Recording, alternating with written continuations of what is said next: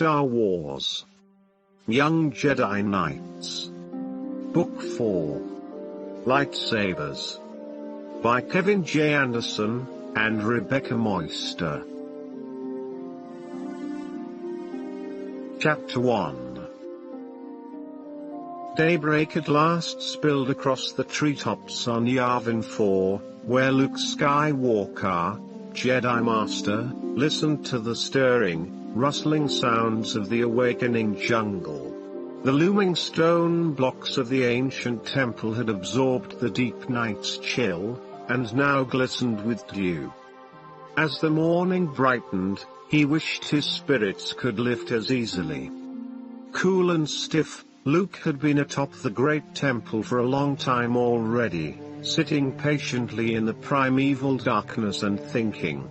He had used Jedi relaxation techniques to dispense with sleep. In fact, he had not rested thoroughly for some time, so great was his concern over the growing Imperial threat to the New Republic.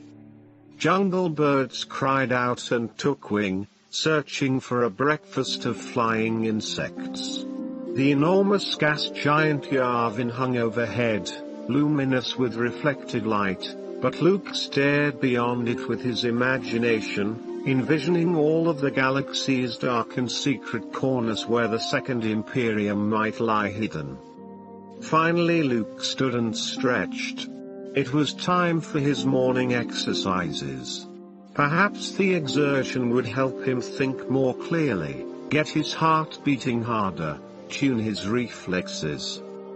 At the top of the pyramid, he went to the sheer edge of the enormous, vine-covered blocks that formed the sides of the towering temple. It was a long drop to the next level, where the ziggurat widened toward its base.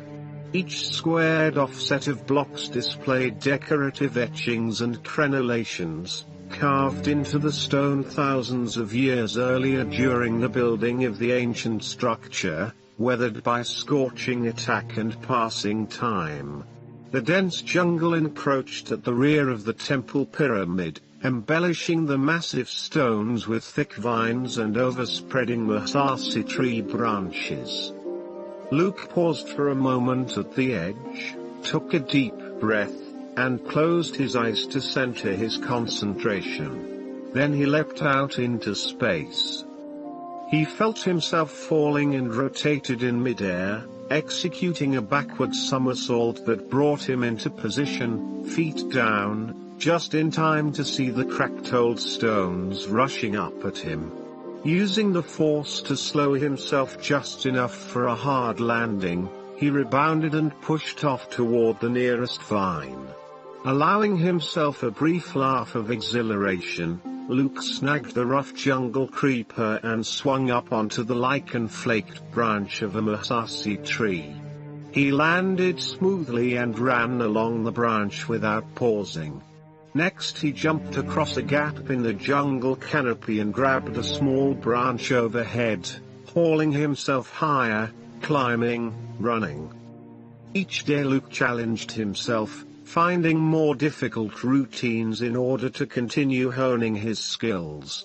Even during times of peace, a Jedi Knight could never allow himself to relax and grow weak.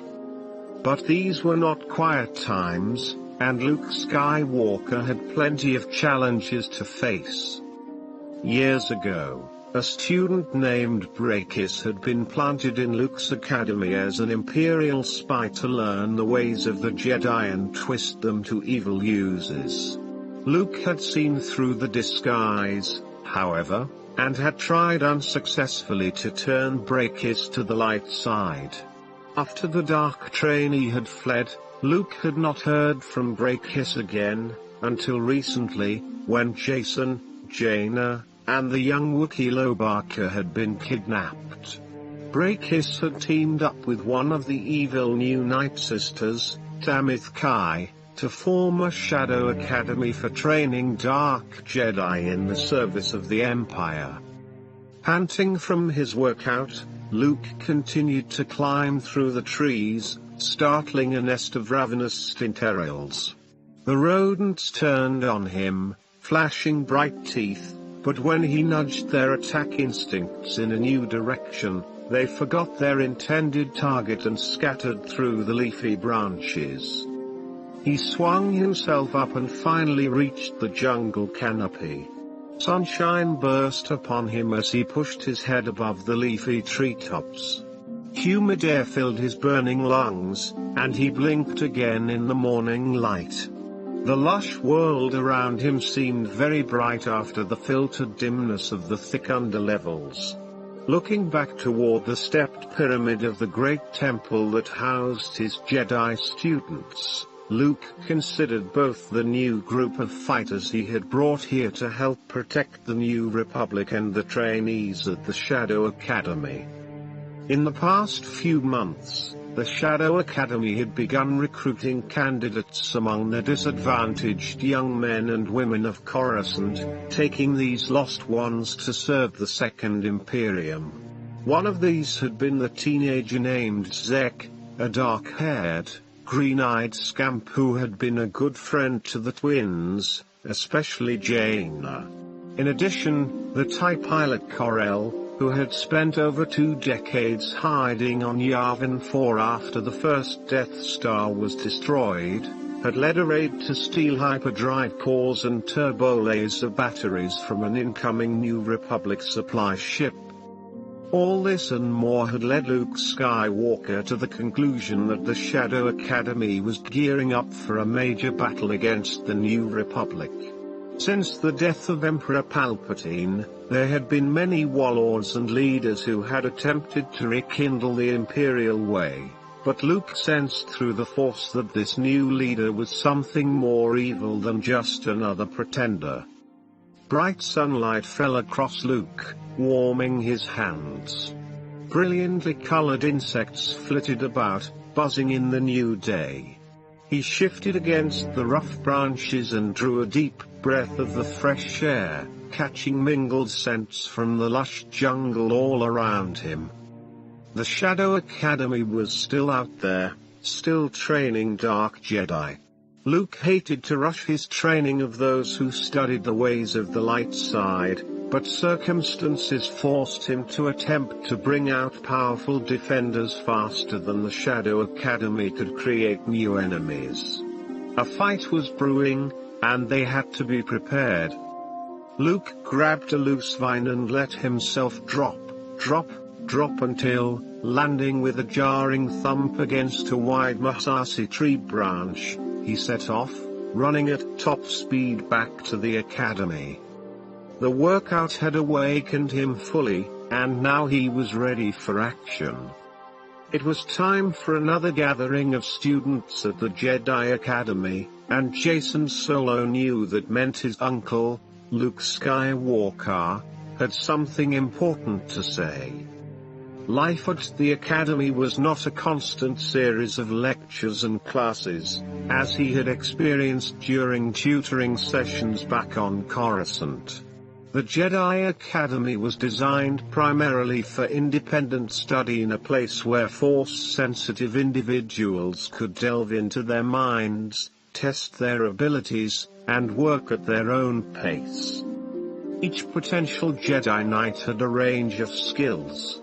Jacen himself had a knack for understanding animals, calling them to him, and knowing their thoughts and feelings. His sister Jaina, on the other hand, had a genius for mechanical things and electronic circuits, and possessed engineering intuition. Lobaka, their Wookiee friend, had an eerie rapport with computers, which allowed him to decipher and program complex electronic circuits. Their athletic friend Tenel Ka was physically strong and self-trained, but she usually avoided relying on the Force as the easiest solution to a problem. Tenel Ka depended on her own wits and strength first. In his quarters, Jacen's exotic pets rustled in their cages along the stone wall. He hurried to feed them and then ran his fingers through his unruly brown curls to remove any stray bits of moss or fodder he might have picked up from the cages. He poked his head into his twin sister Jaina's chambers as she, too, prepared for the big meeting. She quickly combed her straight brown hair and scrubbed her face clean so that her skin looked pink and fresh. "Any idea what Uncle Luke's going to talk about?" she asked, drying drips of water from her chin and nose. "I was hoping you'd know," Jason said. One of the other young Jedi trainees, Raynar, emerged from his room dressed in garishly colored robes with an eye-popping display of intense primary blues, yellows, and reds. He seemed terribly flustered as he brushed his hands down the fabric of his robe, let out a sigh of dismay, and ducked back into his rooms. "Bet the meeting has something to do with that trip Uncle Luke just took to Coruscant," Jaina said. Jason remembered that their uncle had recently flown off in the Shadow Chaser, a sleek ship they had appropriated from the Shadow Academy in order to make good their escape, to discuss the threat of the Second Imperium with Chief of State Leia Organa Solo, Luke's sister and the twins' mother. "Only one way to find out," Jason said. "Most of the other students should be in the Grand Audience Chamber already." "Well then, what are we waiting for?" Jaina said, and took off with her brother at a brisk clip down the corridor. Behind them, Raynar emerged from his quarters again, looking much more satisfied now that he had managed to find a robe that was, if anything, even more dazzlingly bright than the first one, enough to cause tension headaches in anyone who looked too long.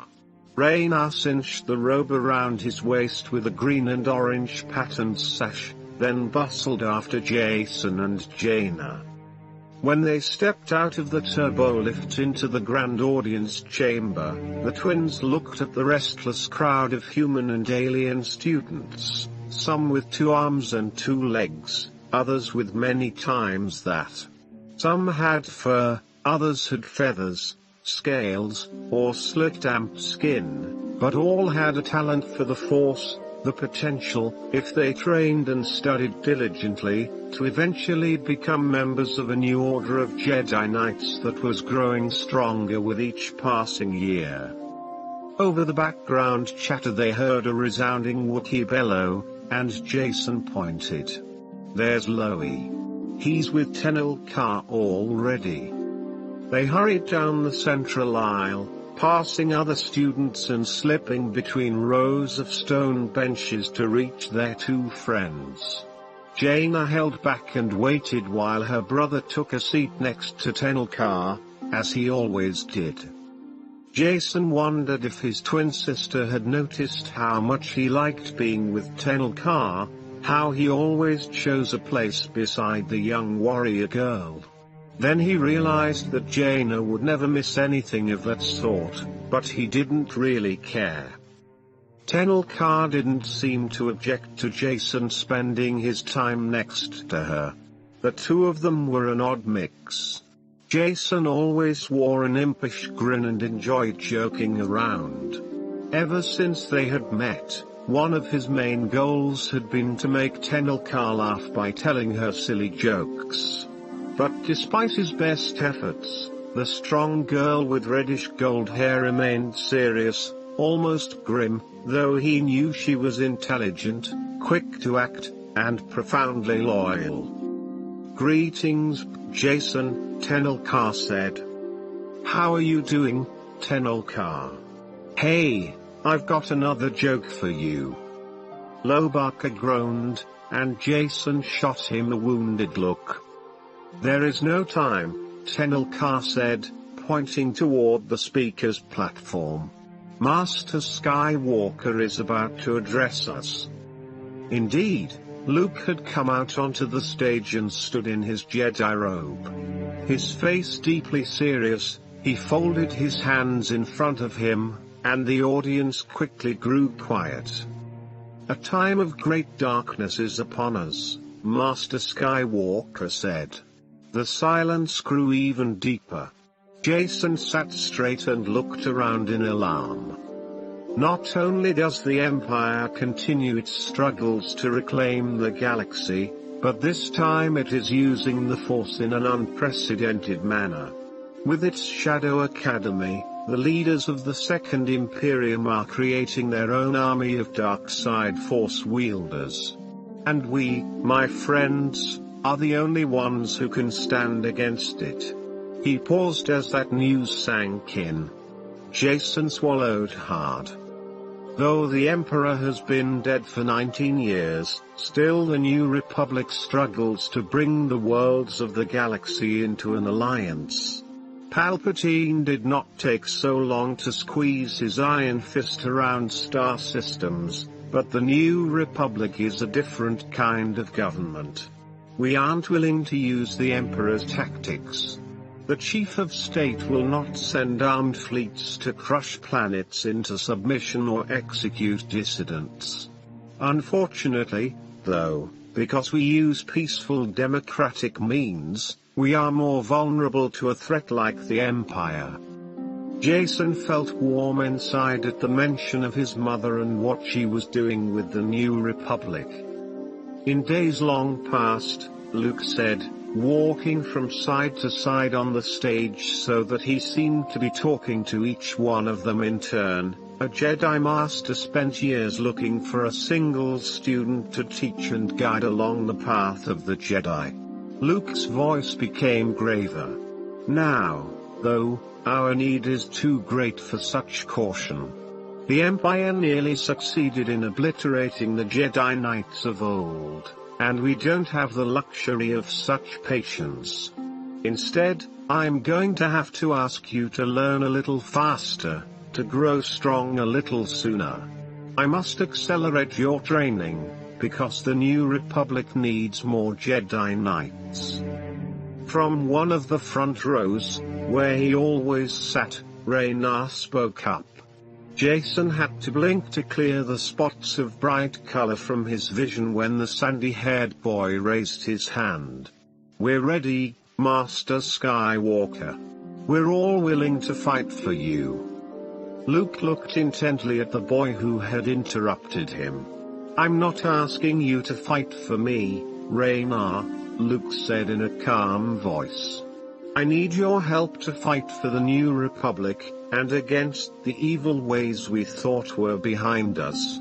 Not for any one person. The students stirred. Their minds churned with a determination they didn't know how to direct. Master Skywalker continued to pace. Each of you must work individually to stretch your abilities. I'll help as I can.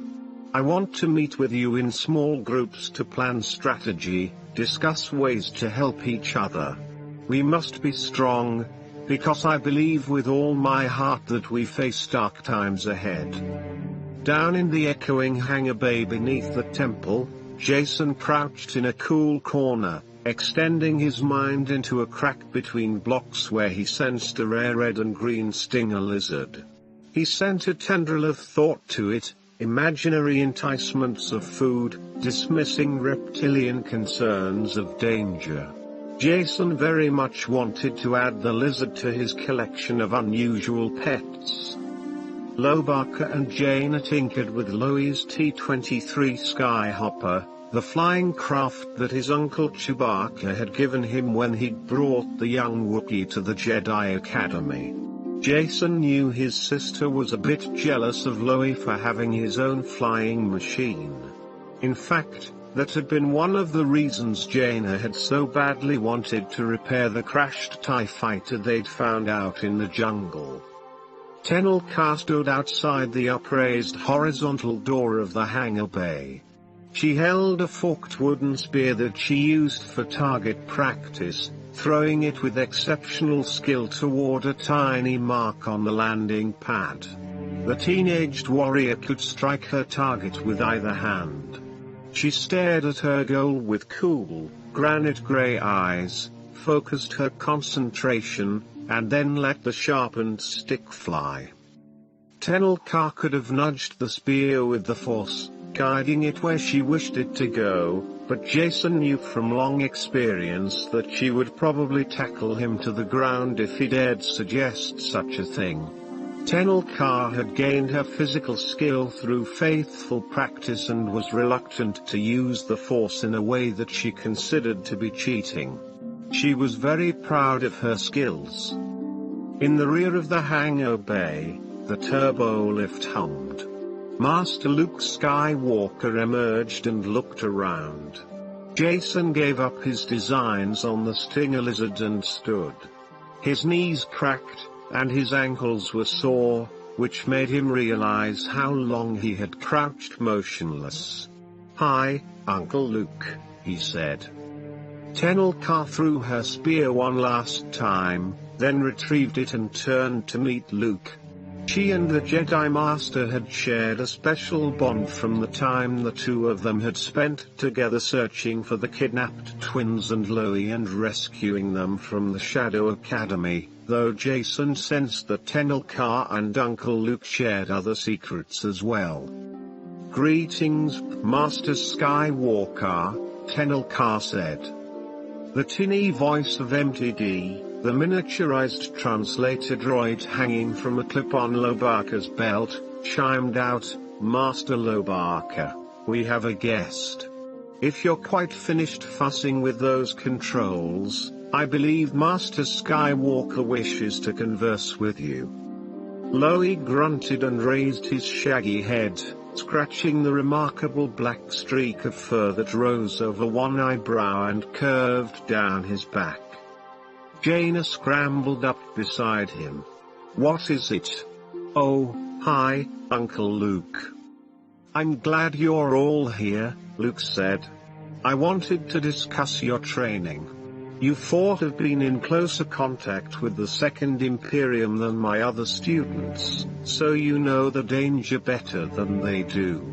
You also all have extraordinarily strong Jedi potential, and I think perhaps you're ready for a greater challenge than the others." "Like what?" Jason asked eagerly. "Like taking the next step toward becoming full Jedi Knights," Luke said.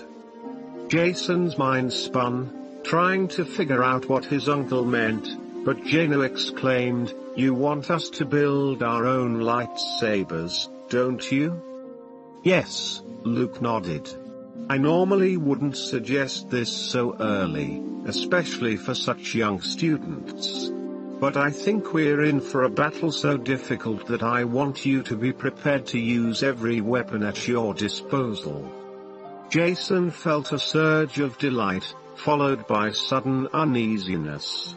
Not long ago he had desperately wanted his own lightsaber, but he had been forced to train with one at the Shadow Academy, and he and his sister had come close to killing each other in a deceptive test. "But, Uncle Luke, I thought you said it was too dangerous for us." Luke nodded soberly. "It is dangerous. As I recall, I once caught you playing with my weapon because you wanted one so much, but I think you've learned an important lesson since then about taking lightsabers seriously." Jason agreed. "Yeah, I don't think I'll ever again think of a lightsaber as a toy." Luke smiled back at him. "Good. That's an important start," he said. "These weapons are not playthings. A lightsaber is a dangerous and destructive instrument, a powerful blade that can strike down an opponent, or a friend, if you're not careful." "We'll be careful, Uncle Luke," Jaina assured him with an earnest nod. Luke still seemed skeptical. "This isn't a reward. It's an obligation, a difficult new set of lessons for you. Perhaps the work involved in building your own lightsaber will teach you to respect it as a tool, as you learn how the Jedi created their own personal weapons, each with its special characteristics." "Always wanted to know how a lightsaber worked. Can I take yours apart, Uncle Luke?" Jaina asked, her brandy brown eyes pleading. Now Luke let a smile cross his face. I don't think so, Jaina, but you'll learn about them soon enough. He looked at the 4 young Jedi Knights. I want you to begin without delay. Chapter 2. Jaina paid attention to her Uncle Luke's words with only half a mind, the rest of her concentration focusing on the problem of where to get the precious components for building her very own lightsaber.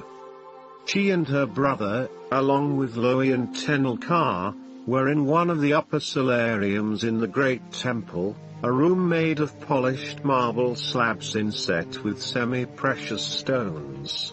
Bright light streamed through tall, narrow windows that had been chiseled into the stone blocks by ancient Musashi tribesmen. Luke Skywalker sat nearby on a deep window ledge, uncharacteristically relaxed and boyish. He enjoyed being with a small group of trainees, especially his niece and nephew and their friends, talking about things that interested him.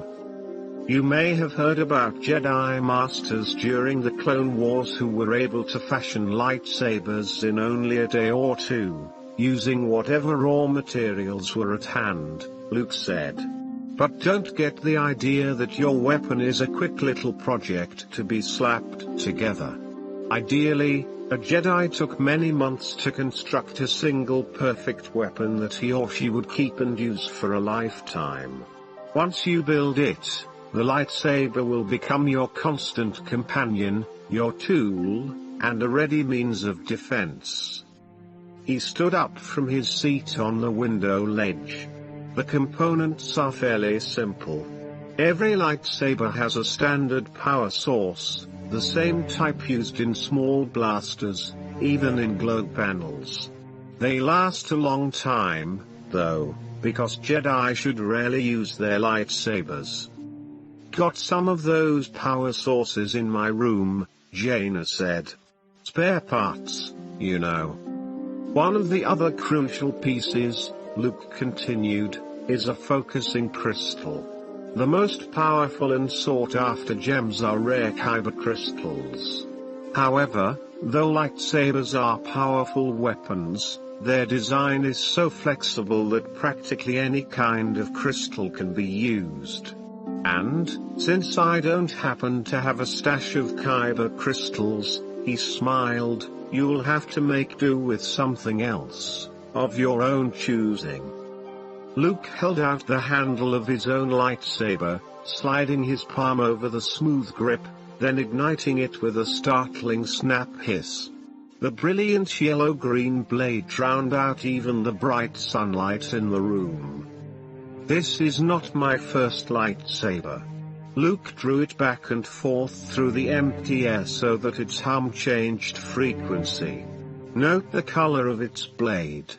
I lost my first lightsaber years ago, my father's lightsaber. He swallowed and seemed to struggle against a dark memory from his past. Jaina knew the story of how Luke had lost his other lightsaber during a duel with Darth Vader on Cloud City. In that terrible fight, Luke Skywalker had lost not only his lightsaber, but his hand as well. My first weapon had a pale blue beam. The colors vary, according to the frequencies of the crystals used. Darth Vader's lightsaber, he drew a deep breath. My father's lightsaber was a deep scarlet. Jaina nodded solemnly. She remembered fighting Vader's holographic image on the Shadow Academy, though it had actually been her own brother Jason in disguise. Her lightsaber experiences had not been pleasant on the Imperial Station, and now her feelings about the energy blades were even more confused. Her friend Zech had also been taken by Breakis and the Second Imperium. Jaina knew she would have to fight to get him back. Luke continued, one of my students, Silgal, a Calamarian like Admiral Akbar, made her lightsaber with smooth curves and protrusions, as if the handle had been grown from metallic coral. Inside, she used a rare Ultima Pearl, one of the treasures found in the seabeds of her watery planet. My first true failure as a teacher was another student named Gantoris.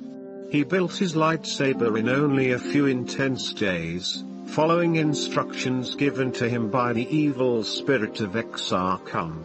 Gantoris thought he was ready, and my mistake was not seeing what he was up to.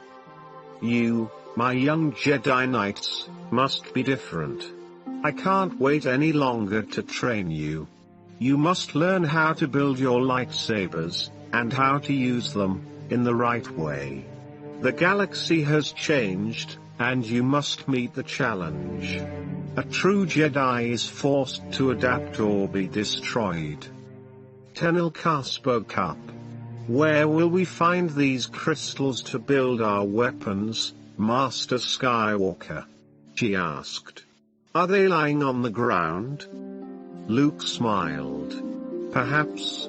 Or it's possible they could be scavenged from old equipment left here from when this place was a rebel base. Or maybe you already have resources you haven't yet realized. He shot a quick look at Jason, but Jaina couldn't decipher what the glance meant. I'd like you to start on your lightsabers immediately. Luke switched off his throbbing weapon and looked down at its handle. But I hope you'll need to use your weapons only rarely, if ever. A few days later, Jaina sat hunched over her work table inside her quarters. She had strung up extra glow panels to allow her sufficient illumination to work through the night. Dozens of tools and pieces of equipment lay on the tabletop, arranged in a careful order so that she knew where every component, every wire and circuit might be found. After Jaina had given each of her friends an appropriate power source to build their own lightsabers, the young Jedi Knights had split up to search for the precious crystals and other components that would make their new weapons function. Jaina, though, wanted to make the lightsaber particularly hers, a symbolic extension of her unique personality. She would make it from scratch in a way that the others would never attempt. She smiled at her own ingenuity. Dark smoke rose from the portable furnace she had brought in, and she blinked to clear the chemical fumes from her eyes as she bent over it. Carefully, she added the next batch of powdered elements in the precise mixture her datapad suggested.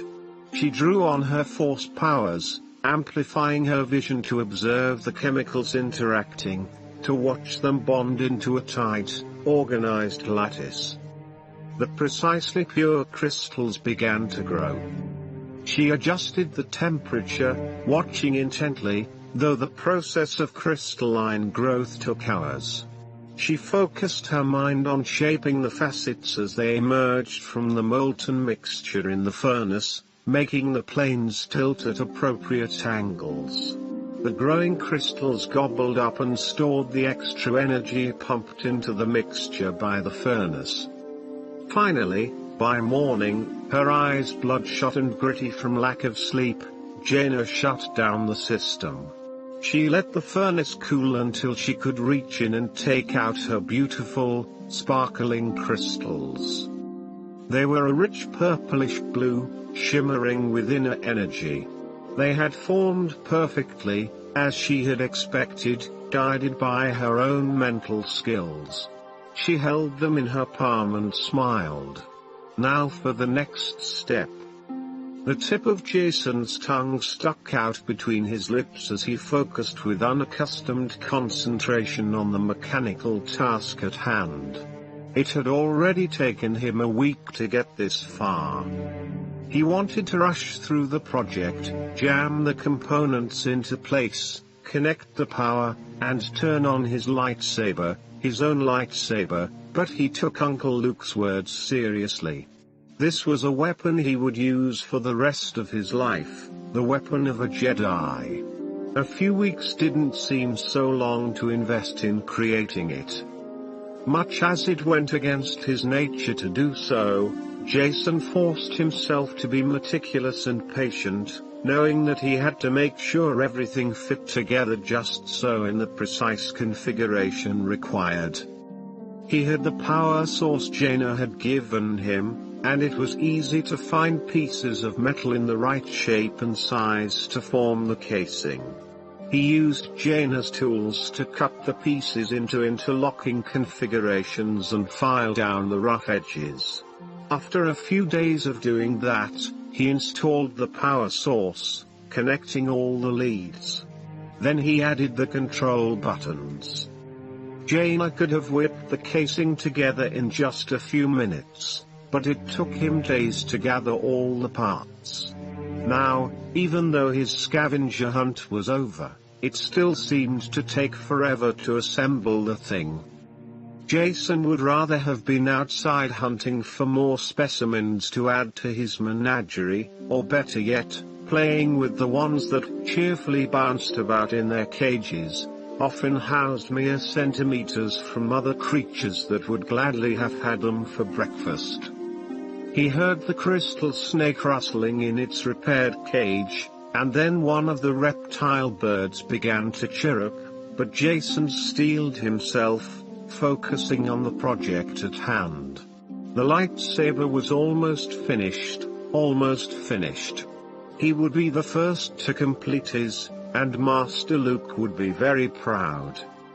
With the handle mostly assembled, he wrapped special grip textured bindings around it so that he could hold and wield the blade with the gentle ease of a Jedi swordsman.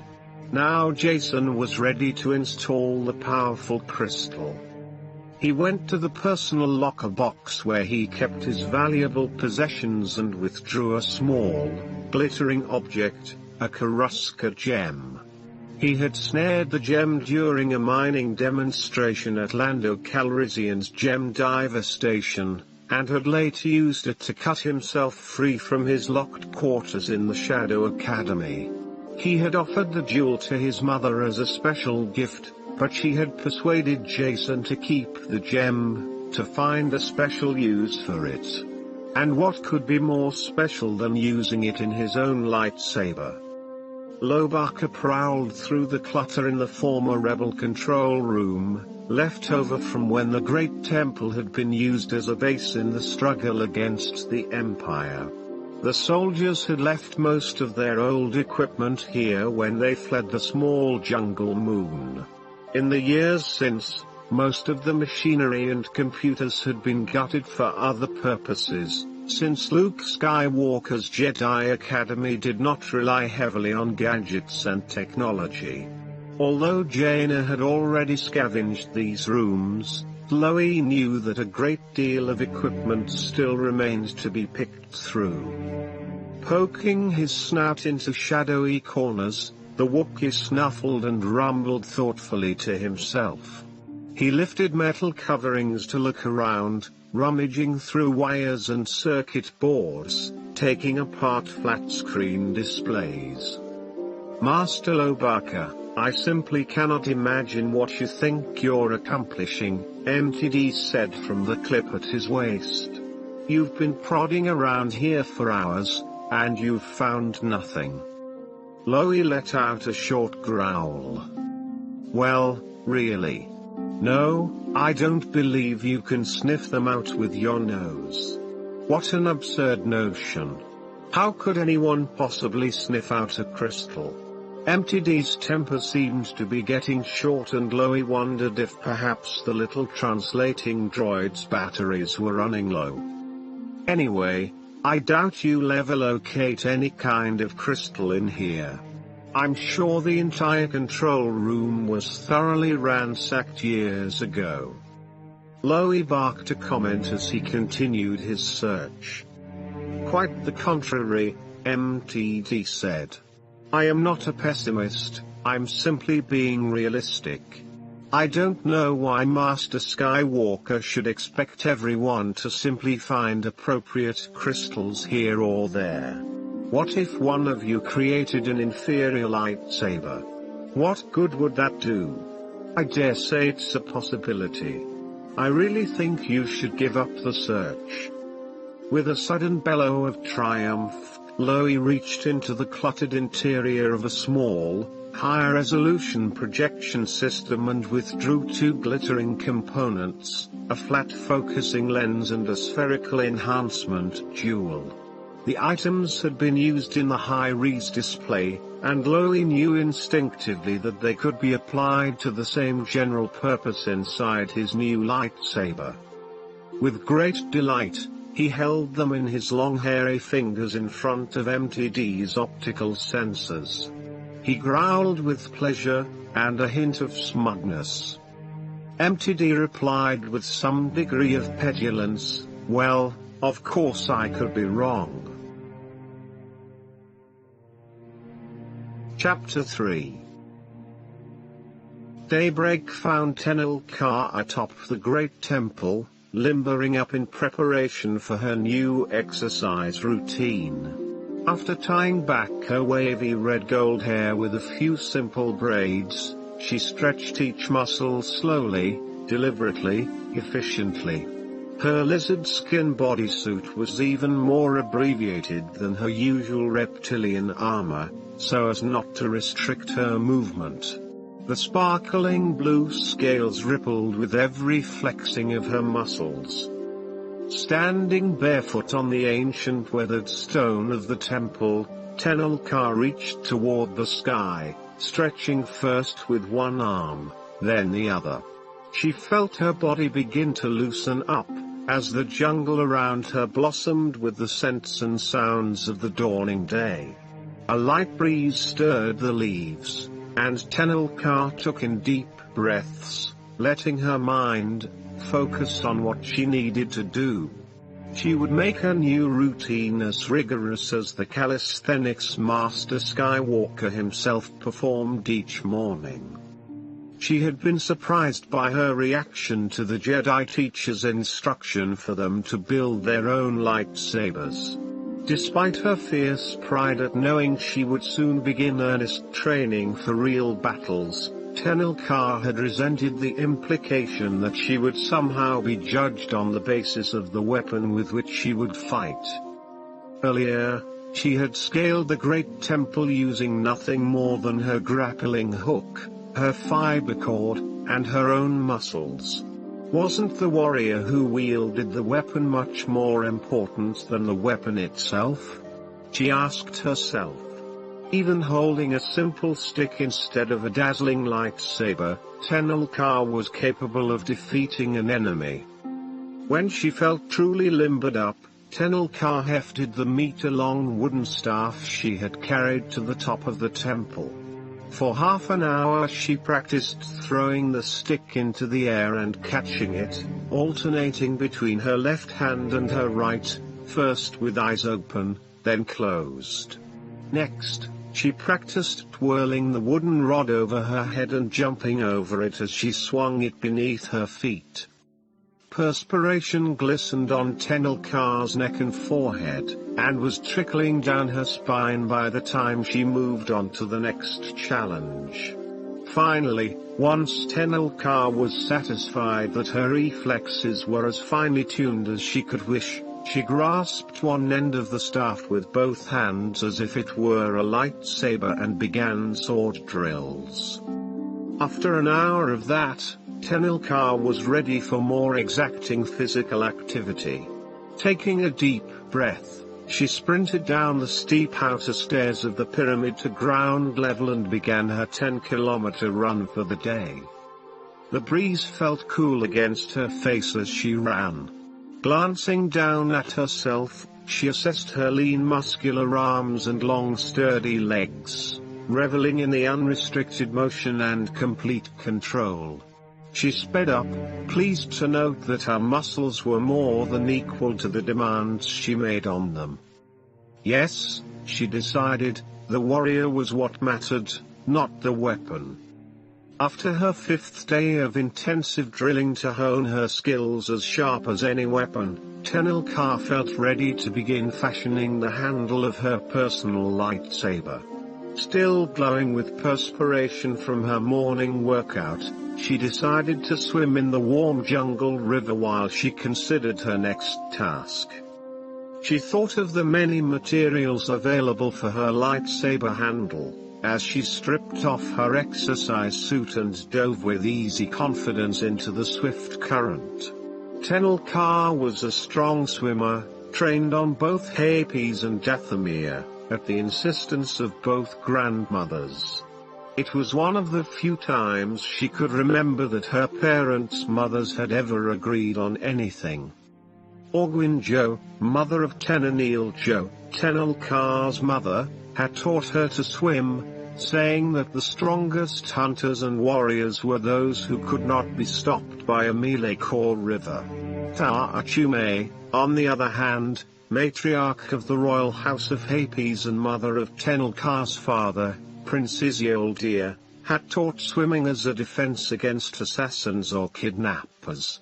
In fact, her grandmother had once escaped an attempt on her life by jumping from a wave speeder into a lake and swimming for shore underwater, so that the would-be assassins assumed she had drowned.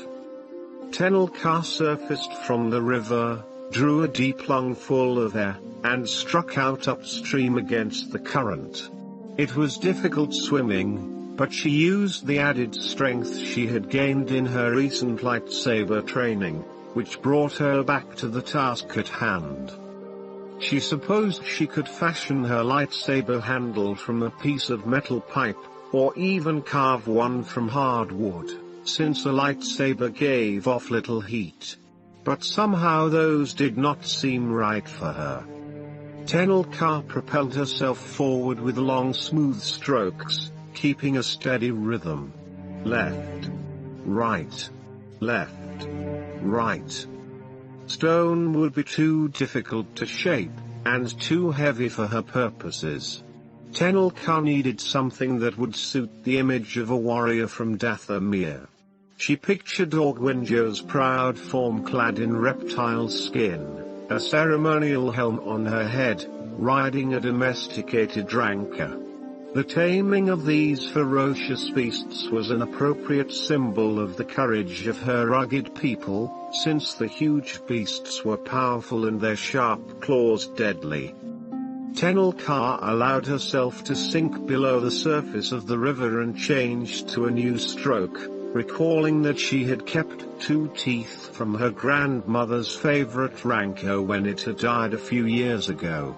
They were not the rancor's largest teeth by far, but each was the perfect size and shape to be a lightsaber handle. A week later, Tenel Ka studied her handiwork with justifiable pride and etched another deep groove into the pattern she had carved on her rancor tooth. Loie, sitting ahead of her in the tiny cockpit of the T-23 Skyhopper, turned and roared a question at her.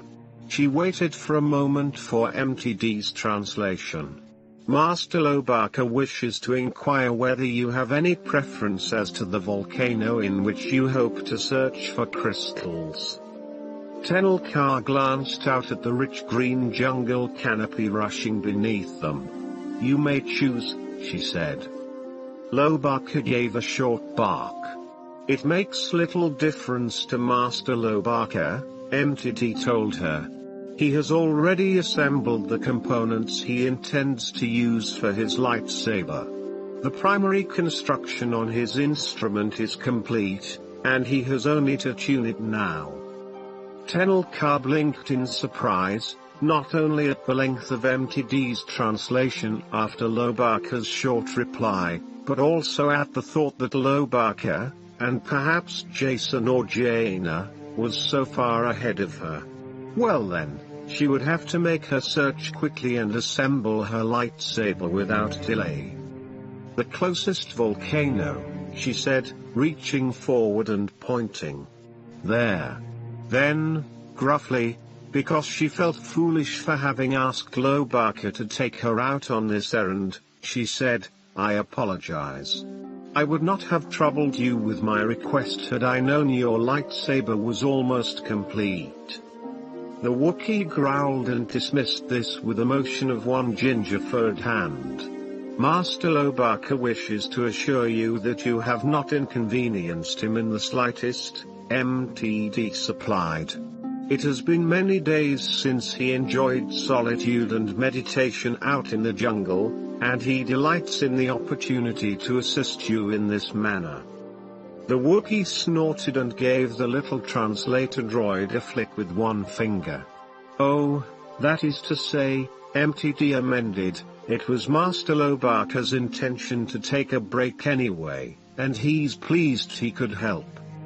The young Wookiee sniffed loudly, but accepted this translation. He brought the T-23 Skyhopper down on a patch of hard-packed volcanic sand between the jungle's edge and the base of a small volcano. After Lobaka woofed a few words, MTD said, "When you have completed your search, successful or not, simply return here to the T-23. Master Lobaka and I will watch for you from the treetops." Tenel Ka nodded curtly. Understood. Thank you. Without further ado, she turned and hurried up the slope toward the volcano. Though none of the volcanoes near the Jedi Academy had erupted in quite some time, tendrils of white steam still curled from this once peak. Skirting the sharp black rocks on the perimeter, Tenel Ka soon found a gaping lava tube leading in toward the core of the volcano, as she had hoped. A pungent sulphurous soda filled the warm tunnel. Tenel Ka pulled the finger-sized glow rod from a pouch at her belt and ignited it to light her way. Black crystalline sand crunched under her feet and glittered like thousands of fiery sparks, throwing back the light of her glow rod. As she trudged farther in, the sandy floor became hard rock, glassy like obsidian. Ahead of her the rocky corridor radiated an eerie red light, and the heat grew stifling. Occasionally she heard a rumbling, rushing roar, as if the volcano itself were breathing deeply in its sleep. The stony walls around her took on a cracked, broken look. Some of the larger fissures ran from floor to ceiling and leaked puffs of acrid white steam. But she saw no embedded crystals. The lava tube wound on and on. Losing patience, Tenel Ka had just about decided to turn back when she rounded one last corner and encountered a wave of searing heat. She had found what she was looking for. "Ah," she said. "Aha." She wouldn't be able to bear the heat for long, but she had to risk it. On the floor of the tunnel lay a huge slab of glossy black rock that had broken free from a crack on the tunnel wall. Ripples of scorching air danced before her in the dimness. Rivulets of perspiration ran down her forehead and into her eyes, blurring her vision. Even so, she could not mistake the chunks of spiky crystals that grew on the broken slab, glittering and hazy. The rock surrounding her was too hot to touch, so Tenel Ka worked quickly. Holding her glow rod in her teeth, she pulled a small scrap of lizard hide from a pouch at her belt, wrapped it around a clump of the crystals, used her grappling hook to chip away at a few of the crystals, then pried them loose. Tenel Ka tucked the crystals, still wrapped in their protective lizard hide, into her belt pouch, then headed back up the tunnel at a trot. Holding the glow rod high above her head, she raised her voice in a loud ululating cry of triumph that echoed down the length of the lava tube. Back in her quarters, Tenel Ka sat at a low wooden table with the components of her future lightsaber spread in front of her. Everything she needed for assembling her weapon was here: switches, crystals, the covering plate, a power source, a focusing lens, and the rancor tooth hilt. She ran a light fingertip over the intricate battle etchings she had carved on the ivory lightsaber handle. The markings had turned out even better than she had hoped. After returning from her crystal hunt, she had applied to the rancor tooth a paste made of damp and black sand from the floor of the lava tube. When she polished the tooth to a soft luster, pigment from the dark sand had stained every crevice of her carving to bring each etched line into sharp relief. The decorated rancor tooth was a beautiful piece, worthy of a warrior. A yawn of contented weariness escaped her lips as Tenel Ka began to piece the components together according to Master Skywalker's directions. She frowned when she realized that the hollow inside the rancor's tooth was not quite large enough to contain the arrangement of crystals she had hoped for. She frowned again when she noticed on close inspection that each of her hazy crystals contained a tiny flaw. She suppressed another yawn and shook her head in resignation. Well, she didn't have much choice. There hadn't been time to examine the crystals more carefully in the searing lava tube, and now it was too late to search for more. Tenel Ka thought back over the past 2 weeks, the drills and exercises she had put herself through. Her reflexes were lightning fast, her skills and senses sharp as a laser. She shrugged, trying to loosen the knot of weary tension that had crept into her shoulders. She would have to make do. After all, in the long run it was the warrior and not the weapon that determined victory.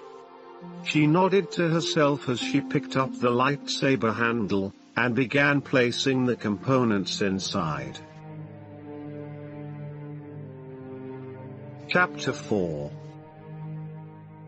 The jungle clearing was alive with thousands, no, millions, of living creatures and interesting plants, strangely colorful mushrooms and droning insects, all of which offered great distractions to Jason. He had to work very hard to keep his mind from wandering. At the moment it was far more important to pay attention to Luke Skywalker as he set up the first lightsaber dueling exercise for the young Jedi Knights. During the construction of their weapons, the trainees had sparred with dueling droids and with each other, using sticks the same length as a lightsaber blade. After completing their lightsabers, they had spent a week practicing with their real weapons against stationary targets, accustoming themselves to the feel of the energy blades. Now, though, Master Skywalker had deemed them ready to move on to the next step. The clearing was a burned-out spot where lightning had sparked a brief but intense forest fire.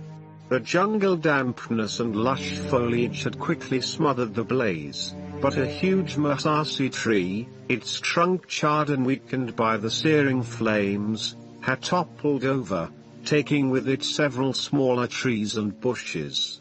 The rest of the clearing was a matted maze of pale green undergrowth, weeds and grasses and flowers attempting to reclaim the burned and crumbly soil. Because today's exercises would be both mental and physical, Uncle Luke wore a comfortable flight suit, as did Jason and Jaina. Tenel Ka's ever-present reptilian armor left her arms and legs bare, giving her complete freedom of movement. Her long reddish gold hair had been plaited into intricate braids, with special ornamentation on each one. Lobaka wore no garment other than his belt, woven of strands he had harvested from a deadly shireen plant in the deep forests on Kashyyyk. Empty hung in his accustomed place at the Wookiee's waist. All of the young Jedi Knights carried something new and special this time, though, their own lightsabers, completed after weeks of delicate construction. While Jason stood with his friends, flicking occasional glances in the direction of rustling leaves that hinted at the presence of strange creatures, Luke Skywalker took a seat on the massive fallen trunk. At last he unslung the mysterious pack he had lugged all the way from the great temple. "What's in there?" Uncle Luke?" Jason asked, unable to restrain his curiosity.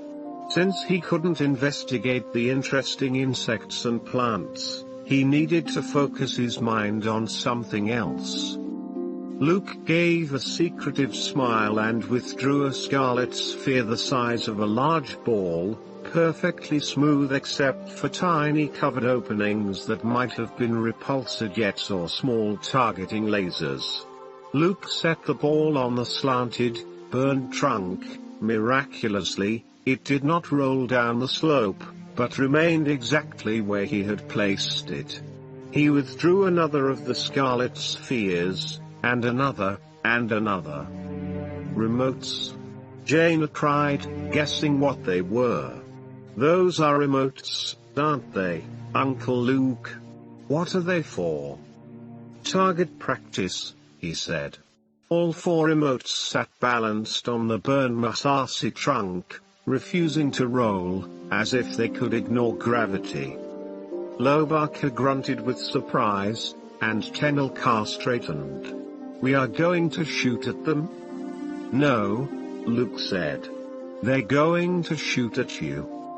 "And we deflect the shots with our lightsabers?" Jason asked. "Yes," Luke said, "but it's not as easy as you might think." "I never said I thought it would be easy," Jason muttered. Tenel Ka nodded. "A lesson to sharpen our reflexes and concentration. We must react quickly to intercept each burst from the remotes." "Ah, but it gets harder," Luke said. He reached into the sack again, removed a flexible helmet with a transparent steel visor tinted a deep red, and handed it to Tenel Kansas. "You'll each wear these." He withdrew another pair of helmets for the twins, but the last one consisted of only a red visor fastened with crude tie straps. "Sorry, Lobaka, but I couldn't find a helmet big enough for your head. This will have to do." Jason slipped the helmet over his perpetually tousled brown hair and suddenly saw the jungle through a scarlet filter. The thick forest held a more primeval quality now, as if backlit with smoldering fires. The details were duller, darker, and Jason wondered what the helmet and visor were supposed to do, protect them against stray shots from the remotes. He looked over at where the bright red remotes had rested on the burnt tree trunk, or rather where they should have been. Jason blinked. "Hey, they're gone." "Not gone," Luke said. "Just invisible.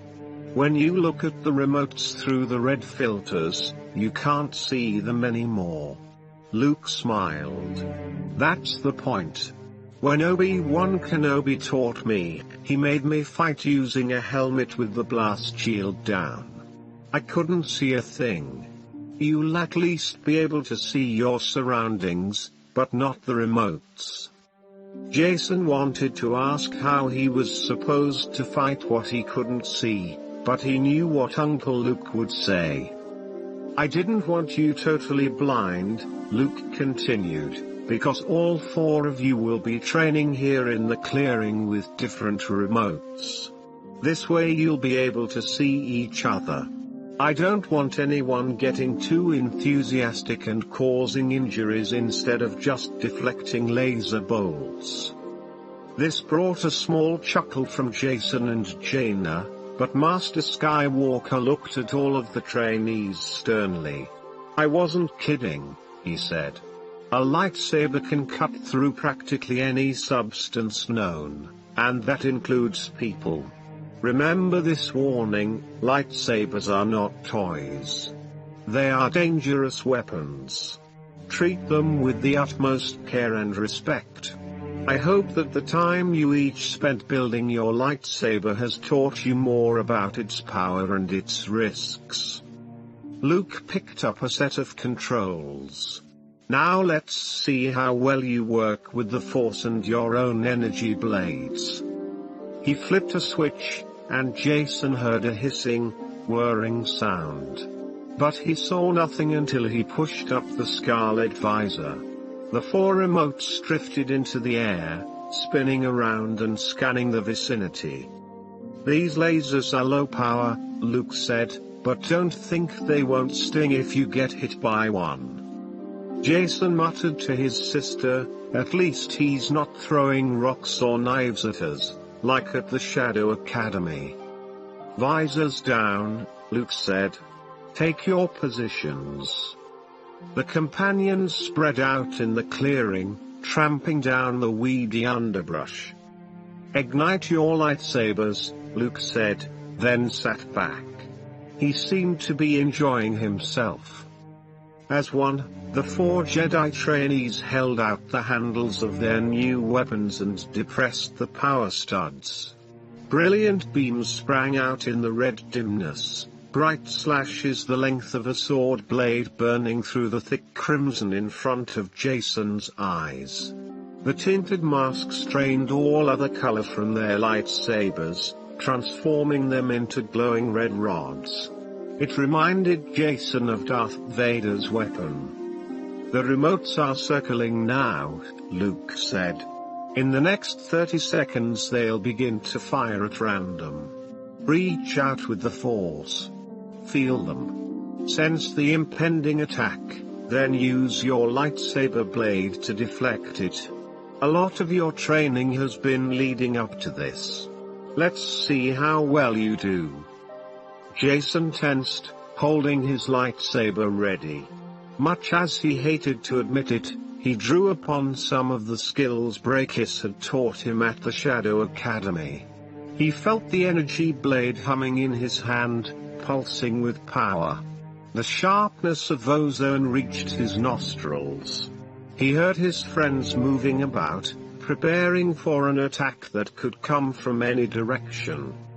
The buzzing lightsabers muted all other sounds, just as the red filter drowned all other colors. Suddenly Jason heard a snapping shot, though he saw nothing. A loud Wookiee yowl preceded the vibrating hum of a lightsaber blade sweeping sideways and hitting nothing. Loey roared again. "Dear me, Master Lobaka, that wasn't even close," MTD exclaimed. "I do hope you'll improve significantly with practice." Loey snarled, sounding hurt, and MTD responded in a somewhat cowed fashion, "Well, all right. I understand it's more difficult since you can't see anything. Even so, I should think it inadvisable to allow it to strike you again." Jason's interest in the conversation vanished when a sizzling bolt shot out from behind and struck him squarely on the backside. He yelped with pain. The tiny wound burned as badly as if a stinger lizard had zapped him. He whirled, slashing with the lightsaber, but by then it was too late. From across the clearing another bolt shot out, followed by a crash of underbrush. Through the visor he saw Tenel Ka leap to one side. A branch snapped in two as the invisible laser struck it where Tenel Ka had stood only seconds before. The warrior girl crouched, holding her lightsaber up, her head cocked in concentration. Jason reached out with his mind, trying to sense through the Force where his remote would shoot next. He heard 2 more laser blasts and then a spang as Jaina successfully deflected one of the bolts. Jason focused on the pain at the spot where he had been struck by the laser, using it to intensify his determination. He didn't want to be stung again. Another laser beam shot out. He swiped the lightsaber at it, barely missing, though his motion was enough to shift him out of its path so that the beam sizzled past. He felt the warmth of its passage, but could not see it. "That was close," he said, then instinctively swung to strike again as the remote fired once more. Jaina parried a flurry of bolts as her remote attacked mercilessly, firing 5 times in rapid succession. One of her bolts ricocheted off the glowing edge of her lightsaber directly toward Jason. He responded without conscious thought, using the force and flowing with it, somehow knowing what to do as he shifted his own blade sideways just enough to catch the diverted bolt. The deflected blast bounced up into the trees, where it fried a fistful of leaves. In a single follow-through motion, Jason spun, reaching up with the lightsaber blade to ward off a second bolt fired from the other remote hovering in front of them. Lobaka bellowed with triumph as he, too, got the hang of defending himself. Except for her heavy breathing, Tenel Ka was quiet, thoughtful. Through the red filter, Jason watched as she parried one of the lasers and leapt upward with all her might, using her lightsaber like a cleaver. A shower of sparks erupted and a smoking hole appeared in midair. Jason heard a thunk as pieces of Tenel Ka's remote fell useless to the jungle floor. "All right. That's enough for now," Luke Skywalker said. Tenel Ka switched off her weapon and stood with her hands on her hips, her elbows spread. Jason flipped up his red visor to discover his own remote hovering barely at arm's length in front of his face. He stepped back, startled. Tenel Ka's remote lay on the ground sliced in two, its circuits flickering and sparking. Jaina and Loie also shut off their weapons and stood panting and grinning. Jason rubbed the burning pain in his backside and grimaced sheepishly, hoping none of the others would notice. "Excellent, all of you, except now it looks as if I'll need a new remote," Luke said, smiling wryly at Tenel Kansas. "You did very well with the Force." "Not only with the Force," she said, thrusting her chin upward and squaring her shoulders. "I also used my ears to track the remote. When I concentrated, I could hear it even above the sound of the lightsabers." Luke chuckled. "Good. A Jedi should use all available skills and resources." Jaina gripped the lightsaber in both hands and positioned the brilliant, electric violet blade in front of her.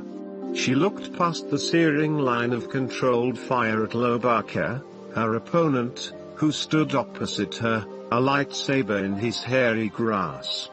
He growled his readiness.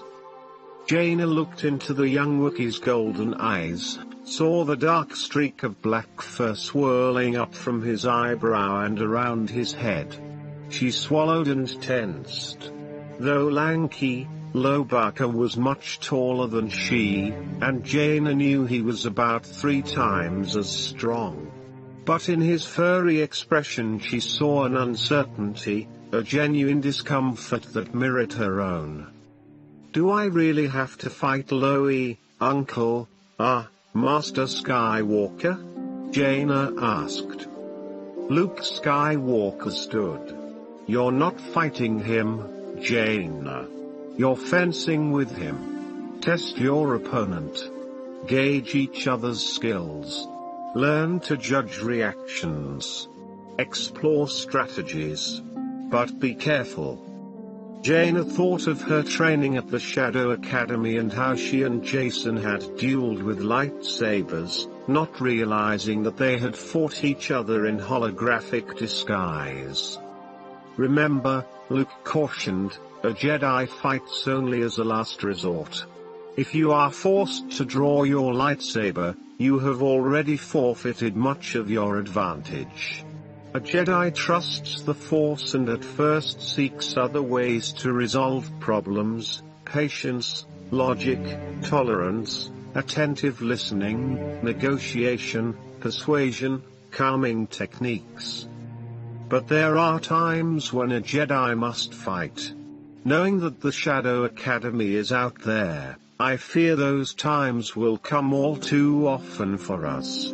And so you must learn how to wield your lightsabers." He stepped back and motioned to Jason and Tenel Ka, who waited on the edge of the clearing, sitting next to each other on the burned tree trunk. "You two will be next.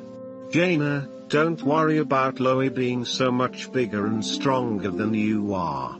Dueling with a lightsaber is primarily skill, and I think you're equally matched in that. Your one true disadvantage is that his reach is much longer than yours." "Unfortunately," Luke said with a sigh, "circumstances don't always pit us against equal opponents. As for you, Loie, be careful not to underestimate Jaina." He dropped back to watch. "Now, show me what you can do." "Well?" Jaina stepped forward, keeping her gaze locked with Loie's.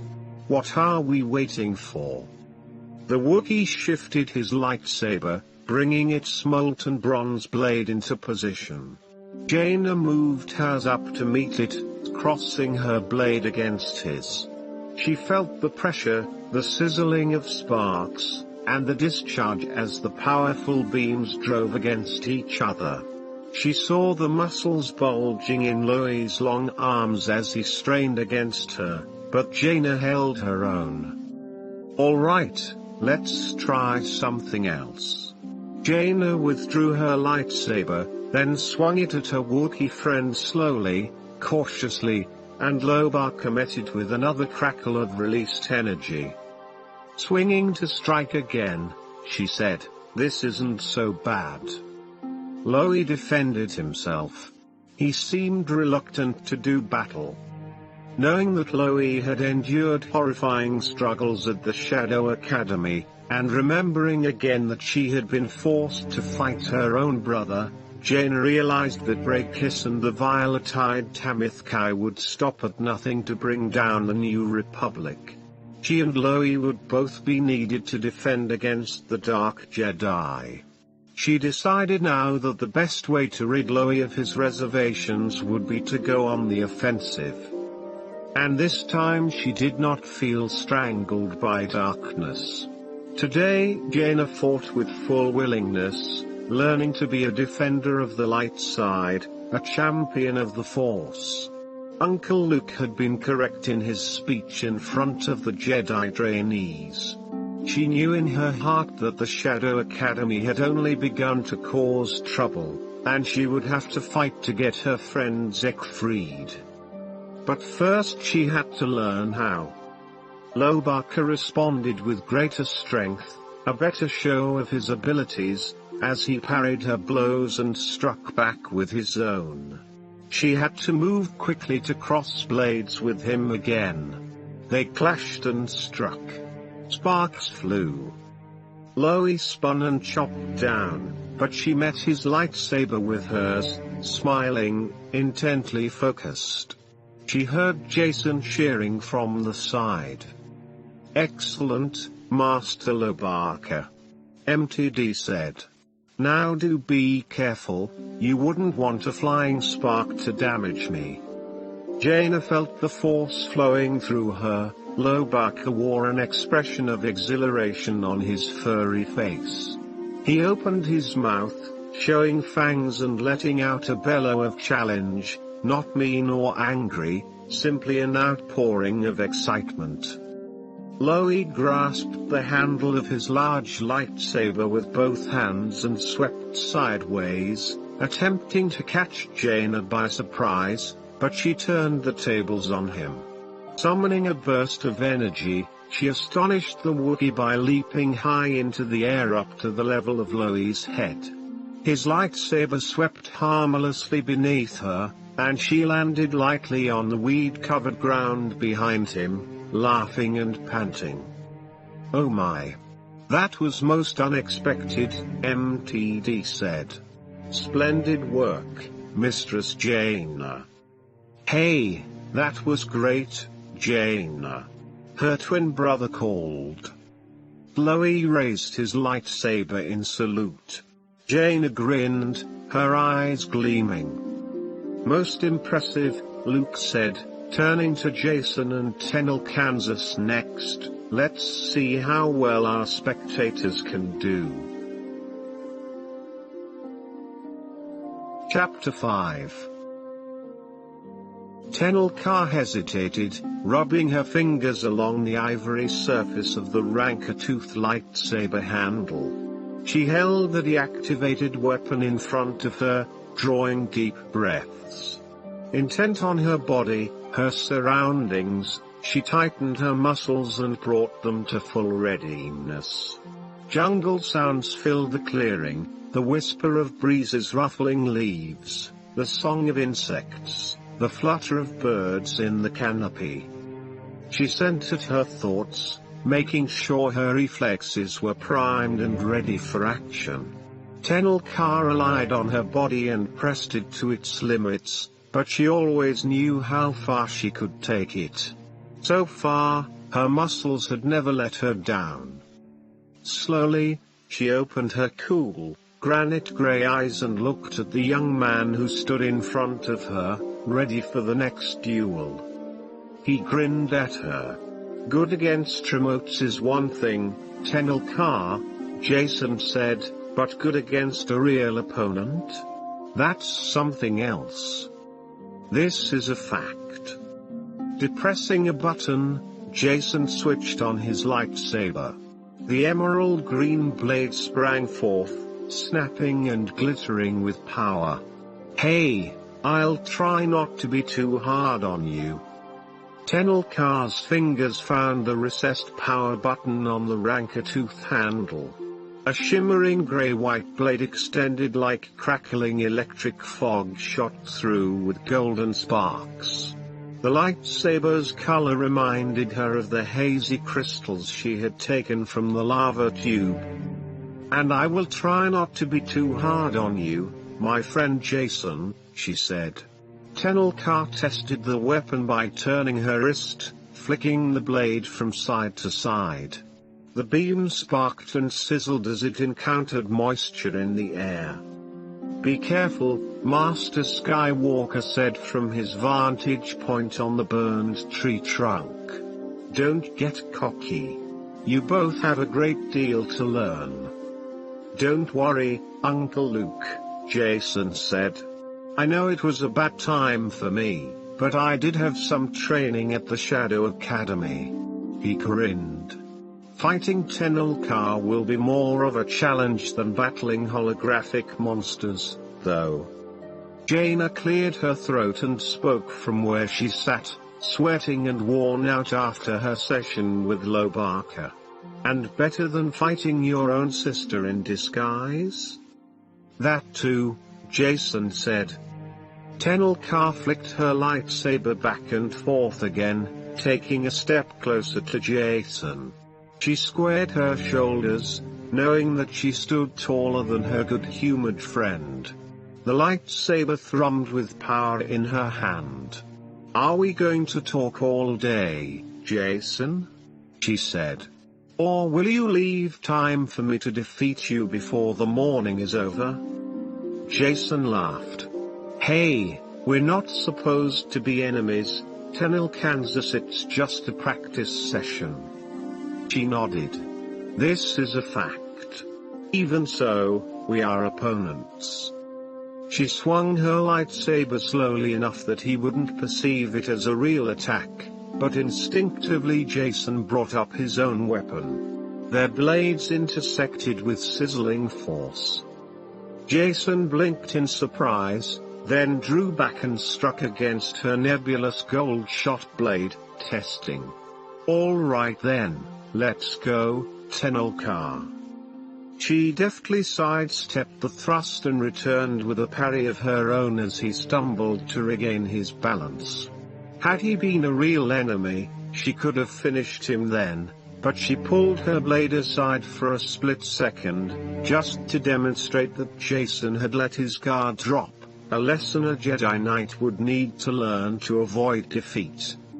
Unexpectedly, Jason whirled and came up with a backhanded strike that forced her to retaliate. I figure we should do something about that lack of confidence you've got, Tenel Ka, Jason said, still grinning. I have no such lack, she said, and found that perspiration had broken out on her forehead. She swung, and Jason caught her blow on his blade, laughing. She noted the degree of strength he used, the speed with which he maneuvered his weapon. They clashed again. Her cheerful friend, usually so scattered and disorganized, was giving her a surprisingly difficult workout. "Hey, Tenel Ka," Jason said as he struck twice more, as if he always held conversations while fighting with a lightsaber. "You know why a Wampa snow monster has such long arms?" He paused for just a beat. "Because his hands are so far away from his body." Lobaka groaned with miserable laughter, prompting the little droid at his waist to speak up in a tinny voice. I fail to perceive the amusement value in Jason's explanation of a zoological anomaly, MTD said. "Your jokes cannot distract me, Jason," Tenel Ka said, swinging her lightsaber once more. Did he really think he could break her concentration so easily? "I do not find them humorous." Jason sighed as he met her blade with his own. "I know. I've been trying to get you to laugh ever since I've known you." Tenel Ka watched her opponent closely, trying to judge from the tension in his muscles how soon he intended to make a surprise move, in which direction he would react, when the motion of his blade was a genuine attack and when it was merely a feint. "Good, Master Skywalker said from where he watched. Feel the Force. The lightsaber is not just a weapon. It is an extension of yourself." Jason pressed Tenel Ka hard, and she skipped backward a couple of paces. It was obvious he was trying to drive her toward an outcropping of broken boulders at the edge of the clearing. Jason must have thought she had forgotten about them, but Tenel Ka filed away every detail of her surroundings in her mind. Just as she reached the rocks, Jason gave away his plans even more clearly with a broad grin. He pushed forward abruptly, no doubt expecting her to trip. But Tenel Ka leapt lightly backward over the boulders and landed on the other side, her legs planted firmly in a fighting stance. Suddenly foiled, Jason stumbled and fell toward her, almost hitting the rocks himself. He came up sputtering in disbelief. "Hey," he said, then smiled. "Good one." Tenel Ka stood waiting for him, her braided hair dangling about her head, drenched with sweat. Allowing herself a brief moment of self-indulgence, she switched the lightsaber to her left hand to prove she could fight just as well with either arm. She had practiced equally with her left and right hands, knowing it might prove a useful skill sometime. "Show off," Jason said. After a heartbeat of hesitation, he switched his own blade to his left hand and charged at her, swinging hard with the emerald green lightsaber. She raised her own misty white and gold blade, struck at him, then struck again. Sparks flew as the blades met. When Jason laughed with exhilaration, she allowed herself a satisfied grin as well. "You are a good opponent, Jason Solo," she said. "You bet I am," he answered. Tenel Ka knew that her skill was based on her prowess, her physical ability. Though she had constructed a fine lightsaber, she would become a great warrior because of her fighting abilities, not because of the strength of any weapon, no matter how powerful. Jason's lightsaber pressed against hers, and she took a step back. They stood deadlocked, slamming energy blade against impenetrable energy blade. Fiery electricity crackled, and the air thickened with the sharp scent of ozone. Tenel Ka pushed with all her strength, but Jason countered with equal force. Her palm was sweaty, but her hand maintained its grip on the ranker-toothed handle. Inside, the components of her lightsaber vibrated, as if struggling to maintain the full energy of the blade while Tenel Ka pressed so furiously against an equally powerful weapon. She pushed harder. The handle rattled. Jason grinned at her. "Hope you don't expect me to surrender too easily." "Perhaps you should," she panted, and pressed harder, ignoring the strange, unsettling sensations from her weapon. She gritted her teeth. Her arms strained. The lightsabers whined and buzzed. Jason shoved back with all his might. His eyes glittered with the effort. Over by the edge of the clearing, Master Skywalker stood watching the tense battle, as did Lobaka and Jaina. Tenel Ka narrowed her grey eyes, not easing up for an instant, wondering how best she could defeat Jason and end this match. Suddenly, something changed inside her lightsaber. She heard a sharp crack and then a loud hissing sizzle. Jason pressed harder with his emerald green blade. For the briefest instant, the golden sparks that shot through her white pulsating energy beam flickered wildly. Her blade blurred with static, grew less focused. Intent on the battle, Jason gave a final, extra push with all his strength. It happened all at once.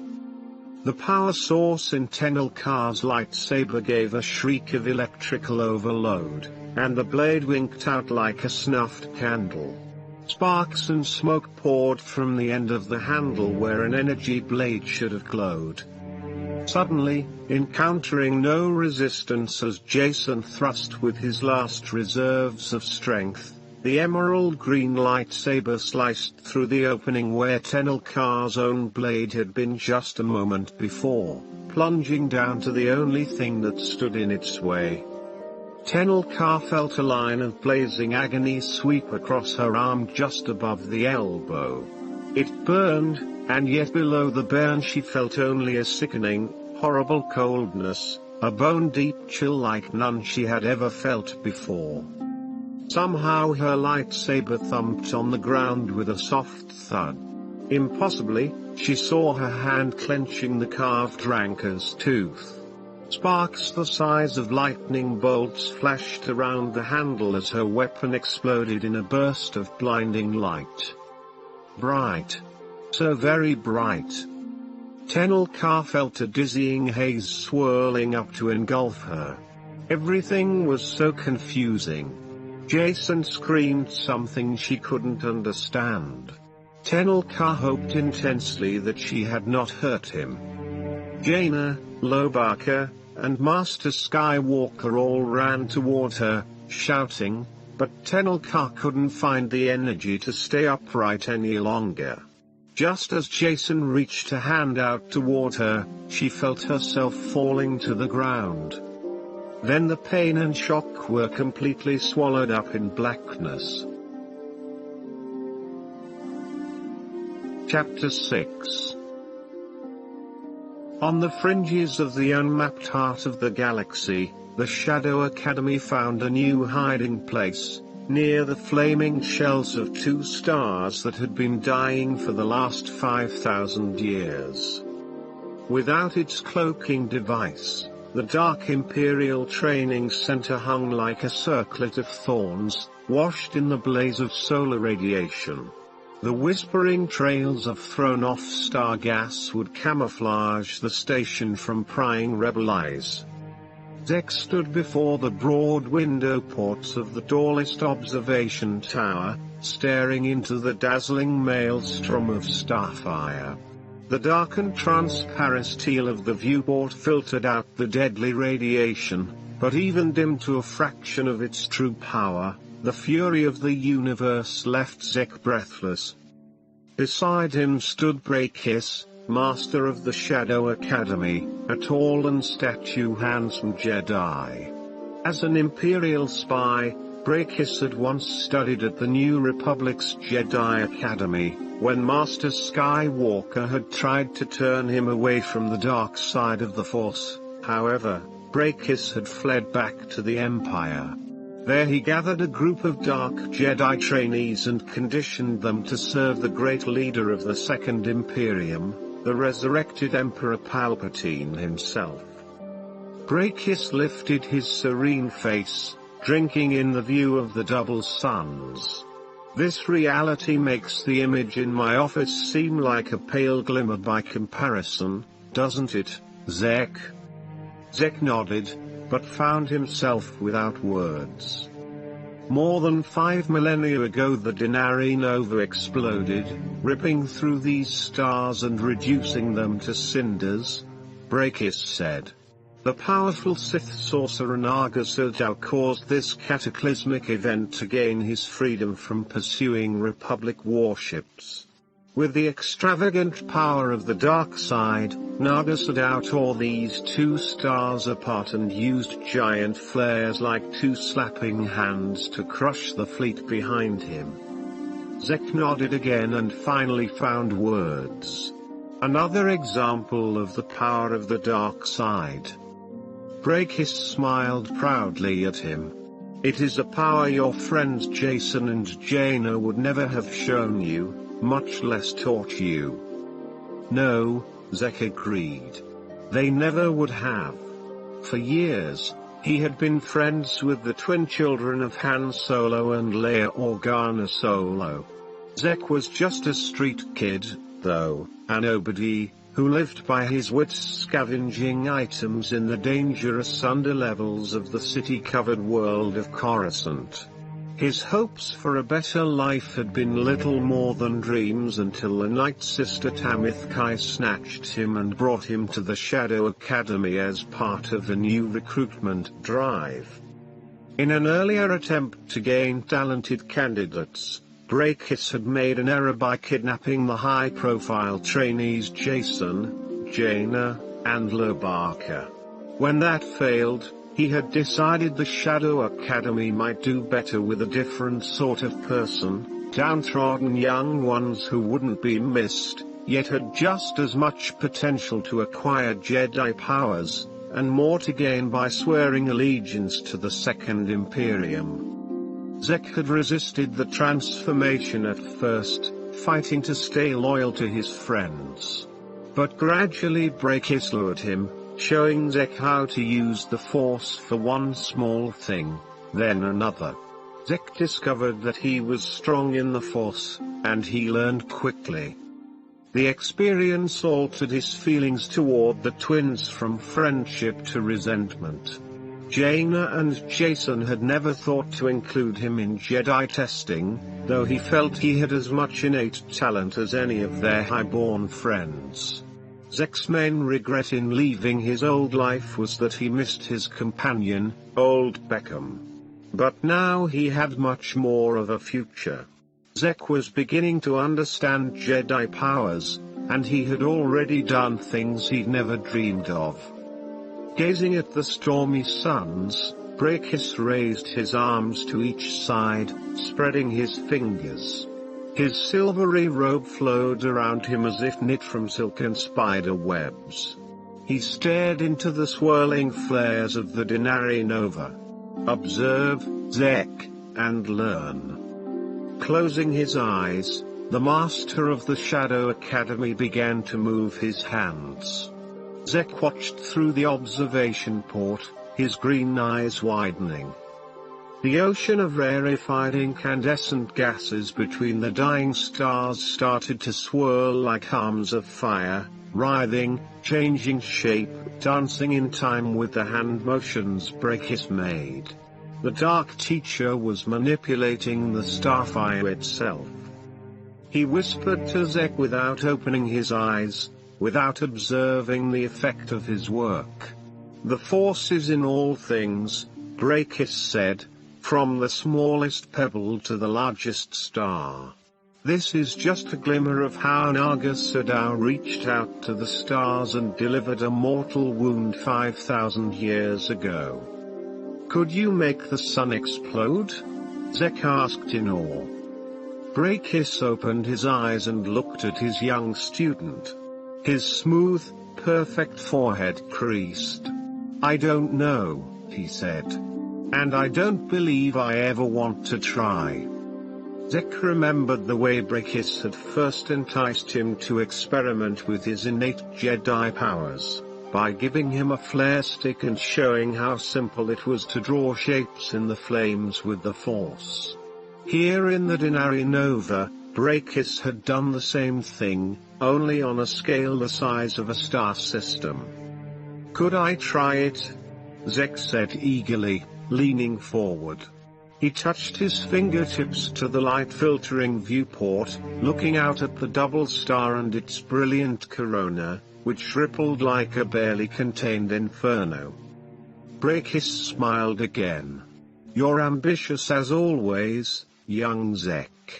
He placed a firm hand on his prize student's shoulder. But do not be impatient.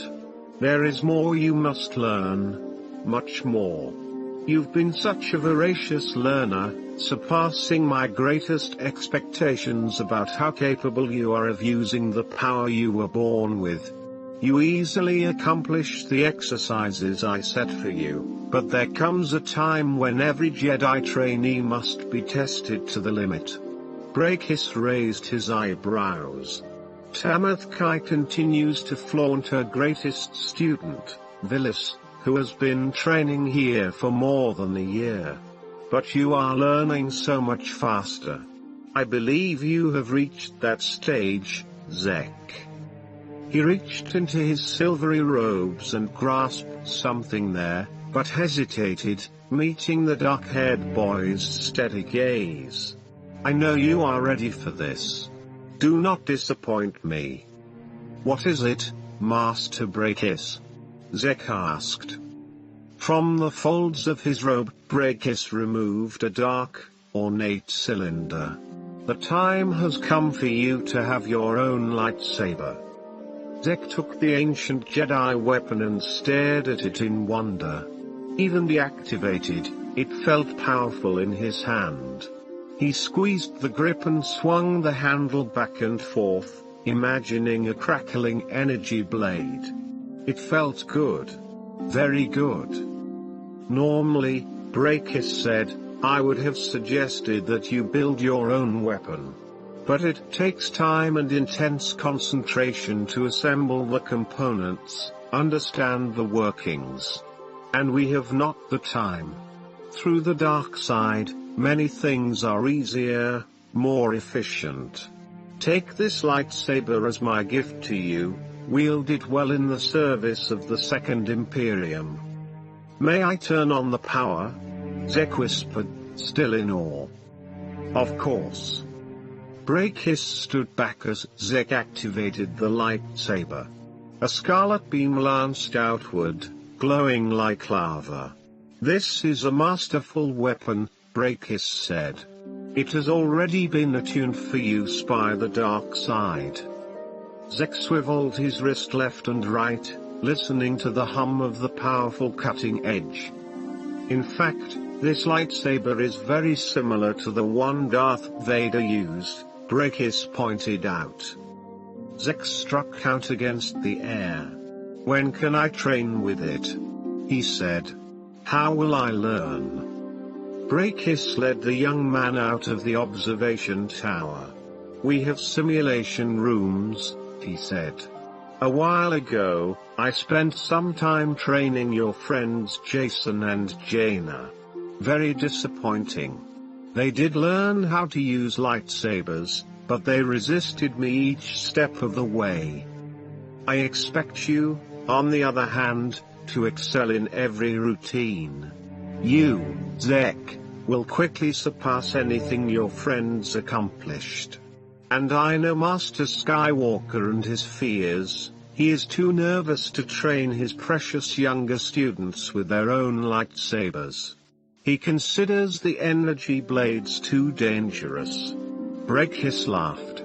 His fears are misplaced.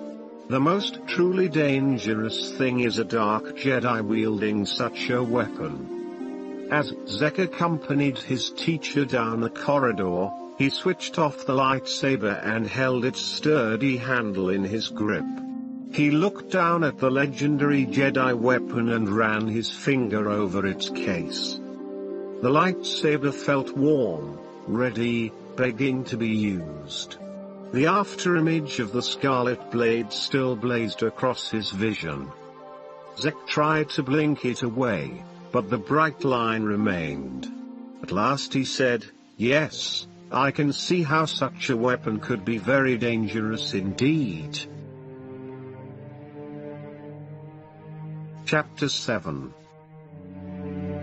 Jason couldn't help brooding as he wandered aimlessly through the halls of the Jedi Academy, keeping to the shadowy corridors that were least used by other students. Jaina walked beside him in stunned silence, as she had for the past 2 hours. She seemed to need her brother's company as much as he needed hers, though neither of them knew quite what to say. Jason still couldn't understand why Uncle Luke hadn't allowed anyone else to stay with the unconscious Tenel Ka while the medical droid tended her. Neither had he allowed anyone to be present when he went to the comm center to contact Tenel Ka's family and inform them of the accident. Uncle Luke himself had scooped up Tenel Ka's limp form and rushed her back to the Great Temple. As the twins hurried behind, Jason had sensed the Jedi Master drawing on the Force to help the injured young woman maintain her strength, as well as to move faster and to keep from jarring her. At the same time, he had sent a continuous stream of soothing thoughts toward Tenel Ka's unconscious mind, thoughts of peace and healing. Jason had known he should try to do the same, to help his friend in any way he could, but his thoughts were in such a turmoil that he was afraid his attempts would only make things worse. Perhaps that was why Master Skywalker hadn't let any of them stay with the warrior girl once they returned to the Great Temple. He had assured the friends that he would call instantly if Tenel Ka asked for them. Since then, the twins had roamed up and down stairways and dim passages, both of them alone with their private thoughts. When Loie joined them without a word, neither asked where he had been. After all, he often went out to the tall trees alone, to sit and think about his home on Kashyyyk, his parents, his younger sister. Now he was ready to be with friends again. But Jason was not surprised to note, when he glanced down at empty D, that the little droid had been shut off. They were all disturbed by what had happened, no one more so than Jason. He replayed the scene over and over in his mind as they walked, the sizzling, popping sound of the lightsabers as they clashed, the look of challenge in Tenel Ka's eyes, the glowing green of his own energy blade passing through hers. He squeezed his eyes shut in an effort to block the rest from his mind, but that was a mistake. The scene was too vivid in his memory. His eyes flew open again. "I can't wait any longer," he choked. "I have to see Tenel Ka to make sure she's all right, and to apologize to her." "We'll go with you," Jaina said. Loie purred his agreement. When the 3 Jedi trainees reached the room where their friend had been treated, they saw Luke Skywalker emerging, R2-D2 at his side. "How's Tenel Ka?" Jason asked immediately. "Is she awake? Can we see her?" Luke Skywalker hesitated, and Jason could see the concern written on his face. "She's still recovering from the shock," he said. "She is awake now, but she's not quite ready to see you yet. But a time like this is when she needs her friends most," Jaina said. R2-D2 swiveled the top of his domed head back and forth once and buzzed an emphatic negative. "But I have to see her," Jason objected. "I need to do something for her, tell her jokes, hold her hand. Blaster bolts. She only has one hand now, and I'm the one who's responsible. R2 gave a low mournful whistle, and Luke looked at his nephew in sympathy. I know this is hard for you, he said, but it's even harder for Tenel Kansas. I remember the thoughts that went through my head when I lost my own hand on Cloud City, fighting with Darth Vader. I had just learned that he was my father. It felt as if I had lost a part of myself, a part of who I was. And then I lost my hand, too. But hands can be fixed, Jaina pointed out. They can be reattached and healed in bacta tanks. Luke shook his head. My hand was gone. There was nothing to reattach. But your synthetic hand works just as well as your old one did, Jason said. Perhaps, Luke said, flexing his lifelike prosthetic and running the artificial thumb along his fingertips, but it was a difficult decision to make. I remember thinking that maybe I had just taken another step toward becoming more like my father, like Darth Vader, partly alive, but partly a machine. Tenel Ka will have to face the same decision herself. When her lightsaber exploded, it destroyed any chance we had of reattaching that arm. Uncle Luke, I need to see her, Jason pleaded. I have to apologize. Luke squeezed his shoulder. I promise to call you the moment she's ready to talk. Try to get some rest now. Jason slept fitfully, tossing and turning as images of a wounded Tenel Ka haunted his dreams. We are opponents, he heard her say. No. I'm your friend, Jason tried to answer, but his voice was trapped in his throat, he could make no sound. He felt again the sickening jolt as her lightsaber dissolved beneath his and the sizzling green energy blade sliced through her arm. The smell of singed flesh clawed at his nostrils.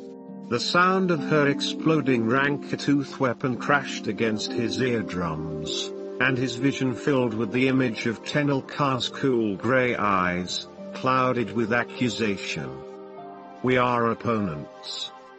Jason felt something push at his mind, and he woke drenched in sweat, his single light blanket damp and tangled around his legs.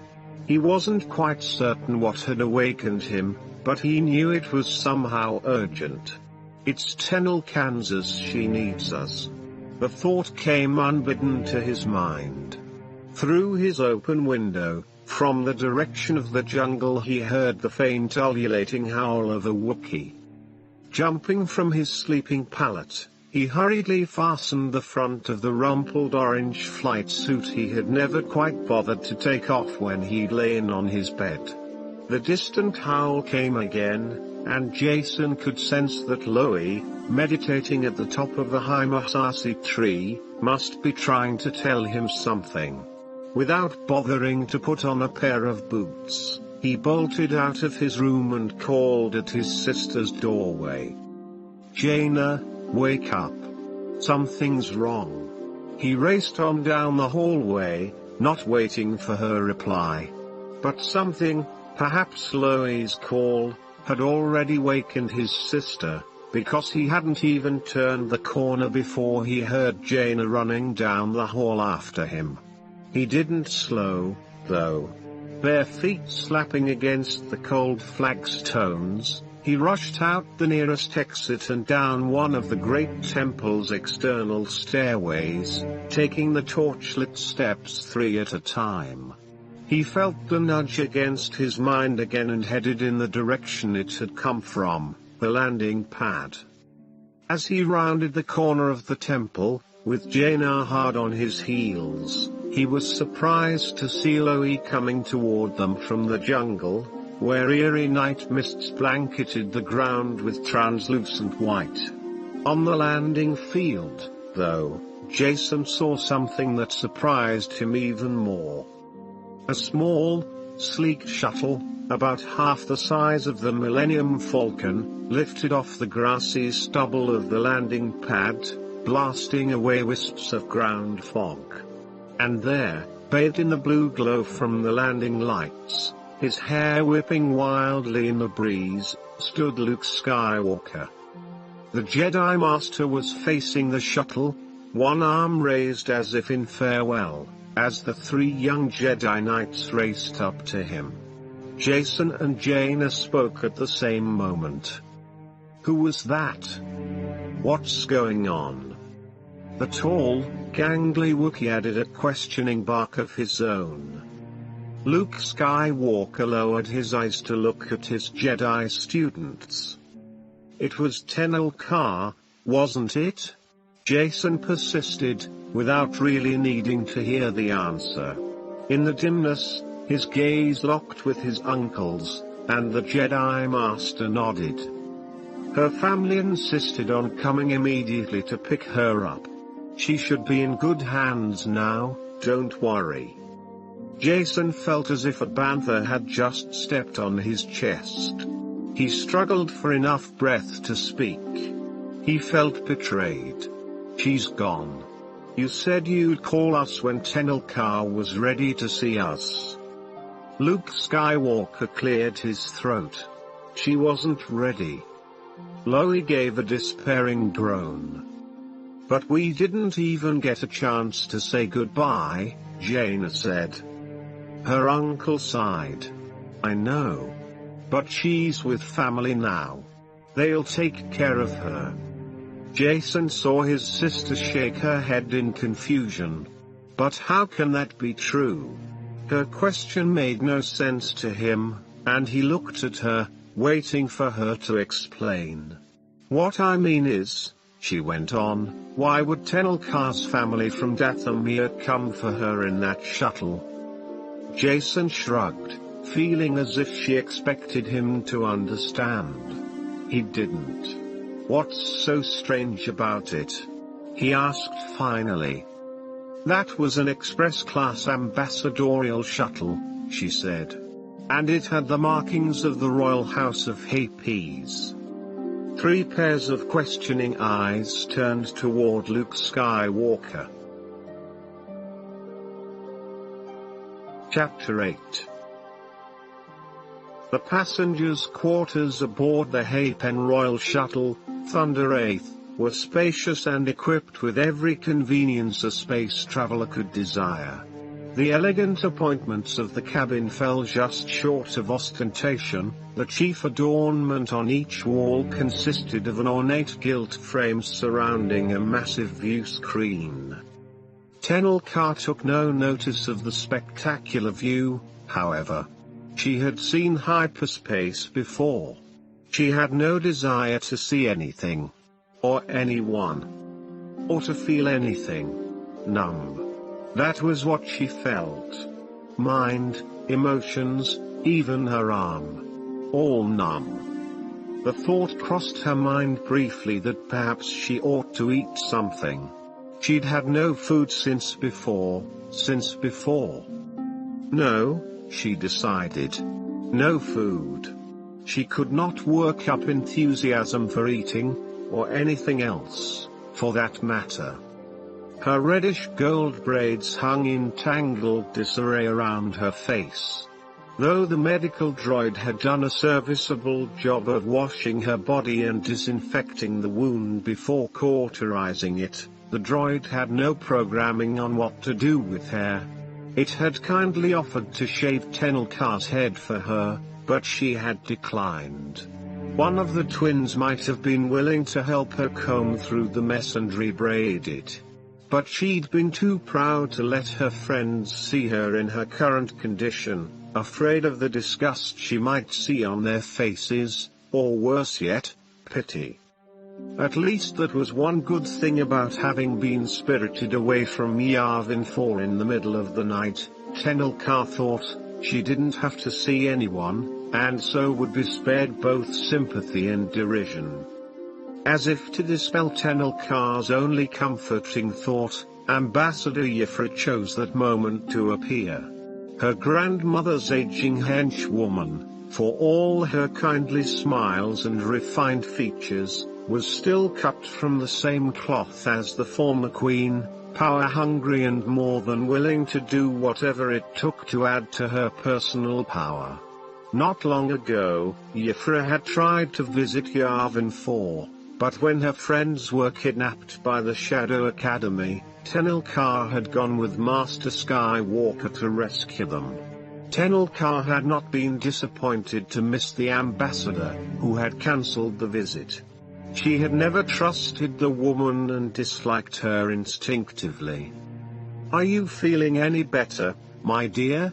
the ambassador said with nauseating insincerity. "Would you like to talk?" "No," Tenel Ka said stubbornly. "Thank you." Then curiosity began to tickle her numbed brain, and she asked, "Why were you the one chosen to bring me home?" "Actually," Yfra said, not meeting Tenel Ka's eyes, "I wasn't so much chosen as I was convenient. I was in a nearby star system on business, you see, when your grandmother received word of your unfortunate accident. Now, my dear," she continued, "we'll be coming out of hyperspace in a few hours.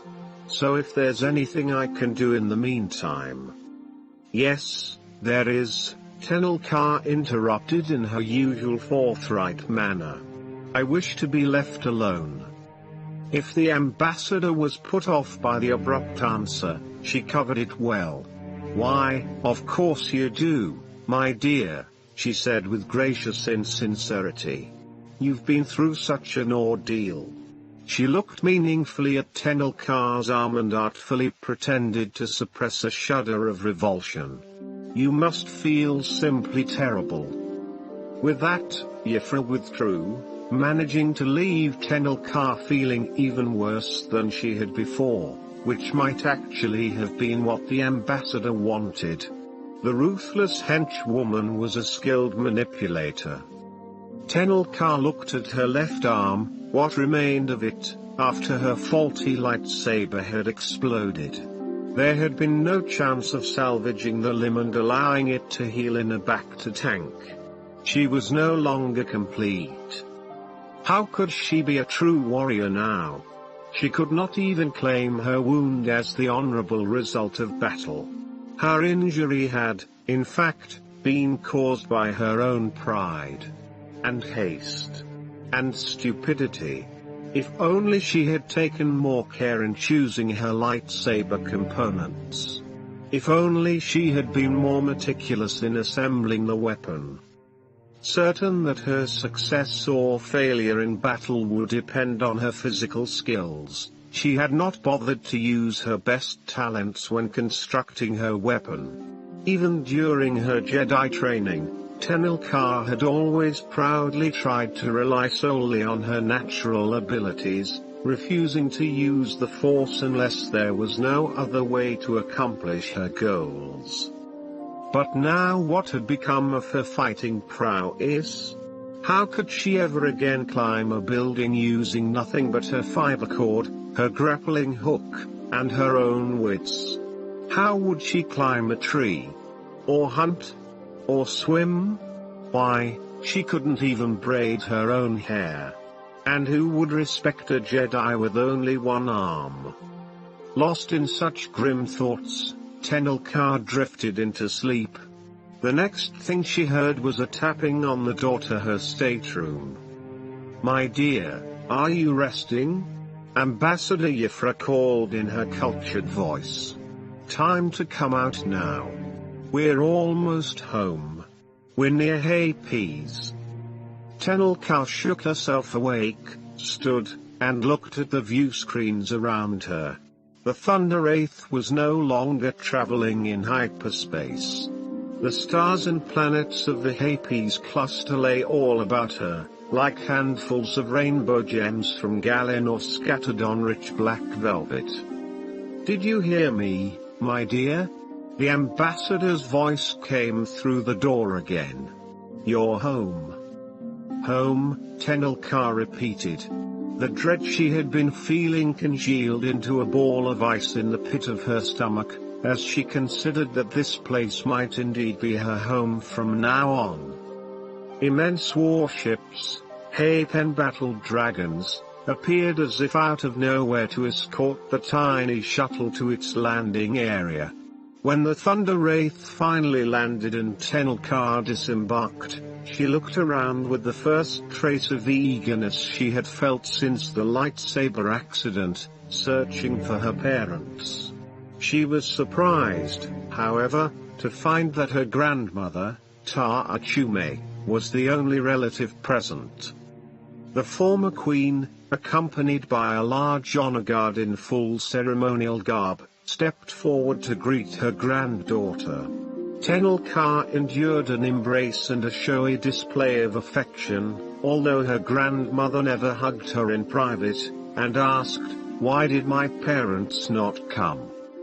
"They were called away," Ta Achume answered smoothly, "on an urgent and top-secret diplomatic matter. Only I and my most trusted confidant know their whereabouts." She motioned to one of her retainers, who strode forward to drape a royal robe across Tenel Ka's shoulders. Its thick, soft folds hid Tenel Ka's arms, and she did not have the energy to object. But, her grandmother continued, "I assure you that your parents will return as quickly as they are able." 4 pairs of scantily clad male servants appeared, bringing cushioned seats for the princess and her grandmother. Tenel Ka sat, and only then noticed that at least 24 more handsome servants had filed onto the landing pad. She closed her eyes and sighed. She might have known. It seemed that in her parents' absence, Ta Achume had decided to receive Tenel Ka with as much spectacle and fanfare as possible, perhaps to prove to her aspiring Jedi granddaughter how wonderful it was to be a member of the royal family. Tenel Ka was not thrilled. 3 brawny young men, dressed only in loincloths, moved to the center of the landing pad and began a rhythmic display of their gymnastic abilities. Other servants along the sidelines produced stringed instruments and flutes and began a musical accompaniment. During their performance, the former queen leaned toward her granddaughter and murmured, "You are so fortunate." Tenel Ka blinked in surprise. Her grandmother made an all-encompassing gesture. "Everything you see, Hapes and its 63 worlds, is yours to command." Her voice took on a persuasive tone.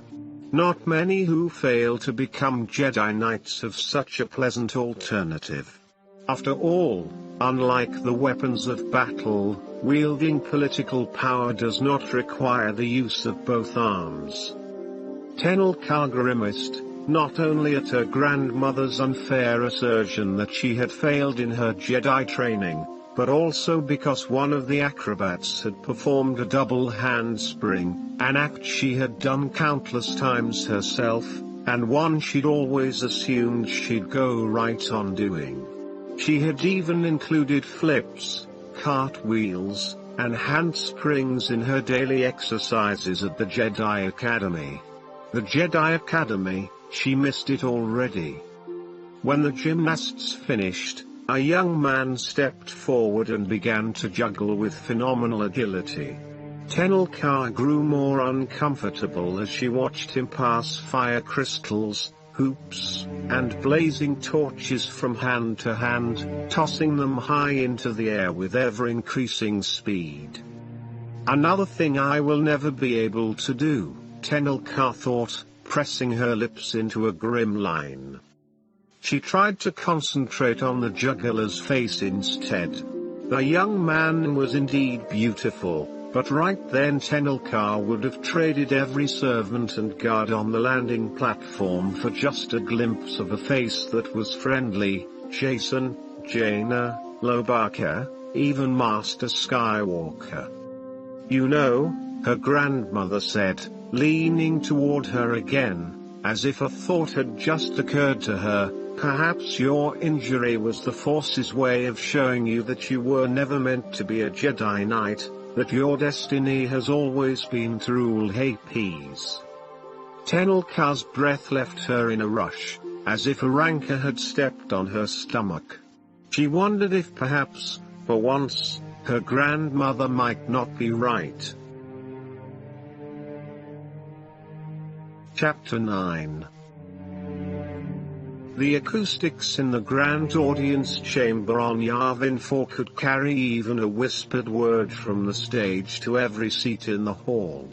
But today no lecturer stood at the far end of the long chamber, and Jaina's steps were so slow and hesitant that her booted feet made no sound. With the exception of Jason and Loie, who sat on stone benches near the front, the audience chamber remained completely empty. No, not quite empty. Images of a confident young warrior from Dathomir filled Jaina's vision, Tenel Ka raising her cup in a pledge of friendship, Tenel Ka braiding her long hair in preparation for Jedi training exercises, Tenel Ka scaling the outer walls of the great temple, pulling herself up easily hand over hand. Jaina could sense through their connection in the Force that similar thoughts troubled her twin brother. Just moments after Jaina took a seat near Jason, the Jedi historian and instructor Tion appeared through a side door and came to stand near the three trainees. Jaina felt her brother's mood brighten at the sight of the silvery-haired Jedi woman. Tion had taught them to look for multiple solutions to any problem, to find choices, fresh perspectives, new alternatives. As always, Jaina was struck by the wisdom in the mother-of-pearl eyes, wisdom gained from years of studying the tales and lore of ancient Jedi. Tion's voice was soft and melodious. Master Skywalker has asked me to help you to move forward in your lightsaber training. Jaina shifted uncomfortably, not wanting to think about the deadly weapon she wore clipped to a utility loop on her orange jumpsuit. Tion motioned to the three seated trainees. Please, come up on the platform where we have more room to work. Jason and Loie mounted the steps, but Jaina hung back, not sure if she could express her reluctance. But when Tion beckoned again, smiling at her with kind patience, Jaina found herself moving to join the others. With each step, her lightsaber bumped against her leg, a grim reminder of its deadly presence. Her heart began to pound with dread, and a cold sweat broke out on her neck and forehead. Continuing with her lightsaber training, she could see now, was going to be even more difficult than she had expected, and Jaina could tell from the set of Jason's jaw that her brother was also struggling to control his own anxiety. He must have sensed her difficulty too, because he turned to her with a shaky smile. Want to hear a joke? She forced a laugh. Why not?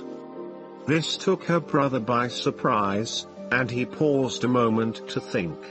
Okay, why is a droid mechanic never lonely? Jaina shrugged, knowing better than to attempt an answer. Because he's always making new friends. Jaina giggled in spite of herself, grateful for the release intention. Loie let loose a bark of laughter as well. A dimple appeared in Tion's cheek, and the approving glow in her alien eyes showed that she understood how hard this must be for all of them. Then, spacing the trainees 2 meters apart, each facing the same direction, Tion took them through a series of exercises, using only the hilts of their lightsabers. Clearing her mind of all else, Jaina echoed the instructor's strong, fluid movements as if she were performing a dance. Apparently satisfied with their progress, Tion ended the exercise and came to stand in front of Loie. Gesturing for Jaina to take a position beside her, facing Jason, Tion pressed a stud on the handle of her weapon and a shimmering silver beam sprang from it, coruscating with energy. "Please ignite your lightsabers," she said. Though a frown of doubt crossed Jason's face, he soon held a glowing emerald blade. With a snap hiss, Loi's blade appeared too, blazing a deep gold, like molten bronze. He held it at his side. "Oh, do be careful, Master Lobaka," MTD said from the Wookiee's waist. "You know how delicate my circuitry is."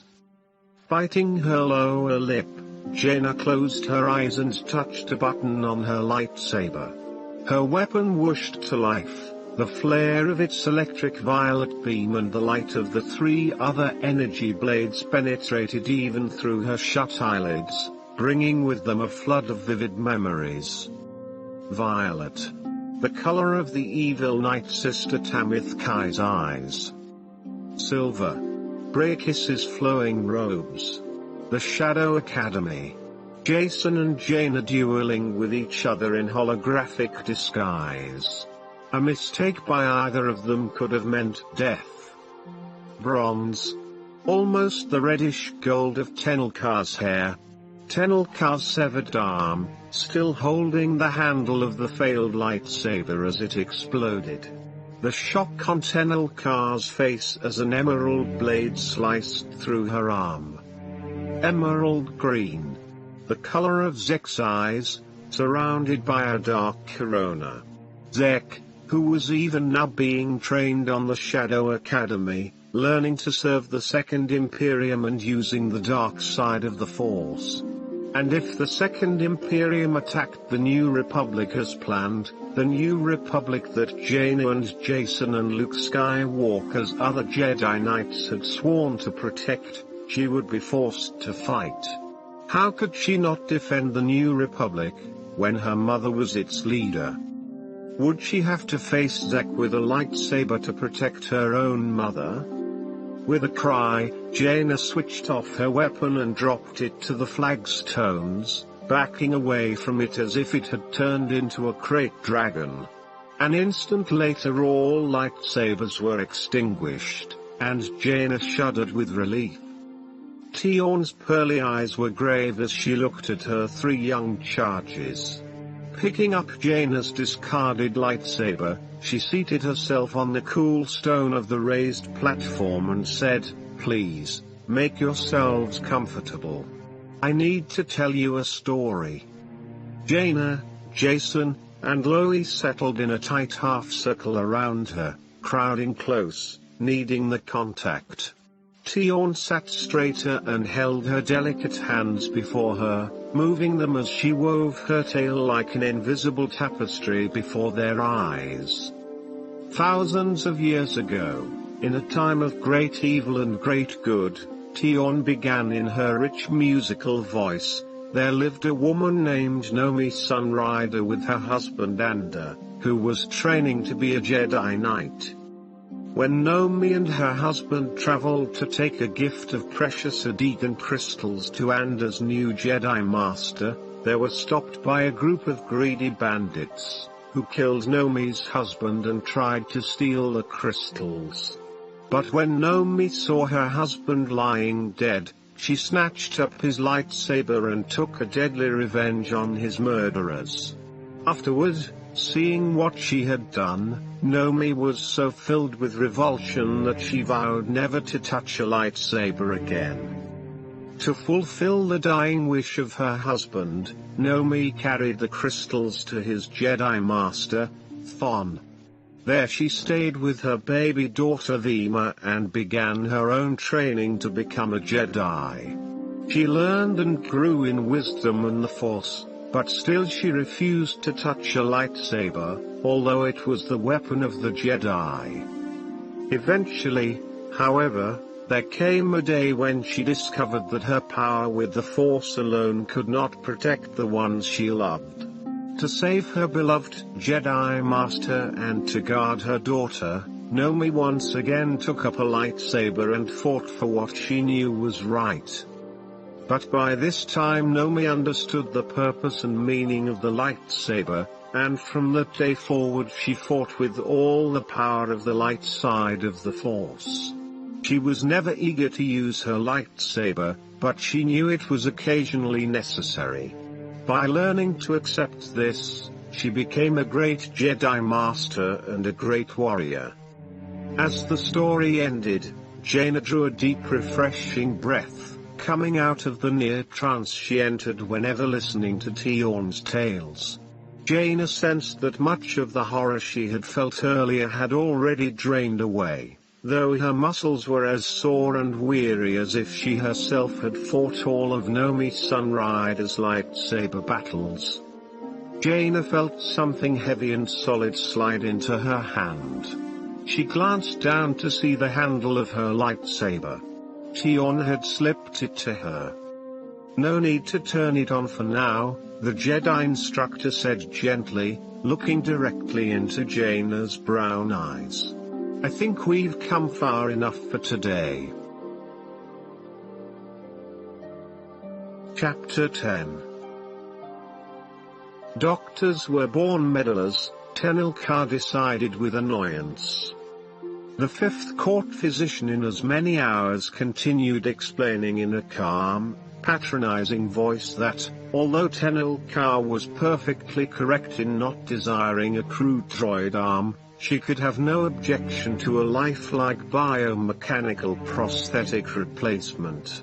Apparently they thought they knew her better than she knew herself. Tenel Ka finally raised the stump of her arm in exasperated surrender and let the doctor have her way.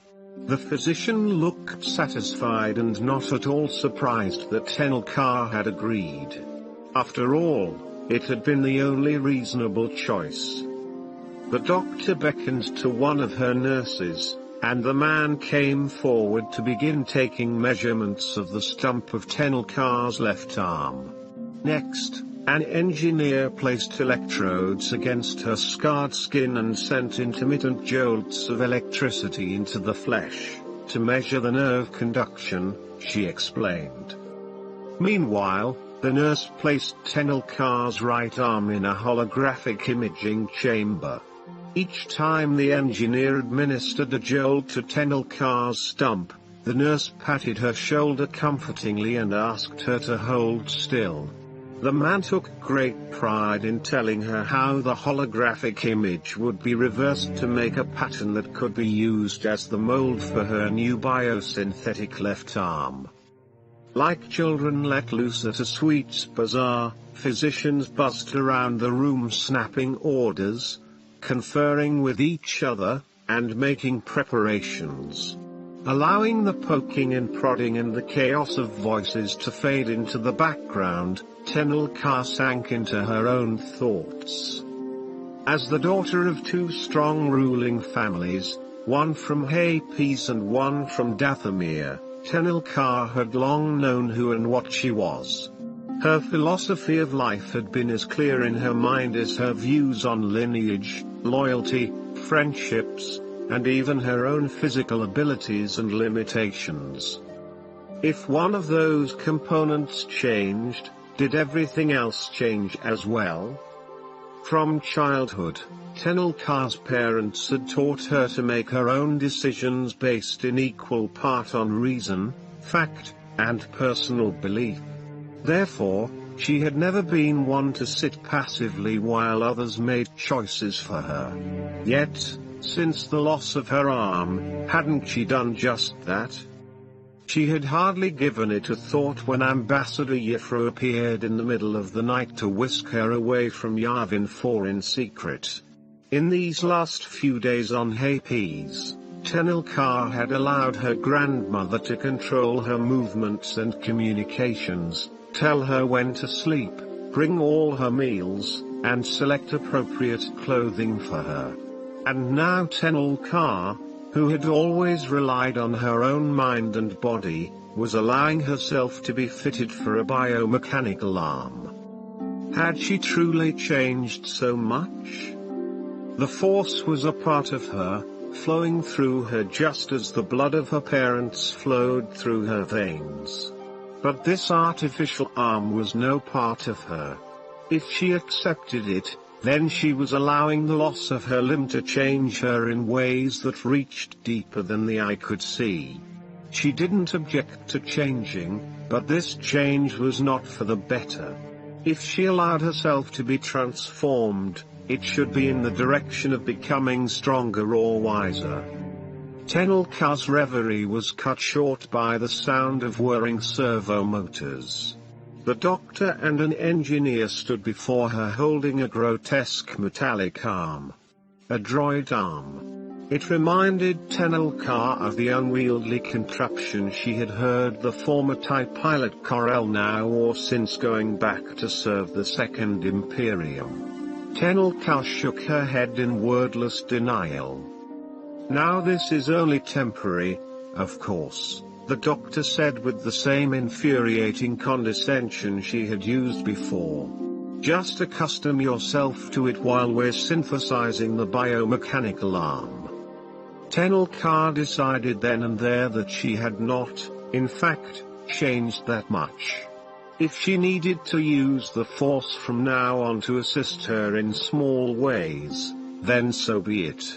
But she refused to become dependent on a machine that masqueraded as part of herself.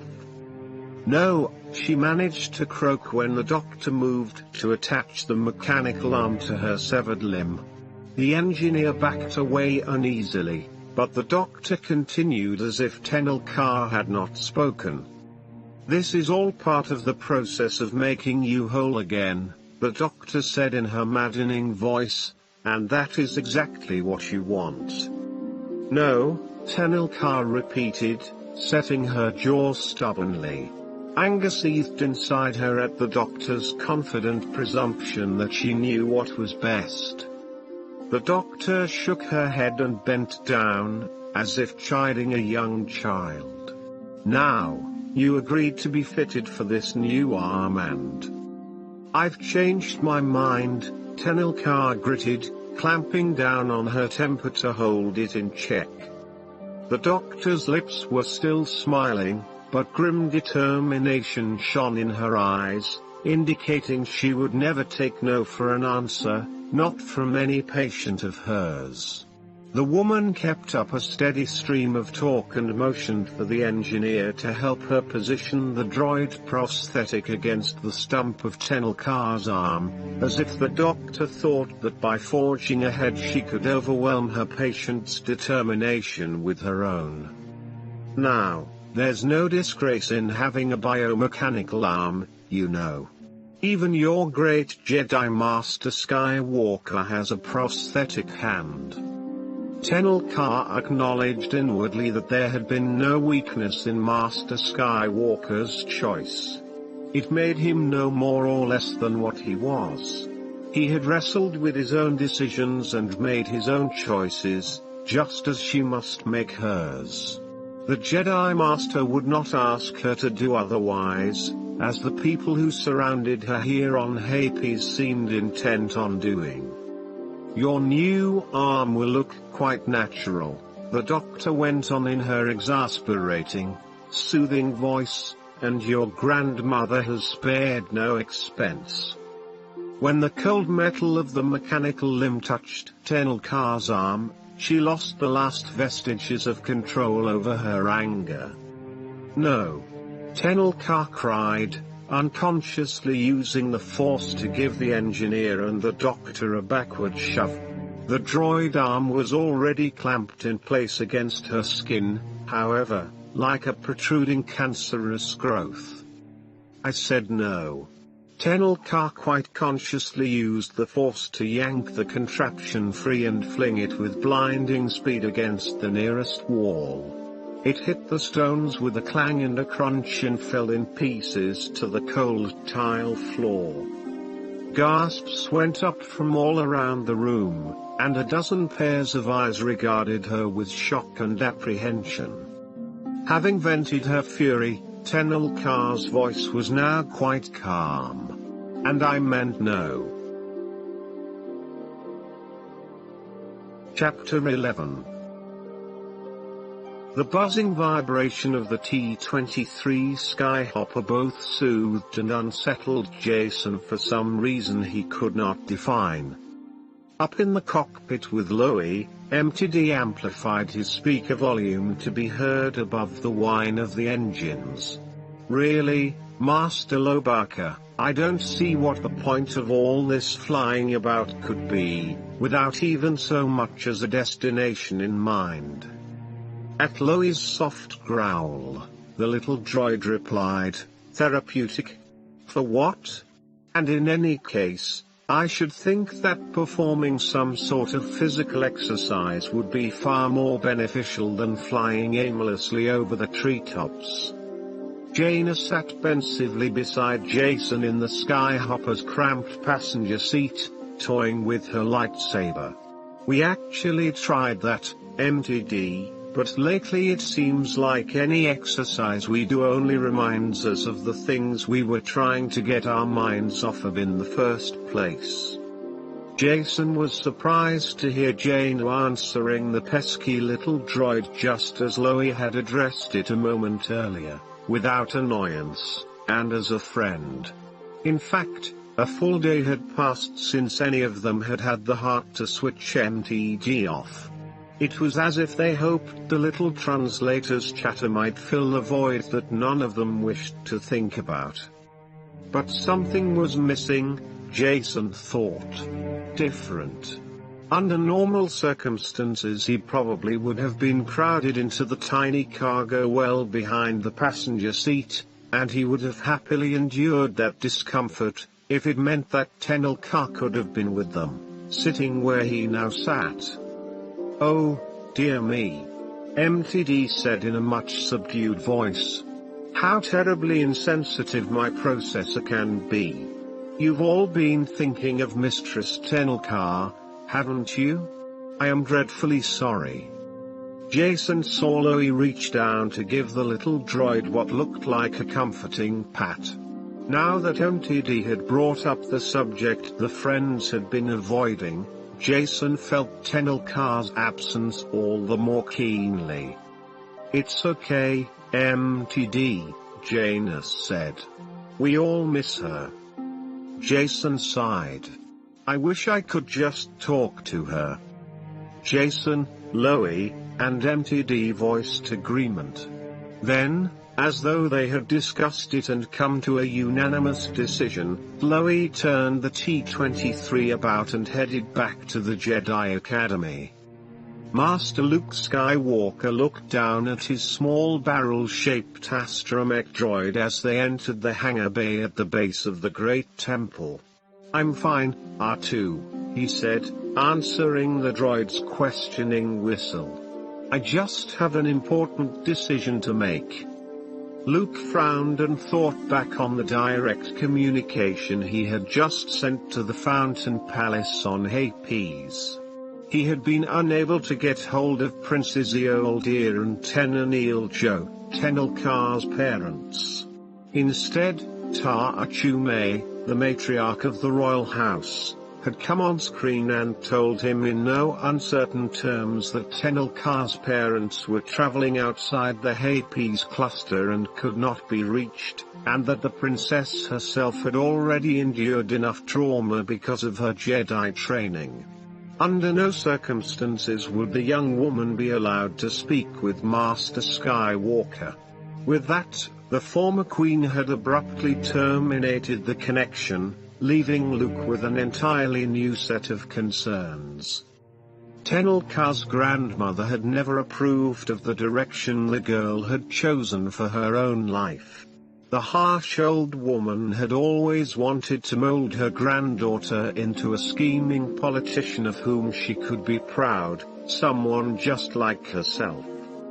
What if, Luke wondered, instead of supporting and comforting Tenel Ka during this time of turbulence, her grandmother chose to use Tenel Ka's weakness to her own advantage? Without Ioldir and Tenel Ka to support their daughter emotionally, Tenel Ka might be too despondent or confused to make her own choices. It was possible she would blindly accept any decision the Matriarch might make on her behalf. Luke shook his head. Political considerations aside, Tenel Ka would not find the comfort she needed from her grandmother. He thought of the close bond the 4 young Jedi Knights had developed from working and training together at the Academy. Tenel Ka needed that kind of closeness right now. She needed the unselfish caring that Jason, Jaina, and Loie could provide. Luke had no wish to influence Tenel Ka's decision about whether or not to return to Yavin 4, that would have to be her choice, and hers alone. And certainly any competent medical droid could be trusted to tend Tenel Ka's physical wound. But she needed the warmth and support of friends in order to heal her emotional wounds and come to her own decision. Luke smiled as he saw Lobaka maneuver the T-23 Skyhopper onto its bed in the hangar bay. Those Jedi trainees needed to have their emotional wounds healed as well. He straightened and walked toward the T-23. I think we'd better do a pre-flight check on the Shadow Chaser, R2. Let's get ready to fly. R2 warbled and beeped, asking a question.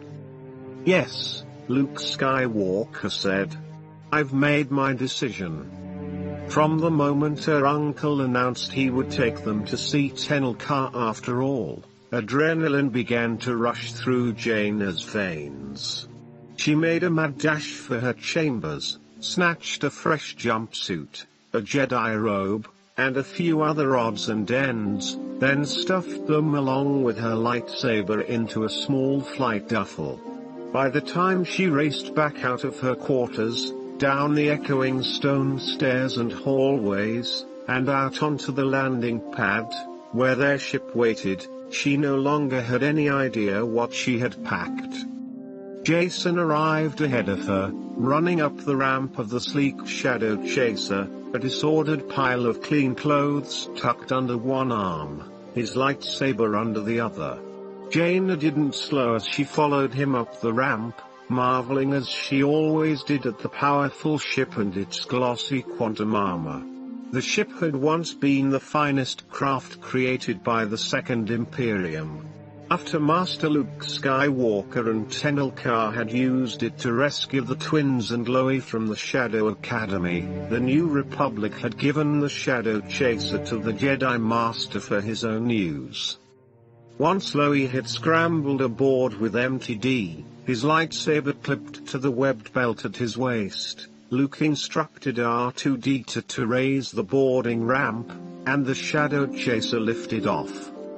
Jaina felt a thrill as the Shadow Chaser's repulsor lifts boosted them off the landing field, sublight engines kicked in, launching them away from the jungle moon. The last few minutes of rushed preparation were a blur in her mind, and she looked around for something else to speed them on their way. Loie rumbled a question from the navigation console, and MTD answered, "No, I'm certain Master Luke doesn't need our assistance in plotting the most efficient route." Her uncle smiled down at the Wookiee. "We'll be going to light speed in just a few minutes. Why don't you all try to relax, get some rest?" Jaina took a deep breath and watched the stars through the viewports, like glittering gems sinking in a depthless black sea, until each pinprick of light elongated into a starline and the Shadow Chaser made a smooth jump into hyperspace. The 3 Jedi trainees found they were too excited to rest, though. They spent the remainder of the journey trying to distract themselves aboard the tiny ship. Jaina and Loie were just about to remove an access panel to the rear thruster stabilizers to study how they worked when Luke announced their final approach to Tenel Ka's home planet. The 3 friends rushed to the cockpit. As they took their seats behind the Jedi Master, Loie squinted and scanned the star system around them. When she saw his ginger-furred face register surprise, Jaina looked around, seeing no nearby planet that could have been Dathomir. "That's odd," she said at last. "From the descriptions I've heard and the star charts I've studied, I could swear we were in the Hapes cluster." Her uncle swiveled in the pilot seat and met each pair of eyes in turn. "We are in the Hapes system," Luke said gravely. "It's time I explained to you that Tenel Ka is more than just a simple warrior from a backward planet." Chapter 12. Broad-shouldered Norris, former leader of the Lost Ones gang and new stormtrooper trainee, spread his white armor on the bunk in front of him. He studied the pieces carefully, then began to assemble the glossy outfit, donning the components one at a time, and enjoying every minute of it. The boots went on first, stiff and sturdy. Then the greaves, the shin armor, the leg plates, body armor, arm plates, and finally the flexible but tough gloves. He felt as if he had been transplanted into the body of an assassin droid, a fighting machine encased in an impenetrable shell. Norris allowed himself a satisfied smile. This was much more impressive than anything his gang members had ever scrounged deep in the decaying alleys of Coruscant's underworld. He had been the toughest, meanest, angriest young brute of all the gang members. But being a stormtrooper was better, so much better. All of his former companions were also soldier recruits undergoing training. Norris fully expected to be the best among the new troops, just as he had been toughest among the Lost Ones. On the downside, he was no longer his own boss, free to do as he wished. He had to follow the orders of the Second Imperium. But with armor such as this and the military might of those who followed their emperor, it was all worth it. Besides, if Norris proved himself valuable enough, his rank would increase, and he'd be placed in command of more soldiers, maybe even fly a TIE fighter. Without a doubt, he would have more power and cause much more damage than he'd ever imagined when he was just a gang leader. Things were looking up. The last piece of his stormtrooper outfit was the hard white helmet with black eye goggles and mouth speakers. He slipped the helmet over his head and locked it into place at the neck joint. At last he stood totally encased, completely protected, no longer a disreputable bully with a grimy outfit and stolen scraps as his only possessions. Now he was someone to be reckoned with, a stormtrooper. Norris marched down the corridor, taking care to clomp loudly on the deck plates with his armored boots. They made such a satisfying sound. He had memorized the layout of the Shadow Academy station and knew exactly how to get to the private training room where old Corell, the former TIE pilot, had ordered him to report. Standing outside the sealed door, he keyed in the access code. He'd felt a private thrill when Corell had given him the secret numbers, and waited for the computer to process his entry request. With a hiss like an angry serpent, the door slid aside. Norris marched boldly into the shielded room, and the door sealed itself behind him.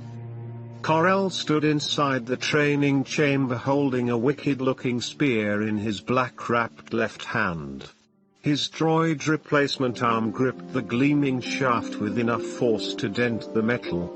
The serrated head of the spear had a long central prong with two side spikes curving up like a dragon's barbed tail. "You're late," Corell said.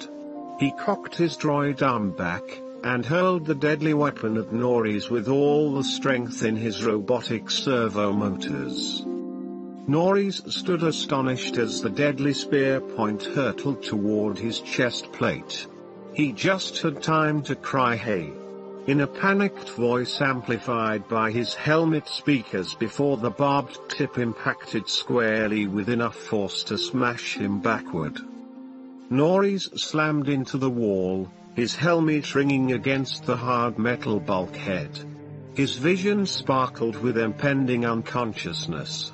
He expected to see a spear sprouting from his heart and waited for his nerves to send shouts of mortal pain. He wanted to scream that Corel, his supposed teacher, had betrayed him, murdered him. But a split second later his thoughts cleared enough to hear the clatter as the spear shaft fell harmlessly to the floor.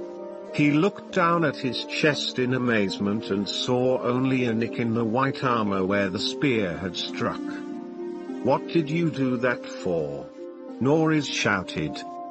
Corel answered in a gruff but calm voice.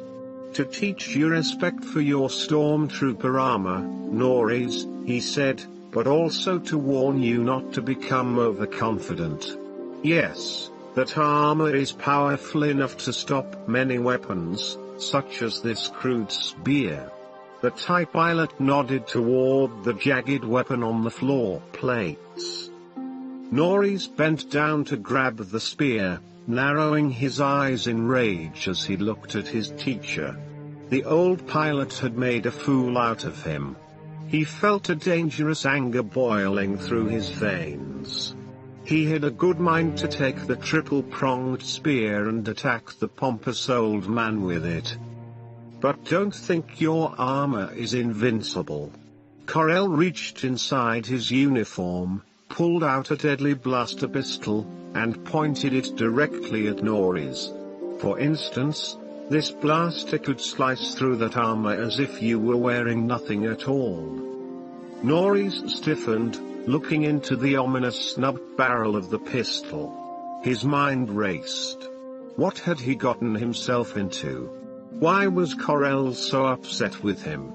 He wondered whether he could swing the spear, knock the blaster away, and strike down the TIE pilot. That would serve the old man right. Corel turned the blaster pistol around and extended it toward Norris, butt end first. "Here. This will be your personal weapon," he said. Norris dropped the spear to the floor and tentatively took the blaster. The pistol felt very good in his gloved grip. Corel nodded at him. "For target practice," he said, then went over to the controls by the door. The grey light-absorbing walls of the windowless room shimmered. Suddenly Norris found himself standing in a dank, dim cave with fanged stalactites dripping from the walls and ceiling. Long spikes of stalagmites rose like blunt knives from the floor.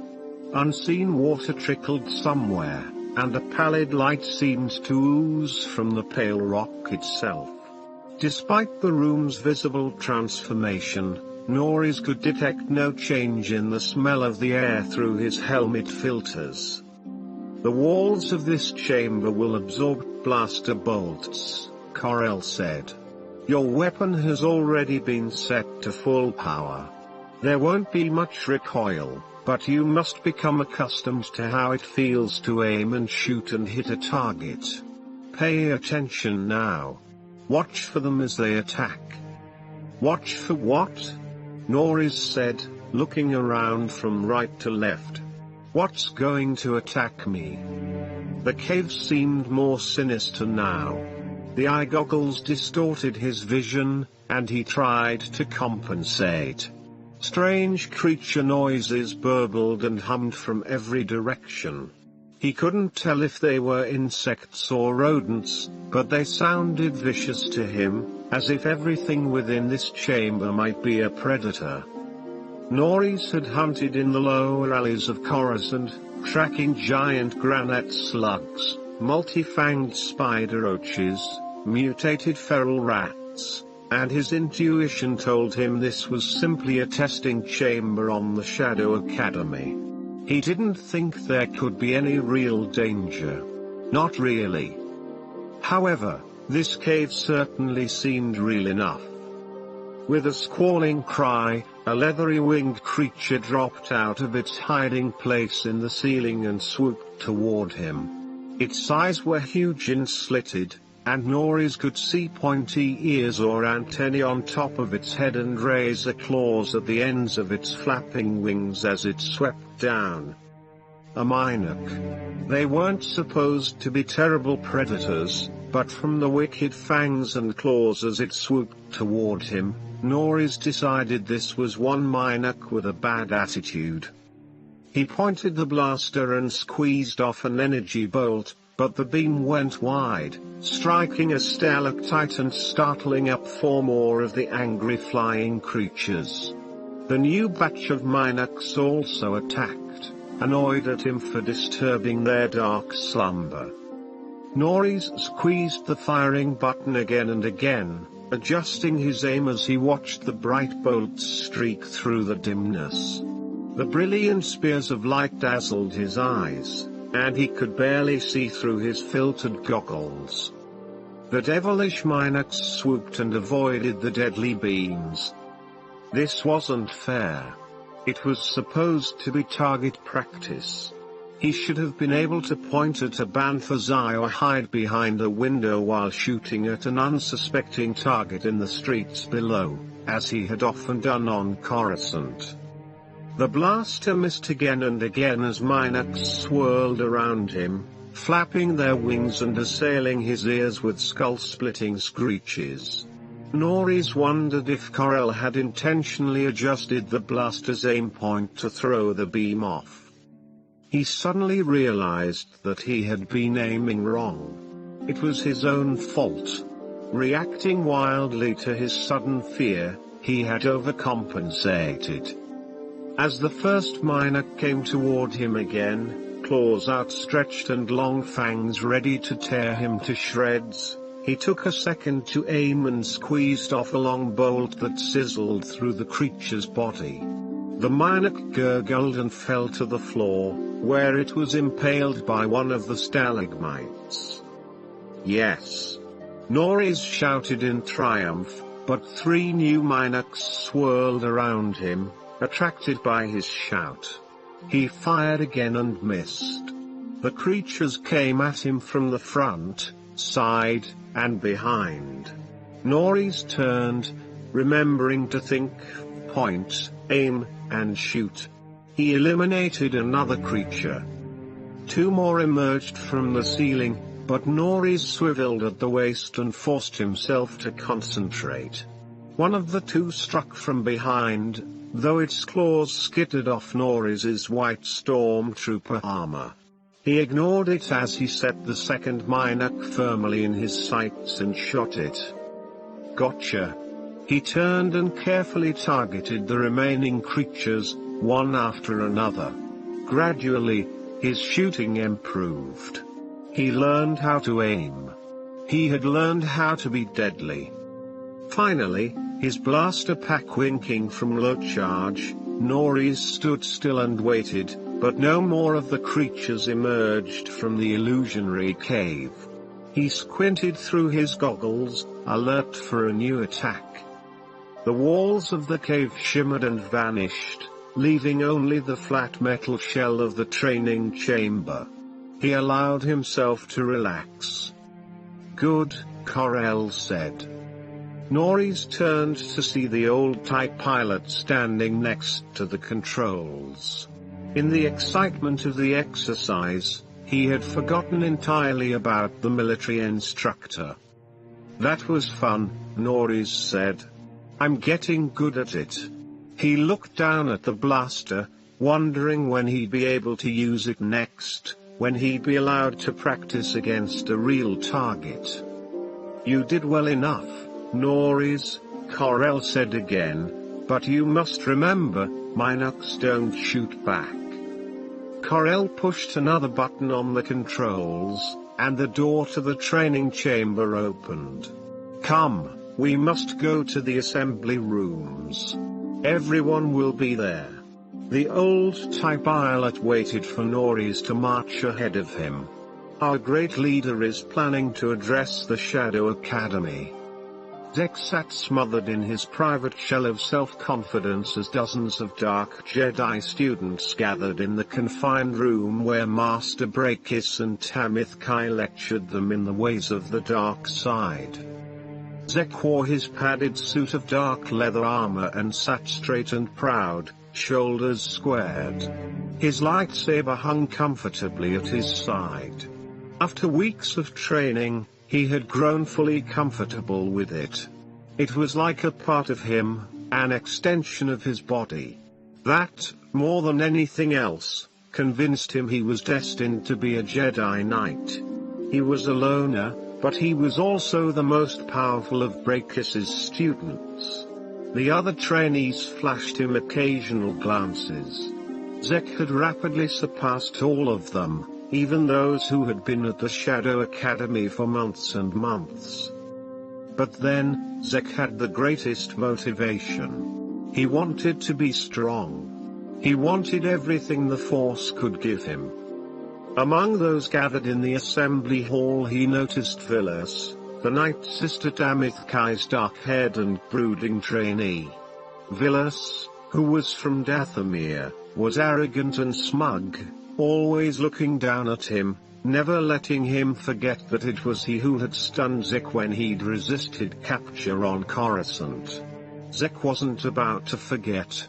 He felt a rivalry with this swarthy young man who talked too often about how he had ridden rancors and summoned storms on Dathomir, as if Zech was supposed to be impressed. The ominous Tenel Ka stood next to her protégé Vilas. She and the new Night Sisters had begun training Vilas during the Shadow Academy's construction. They therefore considered him the first of the new Dark Jedi, stronger than the others. For now. Zech crossed his arms over his leather-armored chest, knowing that they were wrong. And one day, Zech told himself, he would prove it. Burly Noris and the Lost Ones, new stormtrooper recruits taken under the wing of Military Commander Corell, stood at attention. The other senior-ranking stormtroopers seemed at ease, while the Lost Ones appeared restless and uncomfortable in their new body armor. But everyone listened intently to the great leader's speech. In the center of the chamber the overwhelming and awesome image of the Emperor Palpatine filled the open space in the confined room. The glowing hologram towered taller than any person present, a paternal figure and stern watchman. Crackling from transmission static, the image of the cowled Emperor addressed them from his hideout somewhere in the core systems. Yellow reptilian eyes under hooded brows watched the gathered students. The eye of Palpatine was always on them. Our plans for the Second Imperium are close to completion, the Emperor said. All beings are doing their part to return a new order to our galaxy. Each of you will help my Second Imperium become powerful. Each of you is an important part of a great machine that will crush the rebellion and put an end to their so-called New Republic. The holographic image pivoted, giving the impression that Palpatine's gaze was sweeping across each and every person there. Our space fleet grows day by day, thanks to the hyperdrive cores and turbo laser batteries stolen in a recent brilliant military ambush. That equipment is helping us create our own battle fleet. Our ships will at first be smaller than the behemoths the New Republic can bring against us, but we shall fight, and we shall win. Our army of Dark Jedi is nearly complete. The Emperor seemed to grow larger, his image swelling to loom above them. The rippling hood around Palpatine's shriveled face seemed to blow in an unseen wind. His eyes widened, blazing with the light of twin white suns. The Emperor's voice boomed out, raised to such a volume that Zech flinched. Hear me, my Jedi Knights and Stormtroopers. The Force does not favor weaklings. We have the strength. The Force is with us, to victory. Then the transmission ended, and the Emperor's cowled silhouette dissolved into sparkles and static. The entire assembly set up a deafening cheer, in which Zech joined wholeheartedly. Chapter 13. Flanked by a pair of Hapes Stinger security escort vehicles, the Shadow Chaser touched down lightly on the main landing pad of the Fountain Palace. In the cockpit, Luke Skywalker gave a small sigh of relief. Letting his eyes fall closed for a moment, he reached deep within himself, found the calm core of force at his center, and then focused outward. R2-D2 gave a short warble, and Luke opened his eyes to find all three young Jedi Knights already unbuckled from their crash webbing and scrambling toward the exit hatch, barely able to restrain their impatience. Jason bounced nervously from one foot to another, while Loie raked fingers through his ginger fur in an effort to smooth it down. Jaina shrugged and looked at him. "Well, what are we waiting for, Uncle Luke?" Chuckling, Luke released the flight interlocks, and the three Jedi trainees tumbled down the ramp as soon as it began to extend. Achume, in the customary half-veil she wore for public appearances, was already waiting on the landing pad with a retinue of guards and attendants. Luke was pleased to see the twins and Loie greet the old matriarch with courtesy and respect. The former queen looked coldly at Luke as he began his greeting. "I'm sorry, but your journey here has been a complete waste, Jedi Master. You see, my granddaughter will not be able to speak with." Just then Jaina gave a delighted cry, and Jason yelled, "Hey, Tenel Ka, are we ever glad to see you?" Loie bellowed a loud Wookiee greeting. The three young visitors rushed across the landing platform to embrace their friend, who had emerged from the sparkling palace. Snatches of the excited conversation drifted to where Luke stood. "Master Lobaka wishes to compliment you on how, well rested you look. Thought we'd never see you again. I am glad you came. Want to hear a joke?" Luke's attention was drawn back to Achume when she spoke to her nearest attendant. "I didn't call the princess.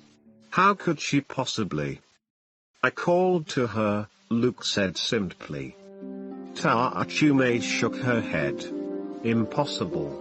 We would have picked up any transmission from your ship."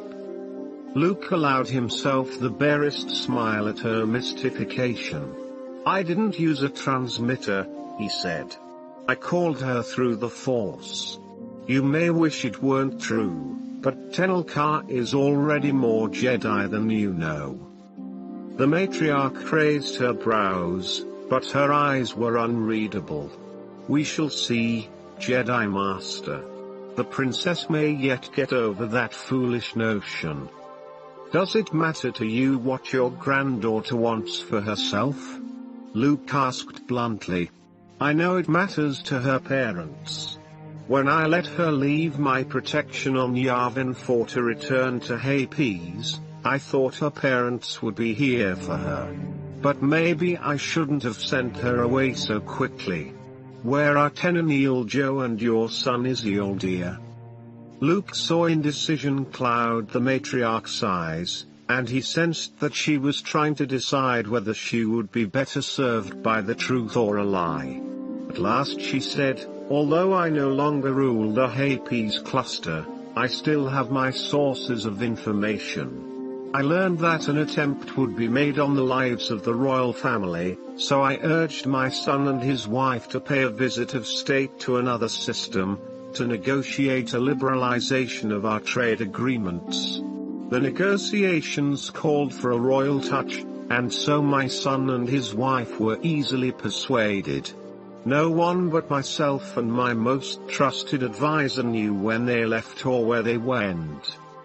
Tenel Ka's accident was an unexpected complication that, unfortunately, may put her in danger, drawing assassins to her, like piranha beetles swarming toward the scent of blood. The princess will be safer here with me than at your primitive temple. She is no longer any of your business, Jedi. Luke shook his head, unwilling to back down. Whether or not she remains my business will be for Tenel Ka to decide, when she is ready. Jason looked around his assigned room and shook his head in amazement. It had been scarcely 2 hours since he had learned that Tenel Ka was a genuine princess, heir to the entire Hapes cluster. He hadn't even adjusted to that idea yet. And now this. His room was more luxurious than any in the Imperial Palace on Coruscant. Rich, exotic scents filled the air, along with the sounds of trickling water, faint music, and chirping avians. Decorative fountains spattered in every room, every corridor, every courtyard, striking musical water chimes. This was where Tenel Ka had grown up. He still couldn't believe it. Why hadn't she told any of her friends? Uncle Luke had known, of course, but what possible reason could Tenel Ka have had for hiding the truth from her friends for so long? Jason didn't understand that any more than he understood her refusal to speak to him after he had injured her with his lightsaber. He cringed again at the thought of the harm he had caused his friend. Jason had no idea how Uncle Luke had ever talked Tenel Ka's sharp-tongued grandmother into allowing the twins and Loie to stay on Hapes for an entire month.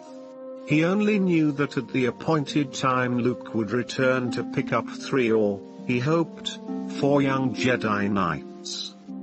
A whole month. He'd have to talk to Tenel Ka about the accident soon, to clear the air.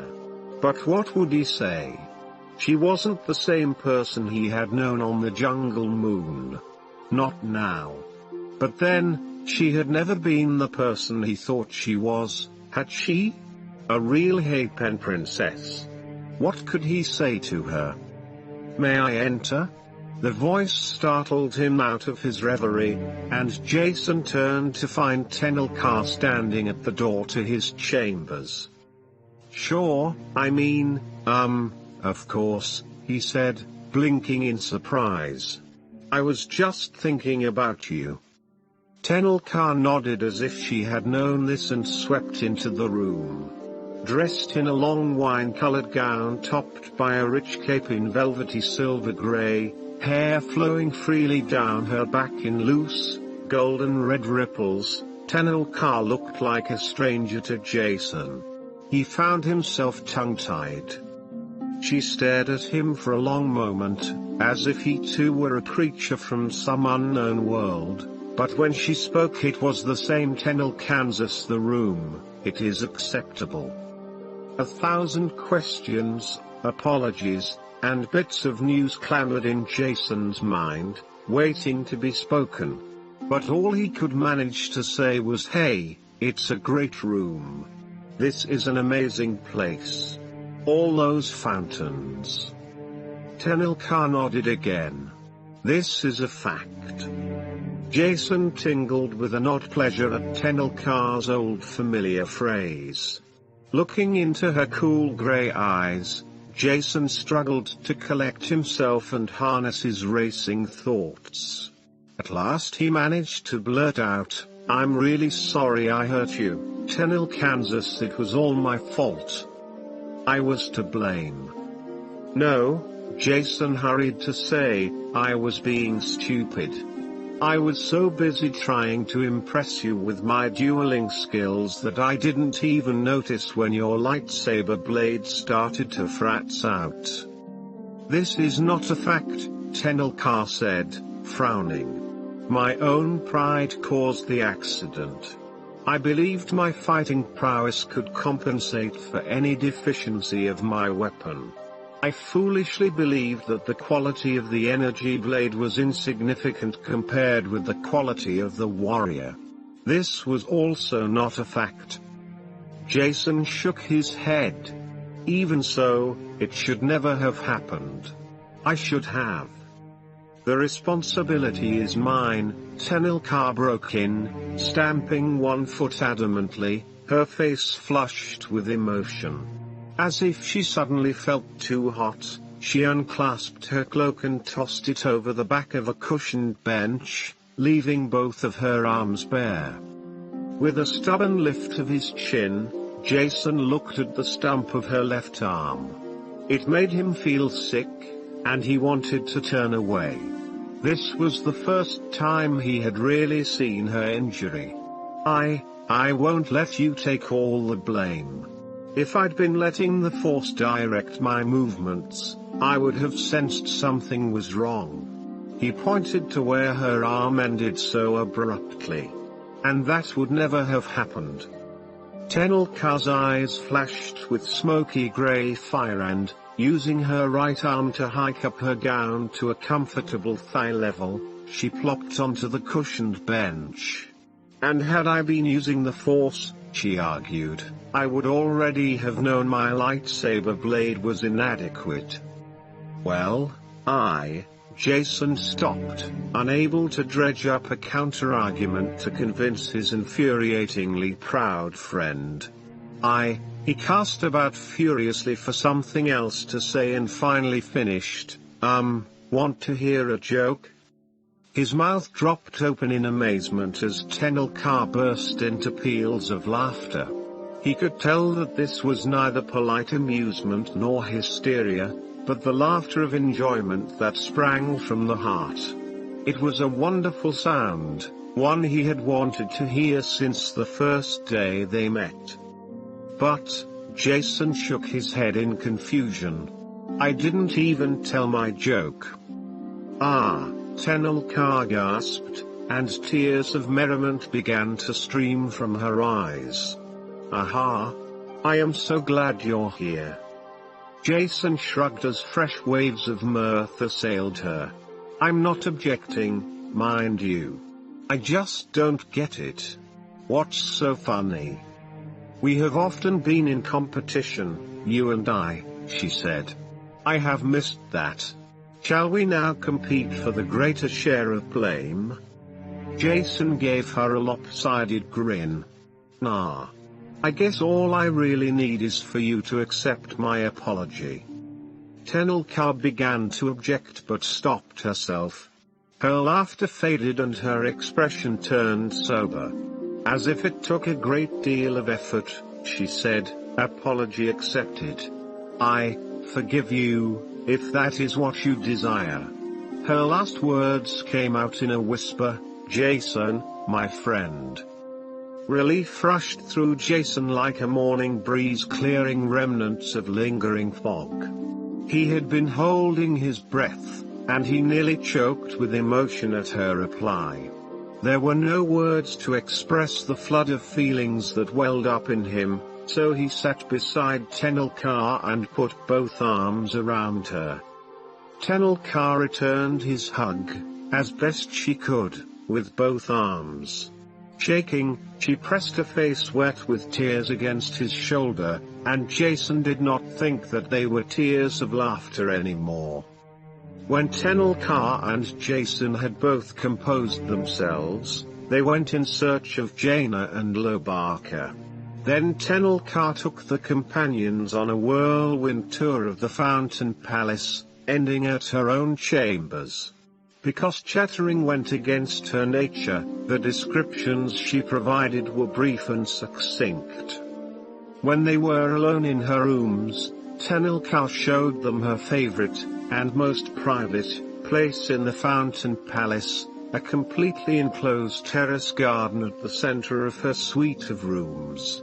The 3-story high ceiling was domed, and could be adjusted to simulate any kind of weather and any time of day or night. The garden room was 50 meters across, its curved walls decorated with scenes from Dathomir. terraced planters held bushes and trees, cunningly arranged to look as if they were part of the painted primitive landscapes. At the middle of the garden, smooth stone benches surrounded a tiny artificial lake.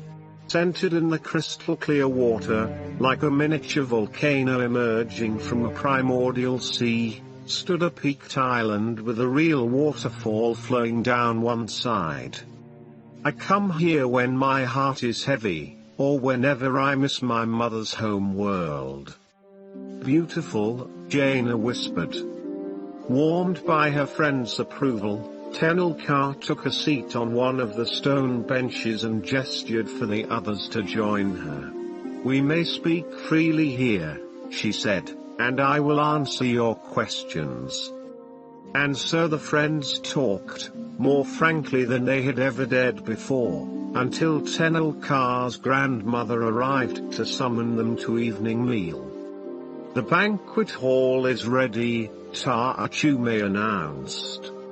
Tenel Ka's jaw took on a stubborn set. For the first time since her return to Hapes, she felt alive. How could her grandmother interrupt now? We would prefer to eat in privacy, Tenel Ka said, knowing that she was displaying an appalling lack of courtly manners. But she didn't care. The matriarch gave her granddaughter a smug smile. I've already taken care of that, she said. I sent away all my attendants and advisors for the evening. This was an old game that she and her grandmother played, who could outmaneuver whom, and Tenel Ka took up the challenge. Then it should be no problem if we choose to eat here. Oh, but the serving droids have already gone into the banquet hall, the former queen objected. The meal will be served directly on the hour. Tenel Ka saw Jaina glance at her chronometer. But that's only 5 minutes from now, Jaina said, her eyes registering surprise. I'll need some time to wash up first. Loie grunted his agreement, and Jason said, Hey, me too. I think we'd all be a lot more comfortable if we weren't so formal on our first night here. His grin, aimed at Ta-Achume, was charming and infectious. And we're all pretty tired from our travels. Flashing Tenel Ka a look that said she would not give in so easily next time, the matriarch nodded. Very well, then. I will have the serving droids sent in. Ta-Achume withdrew from Tenel Ka's private sanctuary, and they all relaxed, glad of the reprieve.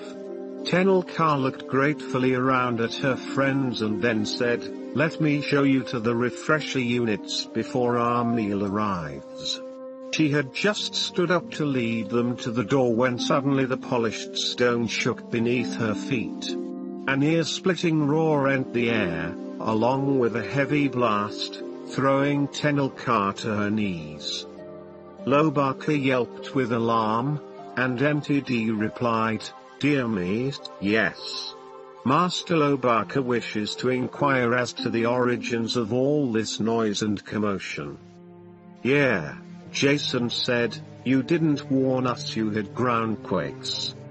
Tenel Ka looked back to see the Wookiee scrambling to his feet and helping the twins back up as well. That was no groundquake, she said, grimly launching herself toward the door. Come with me. Tenel Ka's heart raced, though not with exertion, as the four of them pelted down the corridor toward the private dining hall. Thick smoke billowed from the far end of the vaulted passageway. She felt her stomach clench. Her dread lessened when a pair of guards emerged from the roiling, sooty clouds, supporting her grandmother. Emergency squads rushed to extinguish the fires still blazing inside the dining hall. Ta-Achume coughed a few times and waved imperiously for the guards to allow her to walk on her own. No one hurt, she croaked. It was a bomb? Tenel Ka asked. Her grandmother motioned them all back the way they had come. Yes. In the dining hall, she said. Must leave immediately. We were all supposed to be in the dining hall. Jaina blanched. So that bomb. The matriarch nodded, was meant for the princess and me. Chapter 14. The royal yacht, a Hapen-watered dragon, skimmed across the ocean waves at top speed, its repulsor jets kicking up spray. Bright sunlight shone through its transparent steel window ports, and the fresh smell of salt water and rafts of seaweed filled the air. Leaning against a window port, eyes half shut, Tenel Ka watched the water dance and sparkle. She had always thought of Reef Fortress Island as her summer home, a place to enjoy the warm sun, the surf, and the ocean breezes. But in truth, it was a stronghold, a safe haven in time of danger. I feel ill, Jaina said. Mentally and physically. Tenel Ka, having been lulled by the yacht's rocking movement as it sped across the water, now straightened and blinked in surprise. What is wrong, Jaina? Do you realize that a few minutes one way or another, and we might all have been blown to bits by that bomb? Jaina asked incredulously. Or maybe I'm just a little seasick from these waves. Tenel Ka looked at each of her friends in turn. Jaina did not look well. Her straight brown hair, dull with perspiration, clung in damp clumps to her pallid face and neck. Loie, sitting beside Ta-Achume as she steered the yacht with nonchalant confidence, seemed too interested in the navigational computer to be affected by the waves. Jason, on the other hand, looked boyishly enthralled by the experience. Tenel Ka said to Jaina, "You will recover." Tenel Ka's grandmother spoke from her position at the helm. Although royal guards accompanied them, the former queen preferred to pilot the craft herself. We're almost to the fortress now. You'll be safe there. Tenel Ka's eyes narrowed shrewdly as she noted her grandmother's words. Should you not have said we will be safe? You and your friends will be safe, yes, her grandmother said evasively. Where will you be? Tenel Ka asked.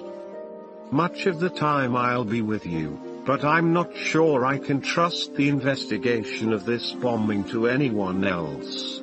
Until I get to the bottom of the plot against us, I may have to travel back and forth between Reef Fortress and the Fountain Palace.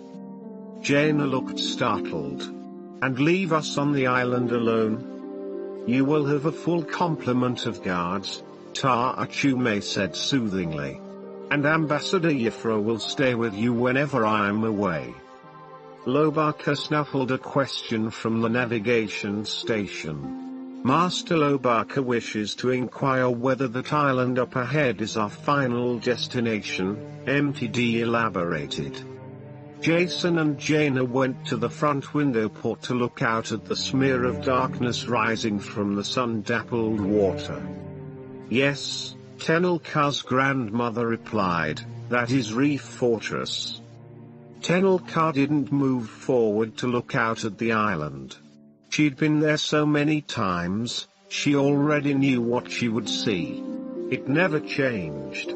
She closed her eyes, picturing the rocky spires jutting up from the foamy waters of the ocean. She envisioned the water-level entrance to the cave grotto, the steep stone walls of the fortress itself, the crystal-clear cove where she had once loved to swim, the dizzying heights from the parapets along the impenetrable walls where she could walk or run with the wind in her hair, the gently steaming thermal springs in the cellar that provided fresh water for bathing, cooking, and drinking. Tenel Ka suddenly realized that she had felt homesick after all for this place that held so many of her happiest memories from her childhood, memories of carefree time spent with her parents. The corners of her mouth turned up slightly. Opening her eyes, she moved to stand beside Jason. "I can't wait to show you my home." Although the Matriarch offered to select quarters for their guests, Tenel Ka insisted on personally choosing an appropriate room for each of the young Jedi Knights. Lobaka's chamber was massive, built at a corner where two of the fortress's protective walls met.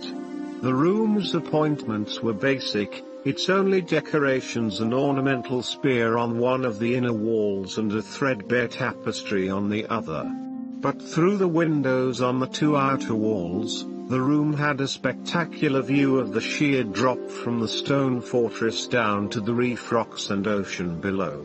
Lobaka stood by the window casement, staring through the force field screening with such rapt wonderment on his face that Tenel Ka knew she had chosen well for him. "Do be careful, Master Lobaka," MTD squeaked in alarm. "If I were to fall down there, I'm sure the damage to my circuits would be irreparable." For Jaina, Tenel Ka chose what she had always known as the Gadget Room. It had belonged to Tenel Ka's great-grandfather, whose hobby had been inventing and tinkering with machines. Fully half of the chamber was filled with workbenches, adjustable intensity glow panels, power droids, electrical implements, and odd-looking equipment in various stages of assembly or disassembly. Jaina stayed behind to investigate the fascinating workshop while Tenel Ka showed Jason the special room she had picked for him. When they reached the arched doorway, Tenel Ka found herself assailed by an inexplicable bout of nervousness. What if she had judged wrong for her friend? What if Jason found this room gloomy or dreary, instead of peaceful and soothing? Oh well, she finally decided, she might as well try for the whole effect. "I would request," she said uncertainly, "that you close your eyes." "Sure," Jason said. "Need to clean it up a bit?" He squeezed his brandy brown eyes shut. Tenel Ka opened the door with her right hand and reached out to take his arm with her other, only to remember that she had no left hand.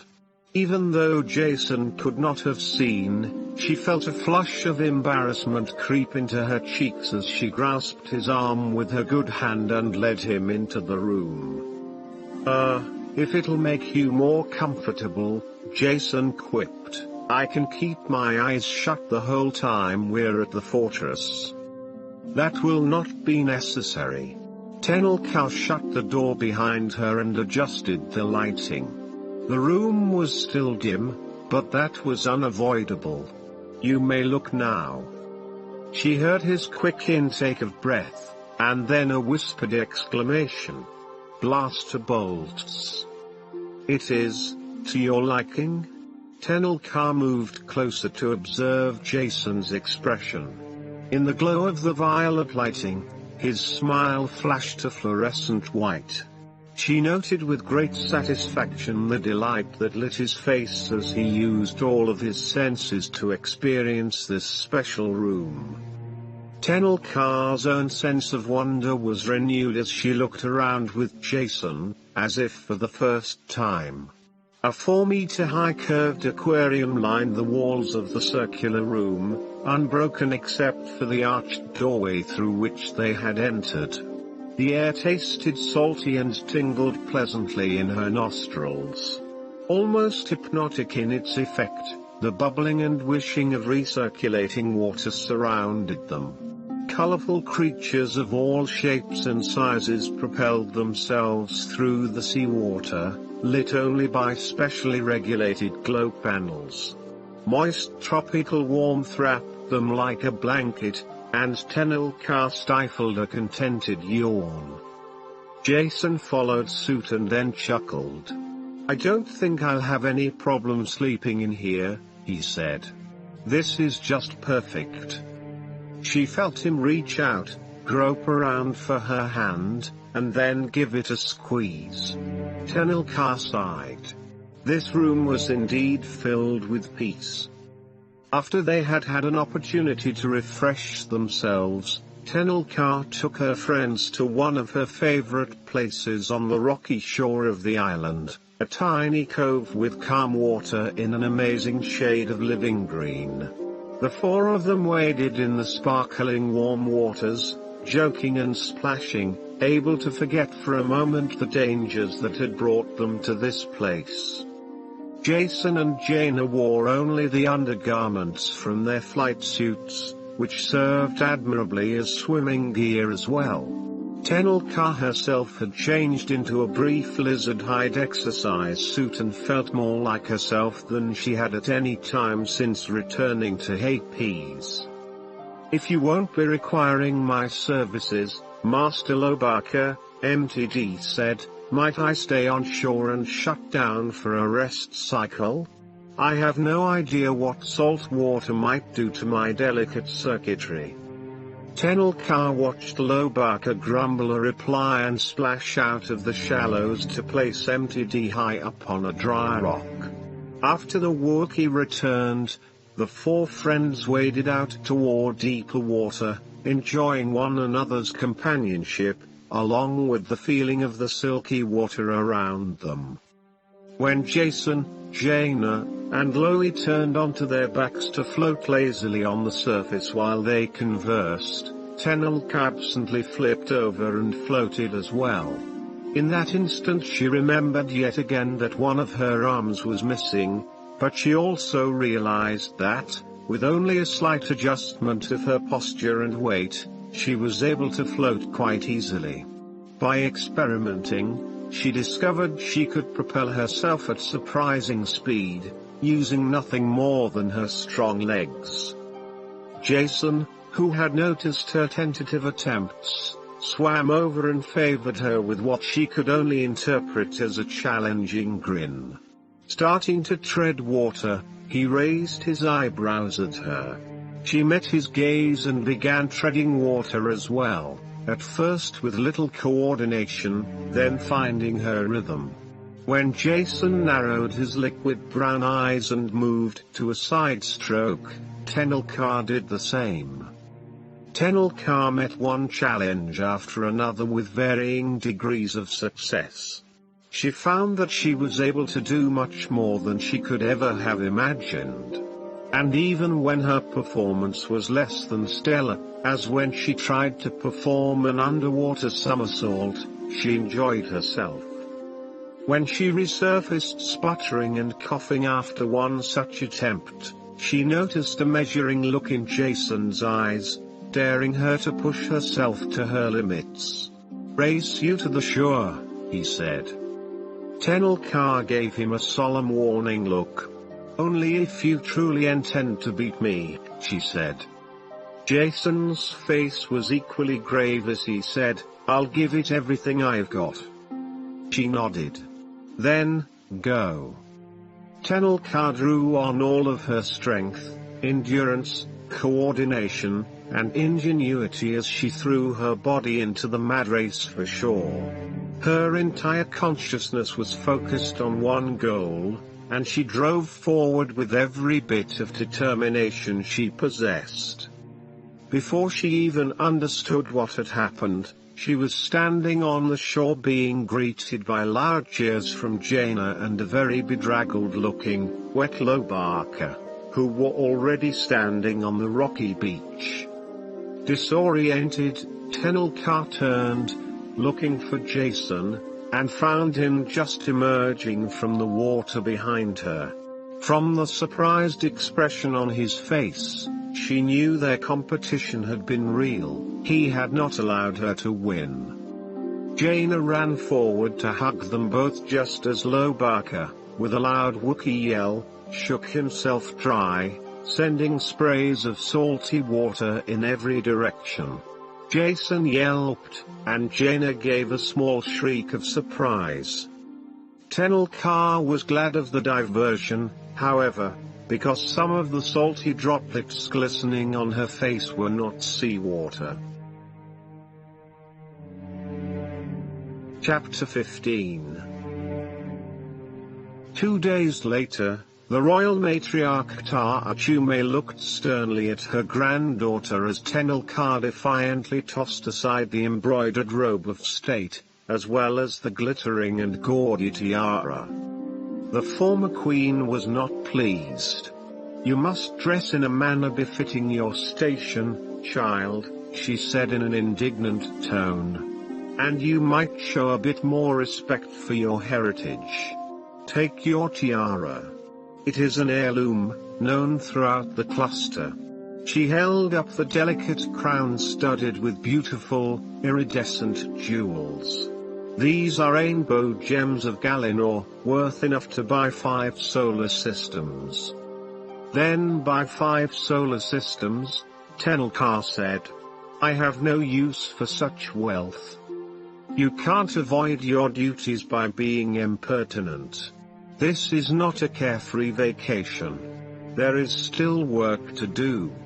We have an important diplomatic meeting to conduct, and you must prepare yourself." "I have no interest in your important meeting, grandmother." Jason, Jaina, and Lobaka stood uncomfortably, not sure what to say as Tenel Ka argued with the matriarch. "So long as you remain part of the royal house of Hapes, Tenel Ka, you will continue to receive diplomatic instruction and learn how to become a useful member of our bloodline," her grandmother snapped. Tenel Ka glared back, her one hand clenched into a fist. "What makes you think I wish to stay here as part of the royal house? I am still in training as a Jedi Knight." The matriarch laughed. "Spare me your fantasies, child, and face reality. The Myran ambassador is on his way to us underwater right now, and we must go meet him at the shore. Put on your robe. I promised him that you would be the one to greet him." "You didn't ask me," Tenel Ka said. "There was no reason to," the matriarch answered. "You couldn't possibly have other plans, so I just told you. I have no need for diplomatic training. I am a fighter, not a politician," Tenel Ka said, indicating with a sweeping gesture the reptile skin armor she had changed into to emphasize that her preferred heritage was from Dathomir. "Hey, Tenel Ka?" Jason said uncertainly, clearing his throat. I mean, you've got to make up your own mind and everything, but remember what Master Skywalker says? Jedi ought to be open to all learning, to draw strength from knowledge, wherever they might find it.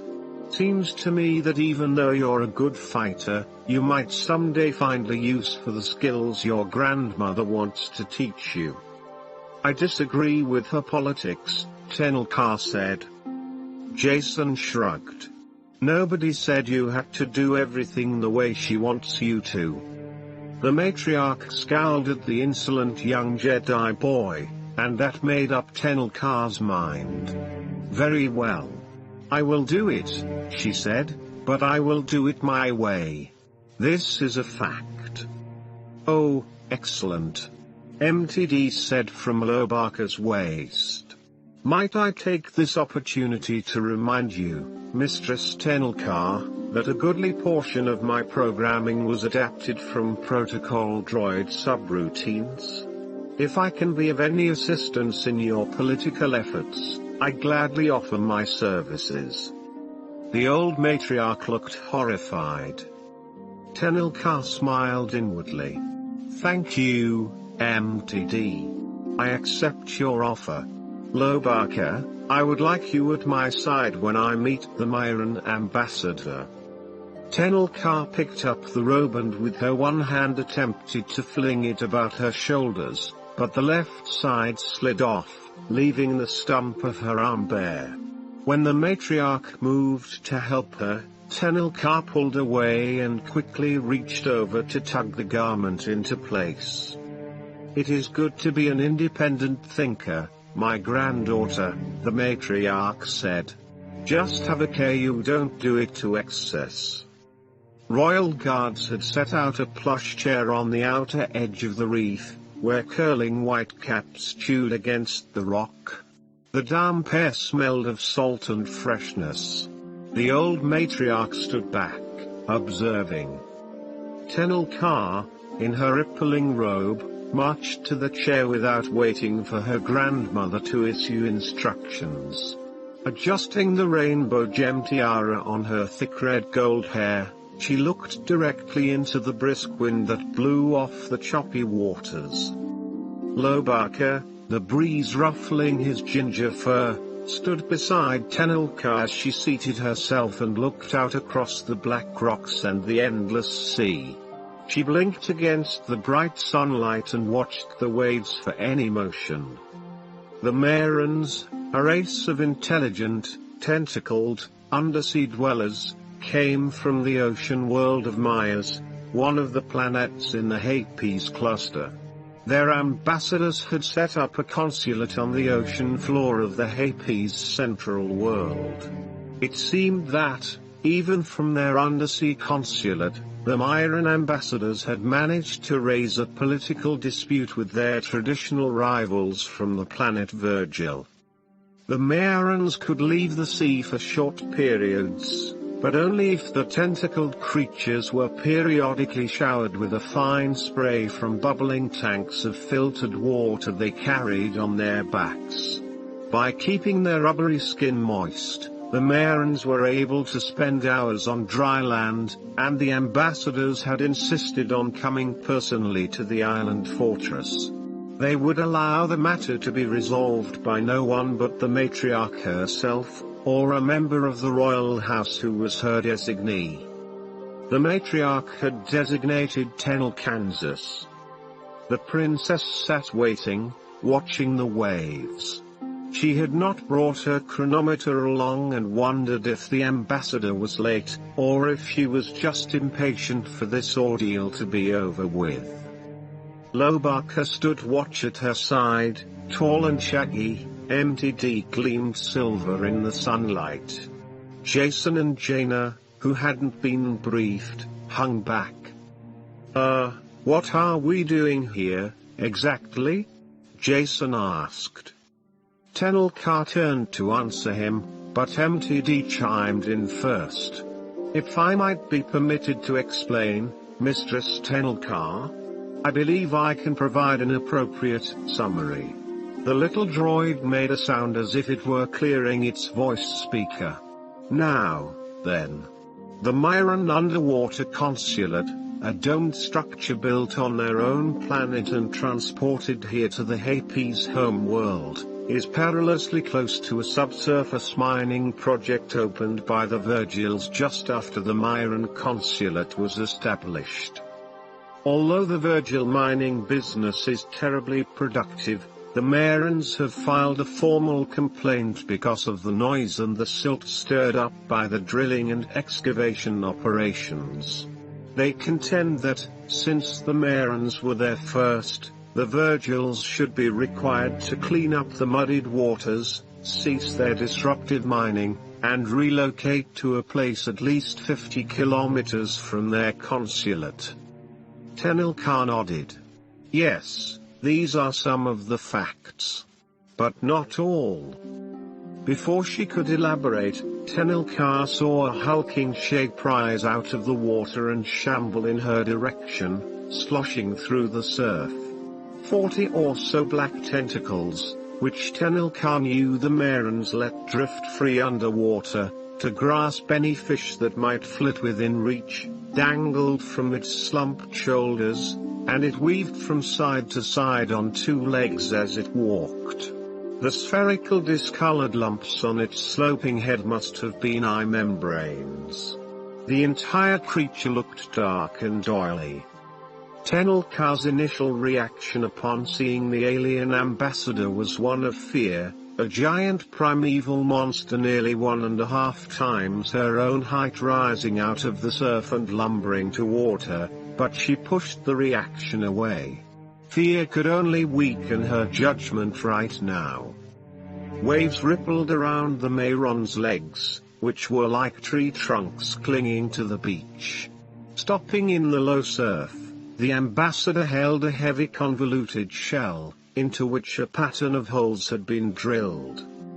The Myron ambassador spoke from a vibrating membrane beneath its tentacles in a resonant and burbling voice that was very difficult to understand.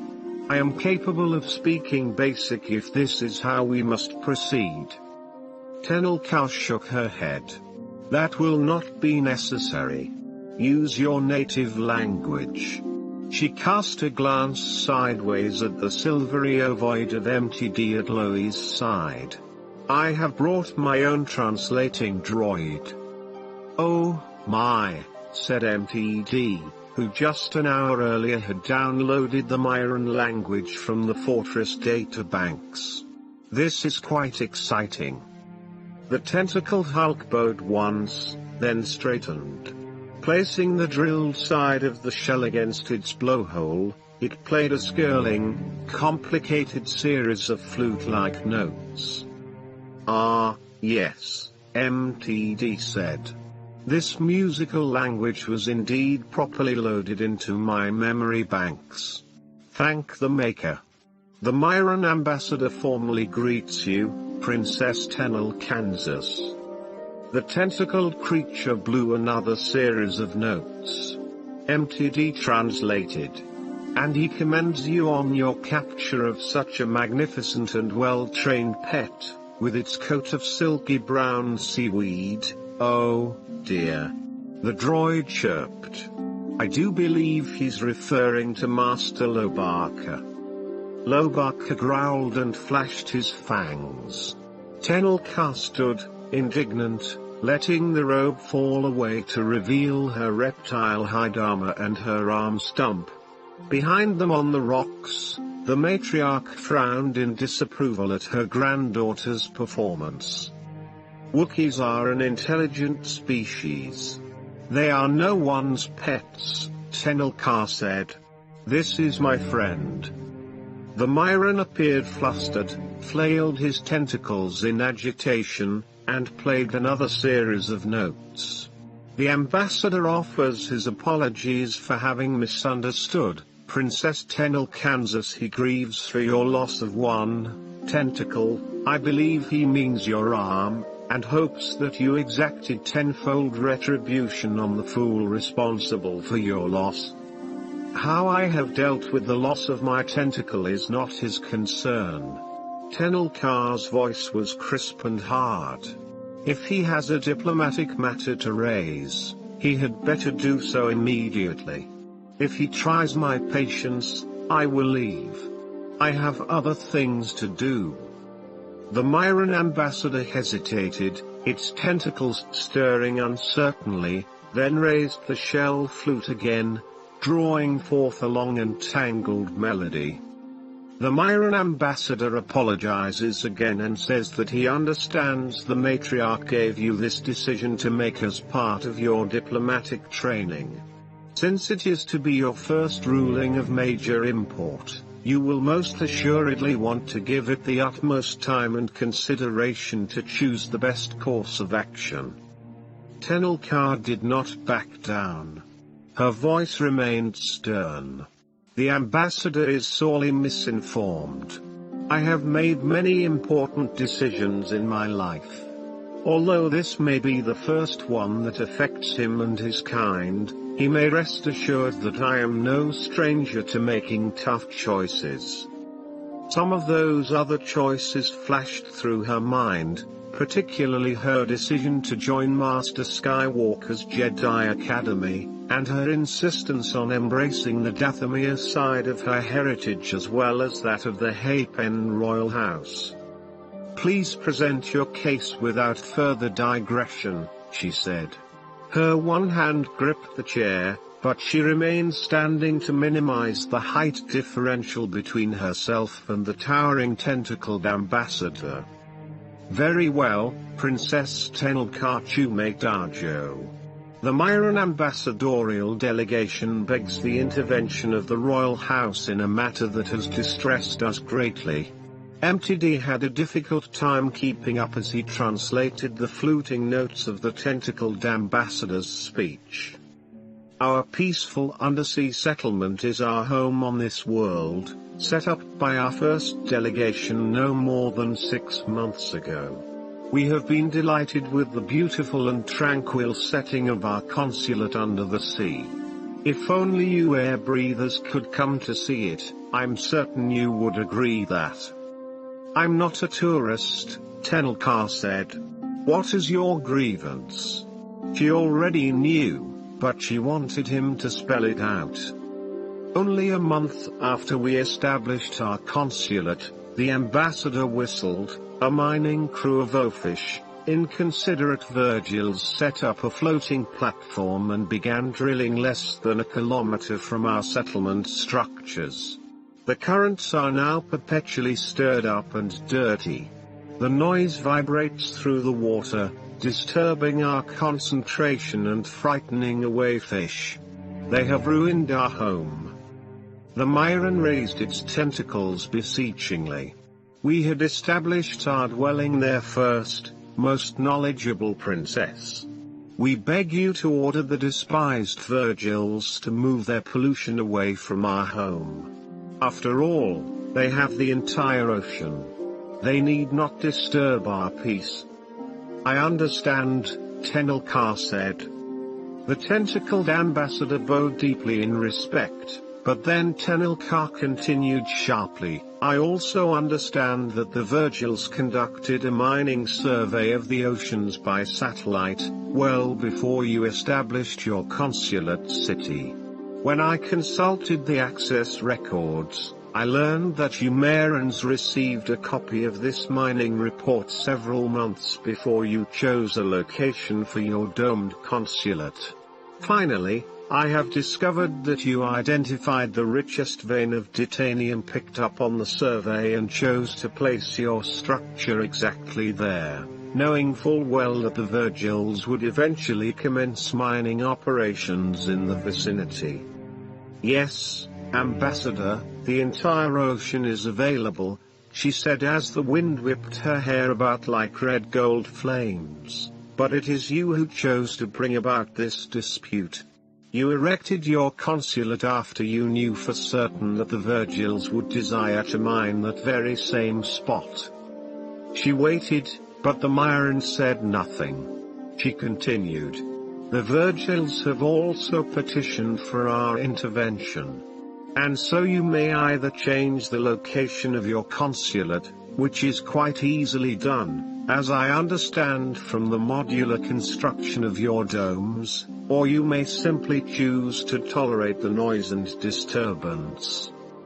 After a moment of stunned silence, the Myron ambassador fluted stridently, waving his tentacles.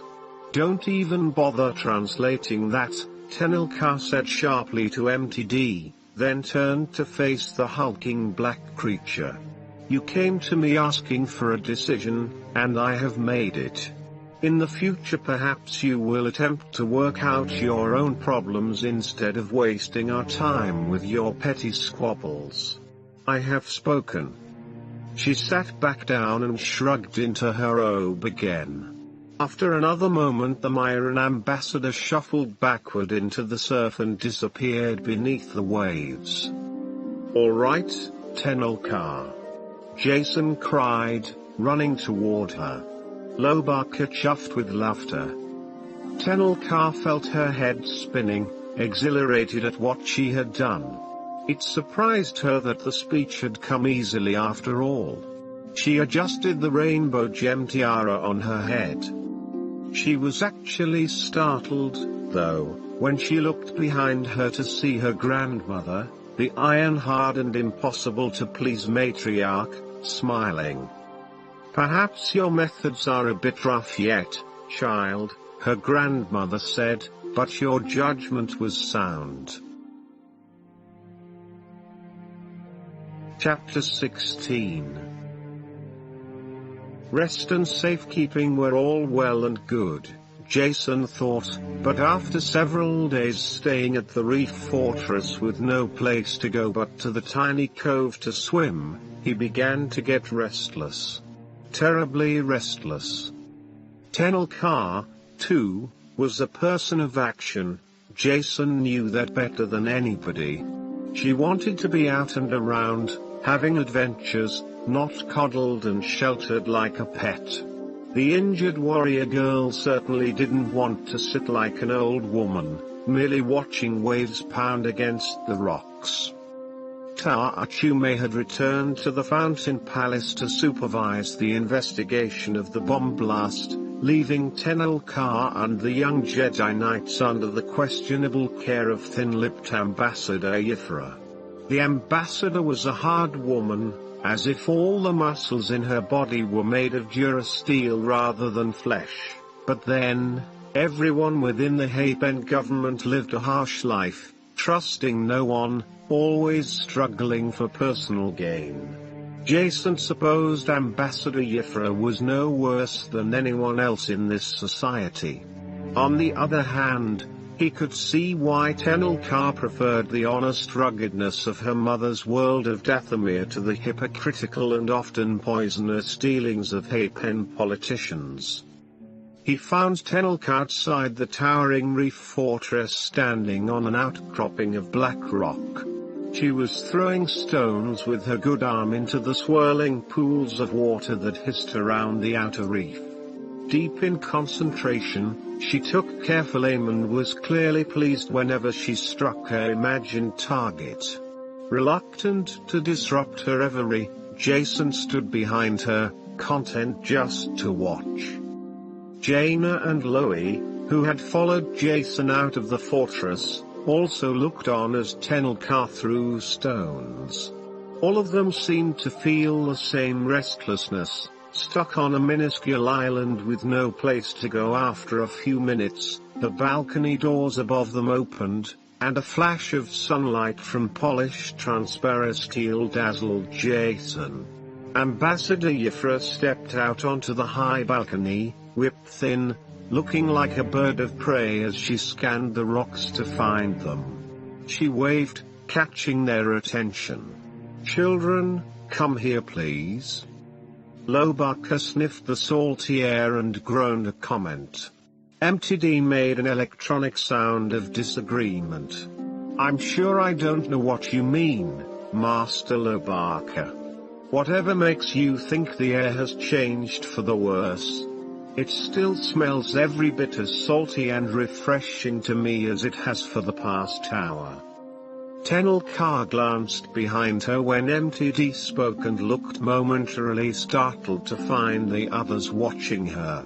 She clambered off the rock outcropping and joined her three friends. "Let us see what the ambassador wants," she said in a gruff voice, leading the way. "Maybe it'll be something fun," Jason suggested. Tenel Ka looked at him with her granite grey gaze, raising her eyebrows. Somehow the ideas of Ambassador Yifra and fun do not go together in my mind. Jason snickered at that, wondering if Tenel Ka had purposely made a joke. By all outward appearances she had merely stated a fact. Inside the fortress, the ambassador met them in the warmly lit balcony room with a surprise for them all. "My dears, I think it's time for you to have a little enjoyment," she said, smiling with her face, but not with her mind. Jason could sense it. Although she went through all the correct motions of being friendly and understanding, Jason could tell that Yifra had no great love for children, or for anyone else who took up so much of her time and interfered with governmental business. Tenel Ka placed her hand on her hip. "What would you suggest, Ambassador?" "You children seem so bored," Yifra said. "I can understand that. Sometimes having no cares or worries is bothersome. She gave the briefest disapproving frown, then covered it with another false smile. I've taken the liberty of reprogramming one of our wave speeders so that you can get away for a while, cruise the ocean, and have a good time out in the sun. Are you planning to come along, Ambassador? Jaina asked. Yifra made a sour frown, then covered her expression with a cough. I'm afraid not, young lady. I've terribly important work to attend to. You can't imagine the responsibilities I deal with. The Hapes cluster has 63 worlds, with hundreds upon hundreds of different governments and thousands of cultures. Ta'achume is a very powerful woman, and we all have so much to do in the absence of Tenel Ka's parents. Yifra clasped her claw-like hands together. You children ought to enjoy your younger years, while people like me take care of the difficult work. She shooed them away. Run along now. Down in the docking bay you'll find the speeder I programmed. It's completely safe, I assure you. I've input a simple loop course that will take you out beyond the reef into the open ocean and then back here by nightfall. I've even seen to it that you have a basket of food, so you can enjoy a meal together while you're out. She drew a deep breath and smiled her insincere smile. I'm sure you'll have a wonderful time. Jason studied the ambassador, trying to determine whether or not to be suspicious. He certainly understood how time-consuming the demands of government could be, since his mother was a chief of state herself. He also thought of how restless the four companions had been for the past day. Blaster bolts. Let's go out and have a good time, he said. It'll be great to be away from the watching eyes of parents and escorts and ambassadors. I promise you we're going to have fun. Tenel Ka nodded seriously. This is a fact. Then she gave him one of the most remarkable gifts Jason had ever received. She smiled at him. The wave speeder roared across the sea, bouncing and thumping as it crossed the troughs and crests like a wheeled vehicle traveling at high speed across a heavily rutted road. Though the autopilot followed a predetermined course, Jaina and Loie each took turns at the wheel guiding the rudder, seeing just how far the autopilot would let them deviate from its course. Lobaka let out a happy-sounding bleat. MTD said, Master Lobaka observes that this vehicle bears some similarity to his own T-23 Skyhopper. Jaina looked at the ginger-furred Wookiee. Reminds me more of the controls of the Millennium Falcon. You and I wouldn't have any problem piloting this thing, Loie, she said. Lobaka rumbled in agreement. The wave speeder took them away from the rough foamy waters around the reef, on which the isolated fortress towered like a citadel overlooking the blue-green ocean of Hapes. Jason sat back and talked with Tenel Ka as they let themselves be lulled by the reflected sunlight and the hypnotic undulation of the waves. Hey, Tenel Ka, he said tentatively. I've got a great joke, listen. Which side of an Ewok has the most fur? Tenel Ka looked at him seriously. I have never considered the question. The outside. Get it? Jason, why do you so often tell me jokes? She asked. I do not believe I ever laugh at them. Jason shrugged. Hey, I was just trying to cheer you up. Tenel Ka threw him an odd glance. You think I need cheering up? When he answered her, Jason noticed that he had a difficult time keeping his eyes away from the healed pinkish stump of her arm.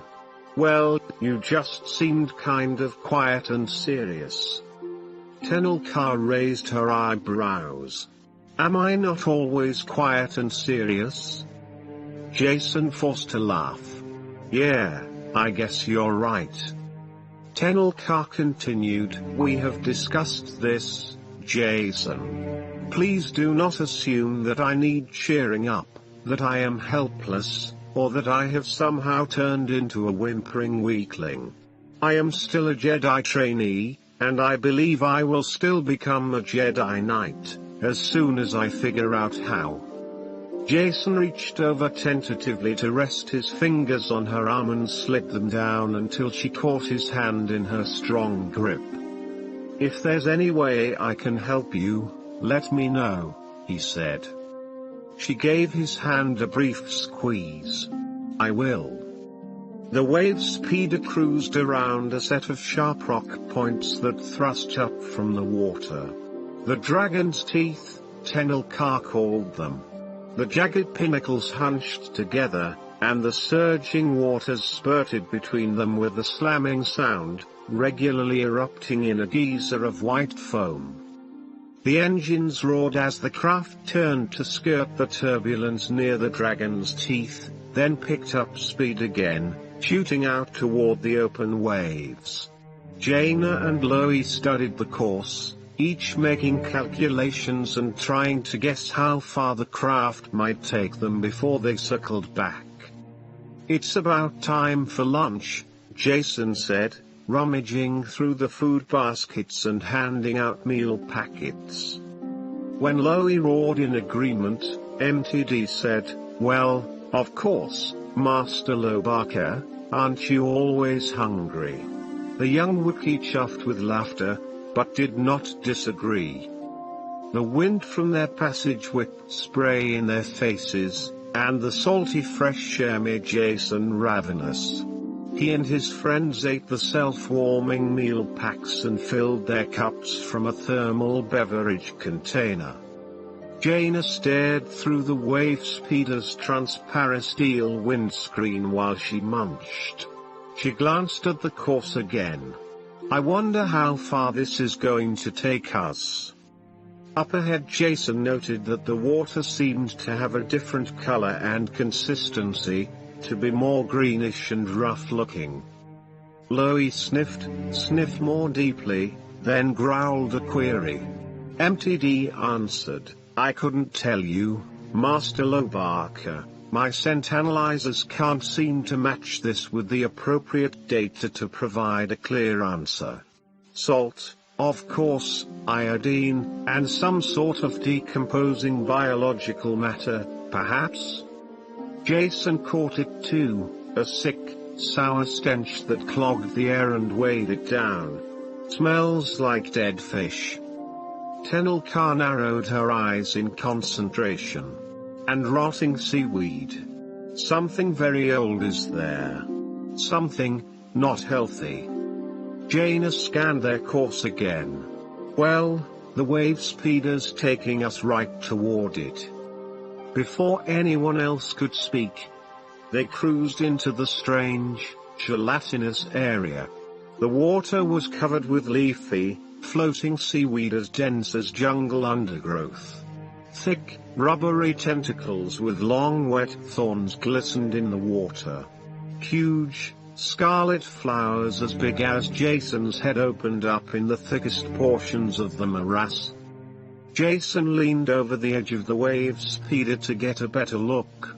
The center of each fleshy-lipped flower held a cluster of moist blue fruits that made the entire blossom look like a wide-open eye. This impression was heightened when the wave speeder's passing triggered some sort of reflex and the petals of the floating plants blinked closed like eyelids squeezing shut. Weird, his sister said next to him. Interesting, he replied. Ahead, the tangled mass of spiny seaweed extended as far as they could see. The wave speeder continued automatically across the undulating surface of the water, and the foul smell grew stronger.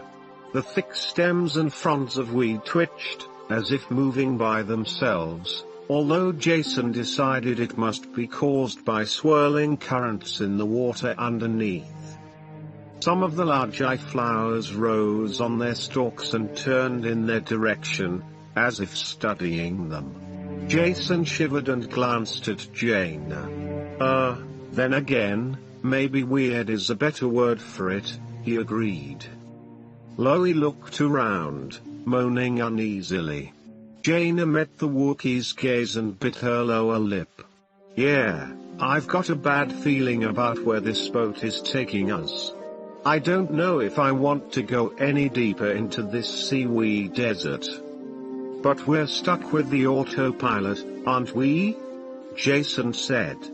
If you shut it off, how'll we get back? The young Wookiee barked an answer at the same time as Jaina replied, been keeping an eye on the course. Loie and I could probably find our way back home. Ought to be pretty easy.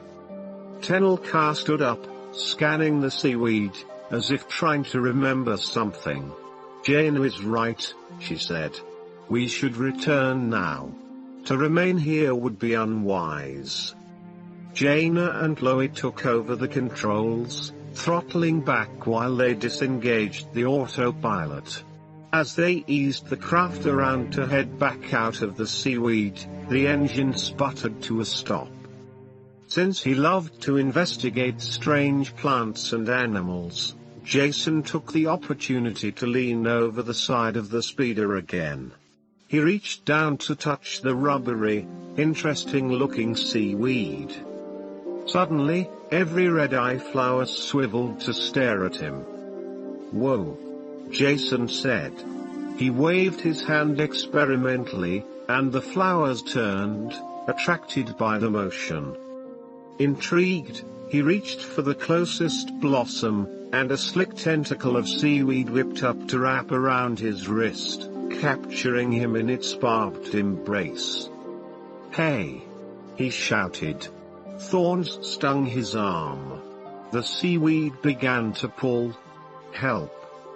He grabbed the railing of the wave speeder with his free hand to keep from being yanked into the mass of ravenous seaweed. The tentacles thrashed wildly now, hungrily.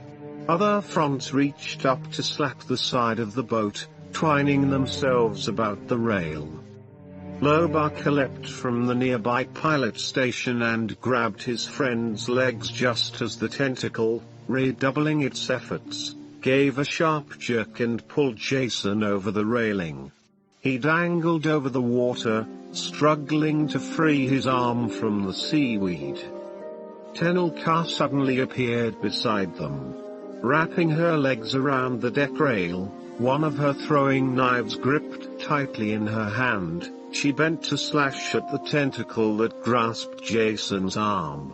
The seaweed cut free with a snap, and in the recoil Lobaka managed to yank Jason back onto the deck. Blaster bolts! Jason cried, wiping blood from the oozing wounds on his hand. That was close. But it was just the beginning. With dread, he looked at the water all around them. The seaweed roiled angrily in every direction, as far as the eye could see. Large fronts thrashed into the air, grabbing the deck rails, as if intending to heave the wave speeder down. The monster had tasted Jason's blood, and now it had decided that Jedi Knights were exactly what it wanted for lunch. Another writhing tentacle rose above the boat's side, searching for a target to skewer with its thorns. Tenel Ka leapt in front of the deadly frond, wielding her throwing dagger. She stabbed into the thick stem of seaweed, and a syrupy green ooze gushed out. The seaweed recoiled, then lashed back, slapping Tenel Ka across the side of the head.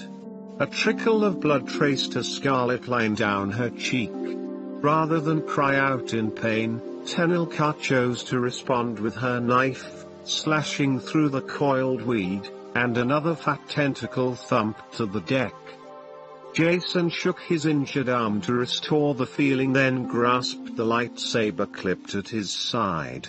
He had not used it in some time, But there was no room for hesitation now, not if he ever intended to be a Jedi Knight, not if any of them wanted to get out of this mess alive. He flicked on the emerald green blade. "I'm not letting some weed get the best of me," he said.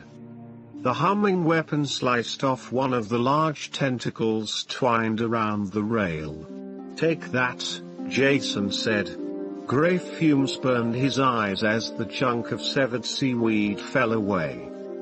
Out in the water the tentacles thrashed. Now they seemed to be in pain.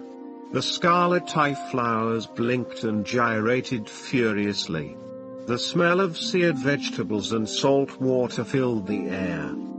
"I'm getting us out of here," Jaina called from the controls, restarting the engines.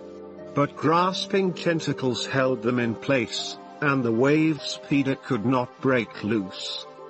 Roaring, Lobaku ignited his own blazing lightsaber and held it with both hands, a glowing bludgeon of molten bronze light. Larger stems rose now from the deeper water, each with a pair of serrated shells on the end, like vicious pincers ready to tear apart prey. The tentacles writhed and clacked their sharp edges together, looking for something to bite into. Jaina pushed hard on the controls. The wave speeder's engines whined as it strained against the grasping tentacles. Chloe raced to the rail. Bellowing a warning, he swept down with his lightsaber blade again and again, slicing through the seaweed that still held their craft. "Oh, do be careful, Master Lobaku, here comes another one." Granting a reply, Loe slashed at the tentacle, and the little translating droid said, "Excellently done, Master Lobaku. And it's quite a comfort to hear you would rather I didn't wind up as an appetizer for a mass of salivating seaweed." Tenel Ka turned to fend off an attack from one of the sharp-shelled tentacles. She slashed with her knife, but one of the clamshell pincers clenched the point of her dagger with a loud click. The razor-edged shells clacked again, pushing to reach closer to her face.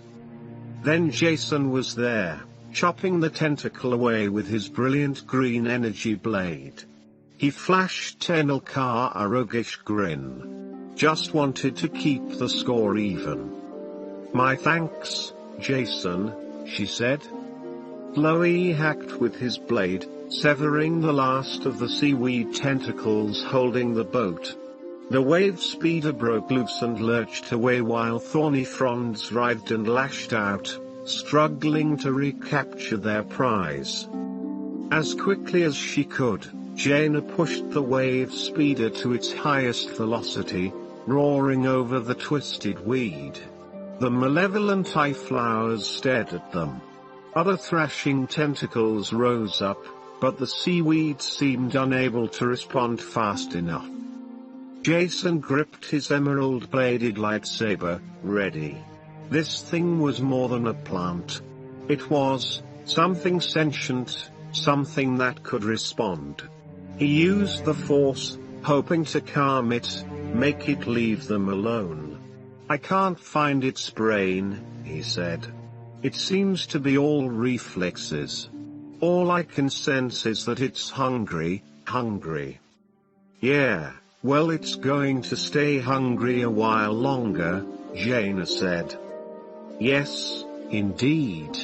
I agree wholeheartedly," MTD answered. Moments later they were out into open water again. Jaina and Loe plotted their new course, made the appropriate calculations, and manually set the wave speeder's direction to take them back to the reef fortress.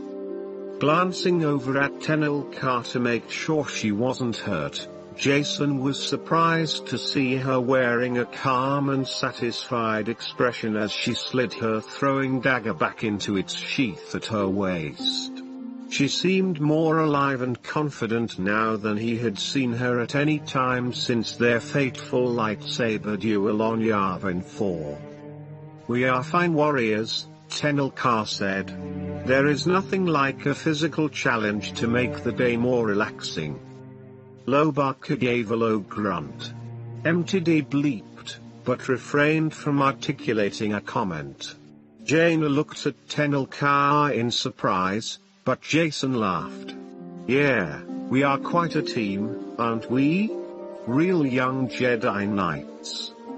Tenel Ka helped Jason bind up the minor wounds on his arm, and he applied some salve from the Wave Speeder's emergency medkit to the stinging cut on her cheek. "I do not believe Ambassador Yifra had this in mind when she sent us out for a day of recreation," she said, "but I found it enjoyable nevertheless." Lobaka growled and pointed toward the navigation console. "Oh, dear. Master Lobaka suggests that it might, perhaps, be premature to feel safe and comfortable quite yet," MTD translated. "You see, he hypothesizes that this wave speeder was purposely sabotaged." "What do you mean?" Jason asked. "Those numbers don't mean anything to me." "I think he means this." Jaina nodded down at the console, indicating the pre-programmed course coordinates. The autopilot was set to take us into the middle of that killer seaweed, with no return course. Chapter 17. The gurgling, shushing sound of gentle waves lapping against stone docks and anchored boats filled the cave grotto. With each breath, Tenel Ka drew comfort from the salty smells and the cool, solid rock around her. Sitting with bare, crossed legs, using a Jedi calming technique to help herself think clearly, she let her gaze drift across each of her friends. Jaina, head under the control panel and feet high in the air, checked the wiring of the wave speeder's directional controls. Lobaka tinkered with the navigational computer from above, handing Jaina tools as she asked for them. Tenel Ka felt a pang of loss as she watched her two friends working with such confidence and agility, completely unconscious of how easy it was for them to use either one hand or the other. Jason lay stomach down on a ledge beside Tenel Ka, his right hand reaching deep into the water while the fingers of his left teased the surface, trying to lure a glowing amphibious creature close enough to grasp it. "Hand me that hydro spanner, would you, Loie?" Jaina said in a muffled voice. "I need to take this access plate off." Without looking up from his work, the Wookiee plucked the tool from the case behind him with one nimble-fingered hand and passed it to Jaina. "It is so simple with two arms," Tenel Ka thought. As quickly as the jealousy rose within her, she squelched it, chiding herself for being irrational.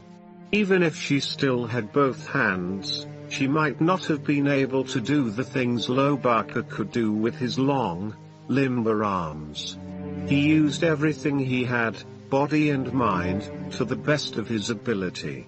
Just as Jason and Jaina did. Just as Tenel Ka always had.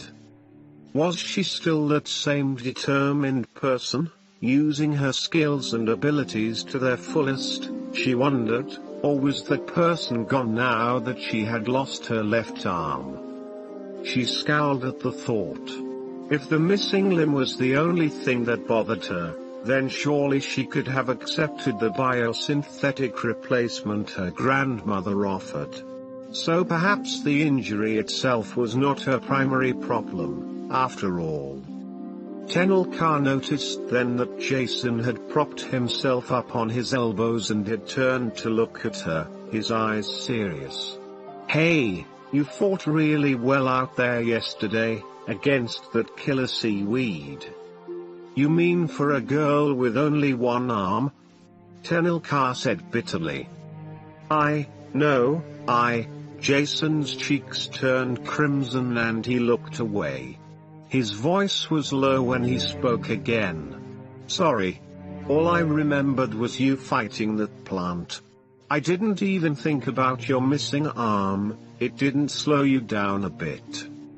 Tenel Ka flinched as if he had slapped her. He was right, she realized, she had not fought like some weak, pitiable invalid. Instinctively, she had battled with everything in her repertoire, drawing on all of her resources. She had truly been herself, using every weapon at her disposal. Do not be sorry, Jason, she said. Your words were meant kindly. It is I who must apologize. She thought again of the battle, musing over what she had accomplished.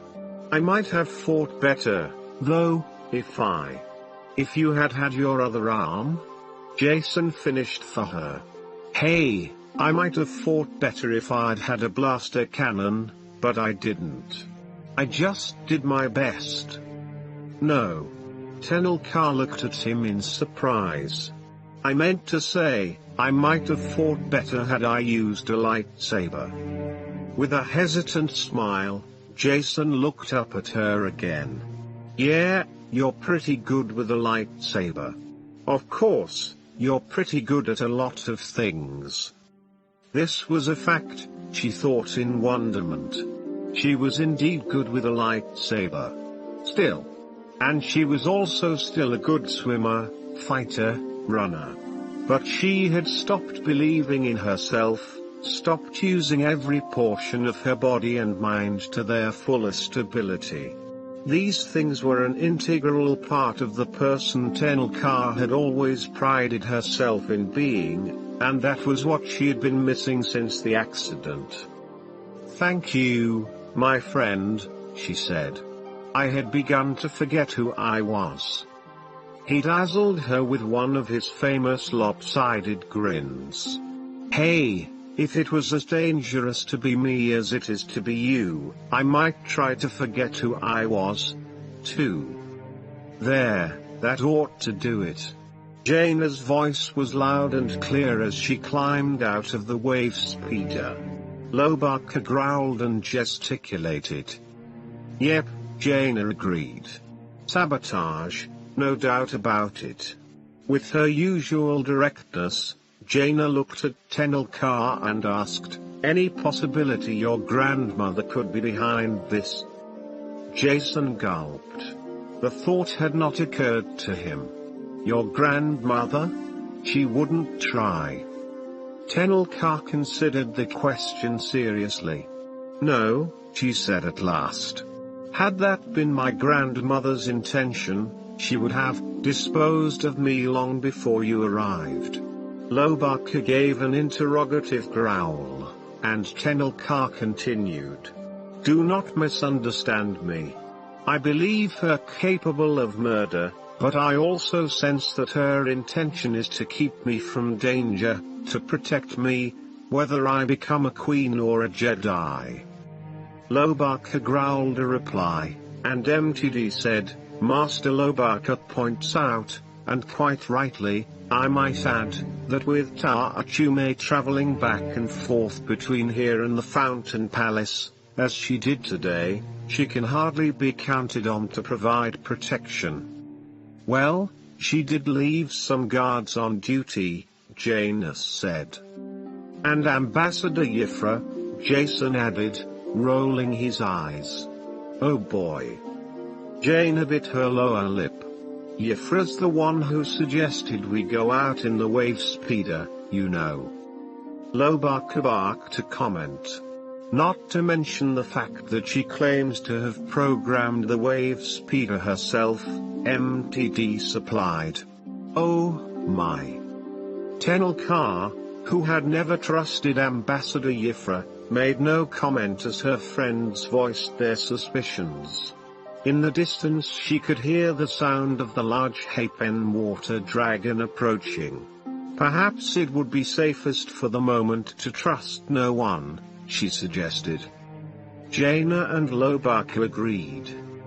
And maybe we'd better stay as far away from Ambassador Yifra as possible, Jason added. Just then, the royal yacht floated into the grotto on a wafer-thin cushion of air. Tenel Ka's grandmother stood at the helm.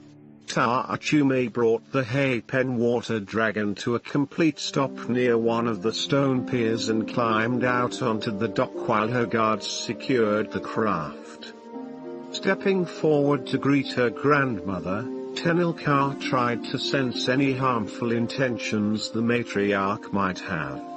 The only emotions she picked up, however, were weariness, frustration, and a sense of grim determination. We had one of the bomb conspirators in our grasp today, her grandmother said in a tired voice, but before I managed to question her, she was poisoned. Ta'achume shook her head. She was under guard the entire time. I don't see how an assassin was able to get to her so quickly. You appear to require rest, grandmother, Tenel Ka said, trying not to seem unduly concerned at the former queen's haggard appearance. Perhaps you should not conduct this investigation yourself. Ta'achume's eyes narrowed shrewdly. For decades I ruled the entire Hapes cluster by myself. The woman sighed and seemed to relent. But perhaps you are right. I will send Ambassador Yifra back to the mainland to continue the search. Tenel Ka bit her tongue to keep from voicing her suspicions that Yifra might sabotage the investigation rather than help it. But at least such an assignment would get the possibly murderous ambassador away from the reef fortress. Far away. Chapter 18. By now, Zech considered his lightsaber an old friend. Though he had not taken the time or care to build his own weapon, he practically lived with the Scarlet Beam. He knew how to make it dance against imaginary enemies. He had fought and defeated every simulated monster the computers could portray in the training room. He had slain Minox, Abyssins, Crate Dragons, Womp Ice monsters, piranha beetles, and hordes of angry Tusken raiders. In one battle he had even felled a ferocious rancor with his lightsaber. After that difficult victory, Zech wished he could have watched the reaction of his rival Villas, who seemed so enamored of the hideous beasts. Now Zech strode beside Brakis as the master of the Shadow Academy led him down corridors toward the station's central hub. Busy with his training, Zech had never thought to venture here before. No longer an underconfident and overwhelmed trainee, Zech walked in his full leather armor with ease, lightsaber at his side, as if he were almost Brakis' equal. The Shadow Academy master seemed quiet and withdrawn, though. The perfectly chiseled features of his handsome face were set in an unreadable mask, his forehead showing just a trace of a frown. Zech cleared his throat, finally curious enough to speak. Master Brakis, I sense uneasiness in you. You haven't told me about this next exercise.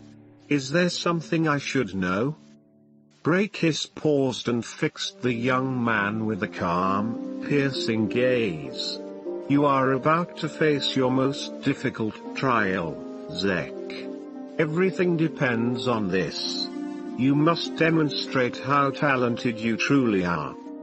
Zech lifted his chin and drew a deep breath, flaring his nostrils. His hand moved instinctively to his lightsaber. I'm ready for anything. They reached a thick metal door, and Brakis punched in a code that opened pneumatic locks. The heavy hatch opened slowly, revealing a small airlock chamber and a second sealed metal door blocking the other side. Brakis said, "Trust in your abilities, Zech. Feel the Force." Zech nodded solemnly. "As always, Master Breakhiss. I will pass your test. But why is this so important? Why should you be so concerned?"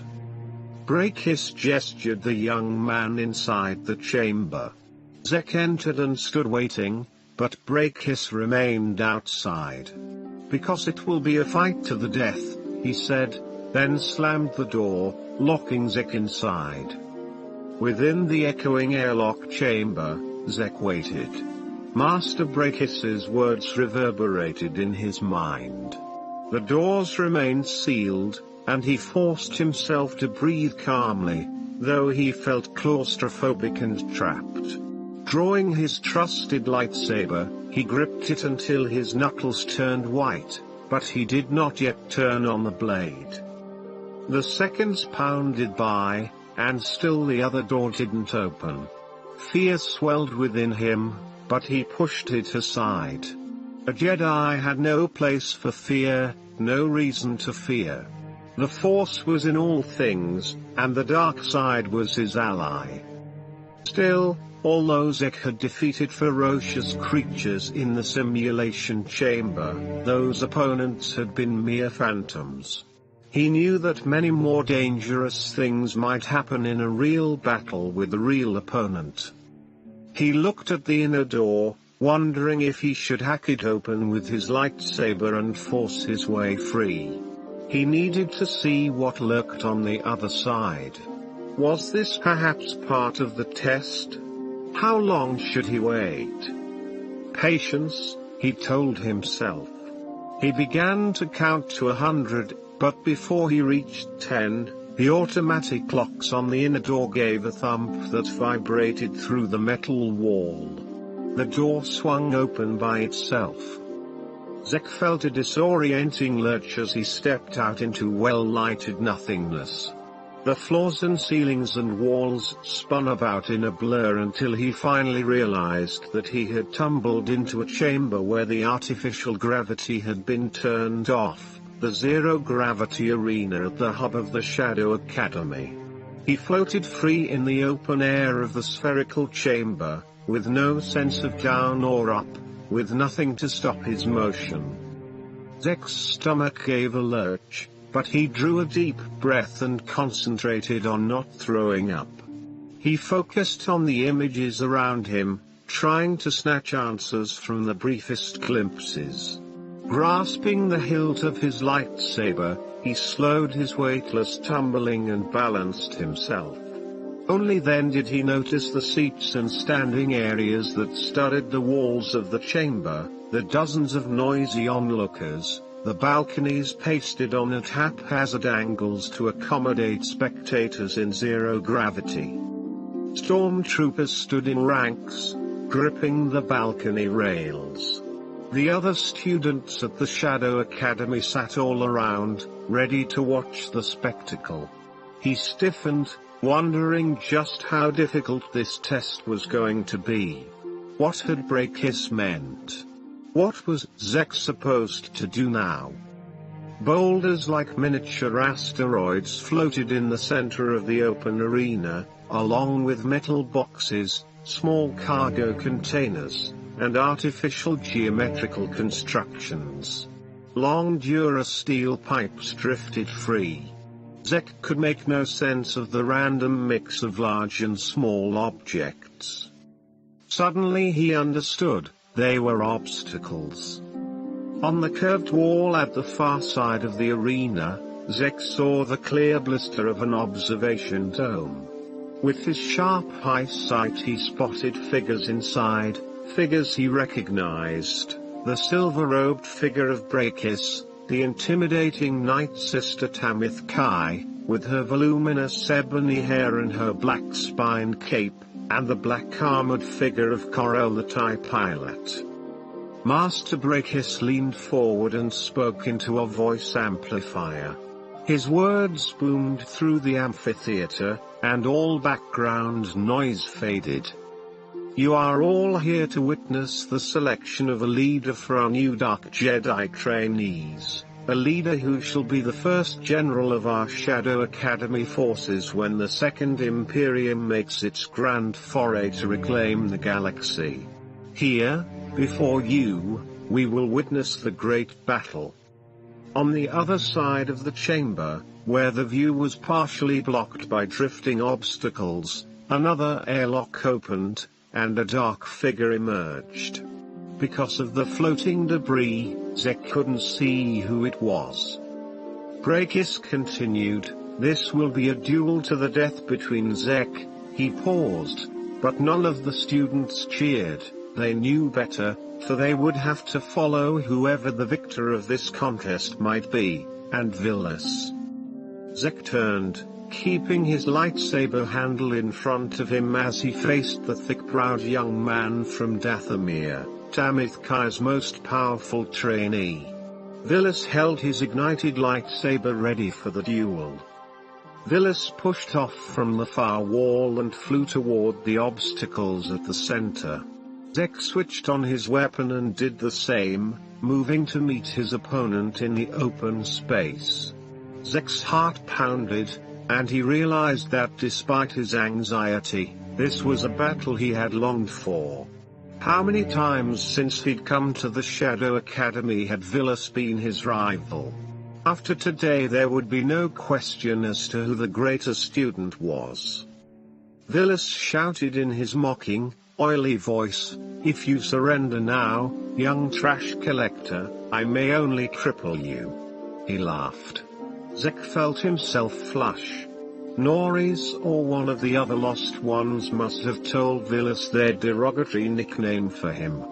Trash collector. Zech reached the floating debris and found a pitted oblong stone, an iron-hard meteorite. He grasped it. "If you think victory is going to be that easy, Vilas, I'll defeat you before you can blink." Zech hurled the stone with all his strength.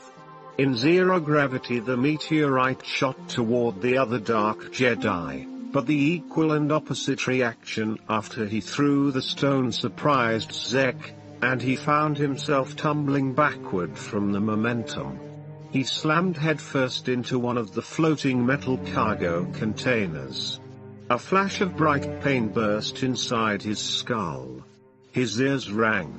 He cleared his vision just in time to see Vilas easily nudge himself out of the path of the flying rock. Vilas laughed. "Is that the best you can do, trash collector?" Zech realized he had been foolish. He concentrated, using the abilities he had recently acquired. Since Vilas was no longer looking at the stone, Zech used the force to yank it back toward his enemy. The rock didn't have enough distance to build up much speed, but it struck a sharp blow to Vilas's shoulder. The other young man cried out, rebounding from the impact. Zech found himself floating out of control, unable to move where he wanted. He couldn't swim through the air, and he felt entirely disoriented. The walls spun around him. Finally, his feet pressed against the side of a drifting cargo container, and he propelled himself toward Vilas again. His lightsaber drew a fiery streak through the air as he plunged forward. Vilas was ready for him, though. His glowing energy blade held up as he spun forward. The two opponents approached like colliding cannonballs. Zech swung, and Vilas met his lightsaber with his own. The blades clashed and sparked. Bolts of electricity splashed off in random directions. Then Zech shot past while Vilas scrambled in the empty air, trying to pursue. Zech tried to locate one of the floating obstacles for something else to bounce off of, but suddenly Jedi instinct warned him to twist out of the way. In that instant, Vilas came flying by, his lightsaber slashing and humming through the air. Zech contorted as if leaping backward over a low fence, but not quite fast enough. His enemy's fiery weapon skimmed too close, nicking Zech's prized leather armor and leaving a smoking gash. When Vilas turned with a hoot of victory, Zech felt anger boil up from the depths of his mind, allowing him to draw more strongly on the dark side of the Force. Reaching out into the floating debris, he grabbed a pyramidal greenhouse module and smashed the massive object into Vilas with enough force to shatter its transparent steel panes.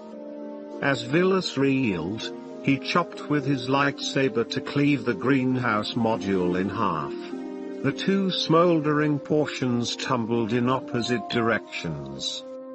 His face contorted with rage, Vilas kicked off of one of the floating segments and hurtled towards Zech, who waited with his lightsaber held low. Vilas made ready to swipe his blade across the space where Zech was.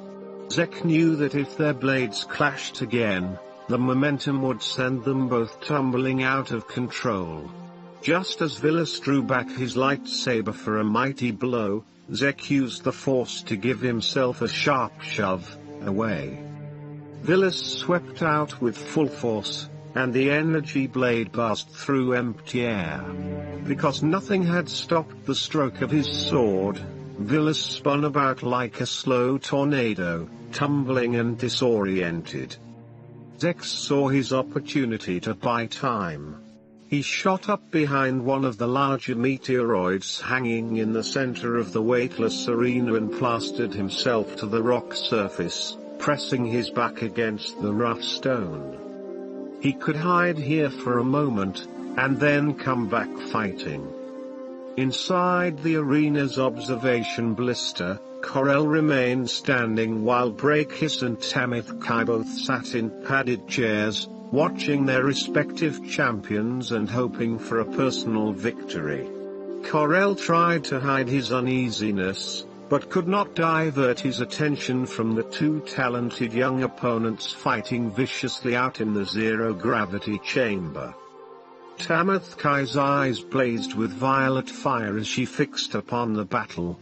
She spoke out of the corner of her wine-dark mouth, mocking Brakis. "Your boy has no chance," she said.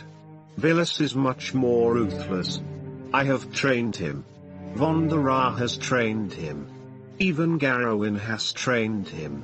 That young man is the culmination of our efforts on Dathomir. Why bother with this wasteful contest? Just give Vilas command of the new Dark Jedi." Brakis sat, exuding outward calm, though Corell could tell from the subtle reflexive expressions on his face each time the battle reached a new peak that this duel had filled the Shadow Academy master with tension. "Ah, Tenel Ka," he said, "you forget that I trained young Zech. That counts for more than all the schooling of all your Night Sisters put together." Tenel Ka tore her gaze away from the contest and glared at him. She gave a derisive snort. "I think," Corell said, "that Tenel Ka has a point. This type of contest is an utter waste. No matter what the outcome, we still lose our second best trainee, someone far superior to any of the others we keep." "This is a different kind of contest," Brakis said, as if explaining to one of his students. "Those other trainees know their places and will follow orders without second thoughts. These two, though, each thinks he is best. But only one can command. Only one can be the greatest warrior.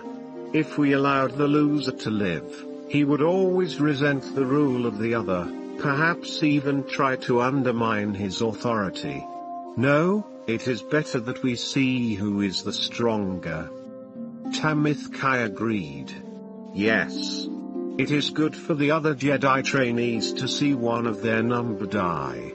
Only then will they understand the depth of our convictions, and realize that the Second Imperium may demand the supreme sacrifice of them, as well." Brakis nodded. Corell made no answer. He did not wish to argue with his two superiors. Obviously, Both Brakis and Tenel Ka believed in the process. Who was he to question it? And even if one of the two contestants out there were to forfeit the battle in hopes of saving his life, it would be a terrible blow to morale. Surrender is betrayal, after all. Corel leaned forward to watch the struggle. But he still thought it a wasteful exercise. Zech tried to catch his breath. He couldn't hide for long, of course, not in front of so many cheering spectators, who were growing more and more enthralled as the battle grew more vicious. His hands were slippery with sweat, and he knew he couldn't afford to lose his weapon at the wrong moment during this battle. He would have to be alert and aggressive. Just to be certain, he locked his lightsaber in the on position and cast about in his mind for a plan that might let him take out Vilas once and for all. Then, behind him through the rock, he heard a crackling sound and instinctively threw himself away just as Vilas's blazing blade sliced completely through the meteoroid, leaving each chunk of tumbling rock with a flat edge that was so smooth it looked like a molten mirror. If he hadn't moved at the last instant, the lightsaber would have bisected Zech just as it had the meteoroid.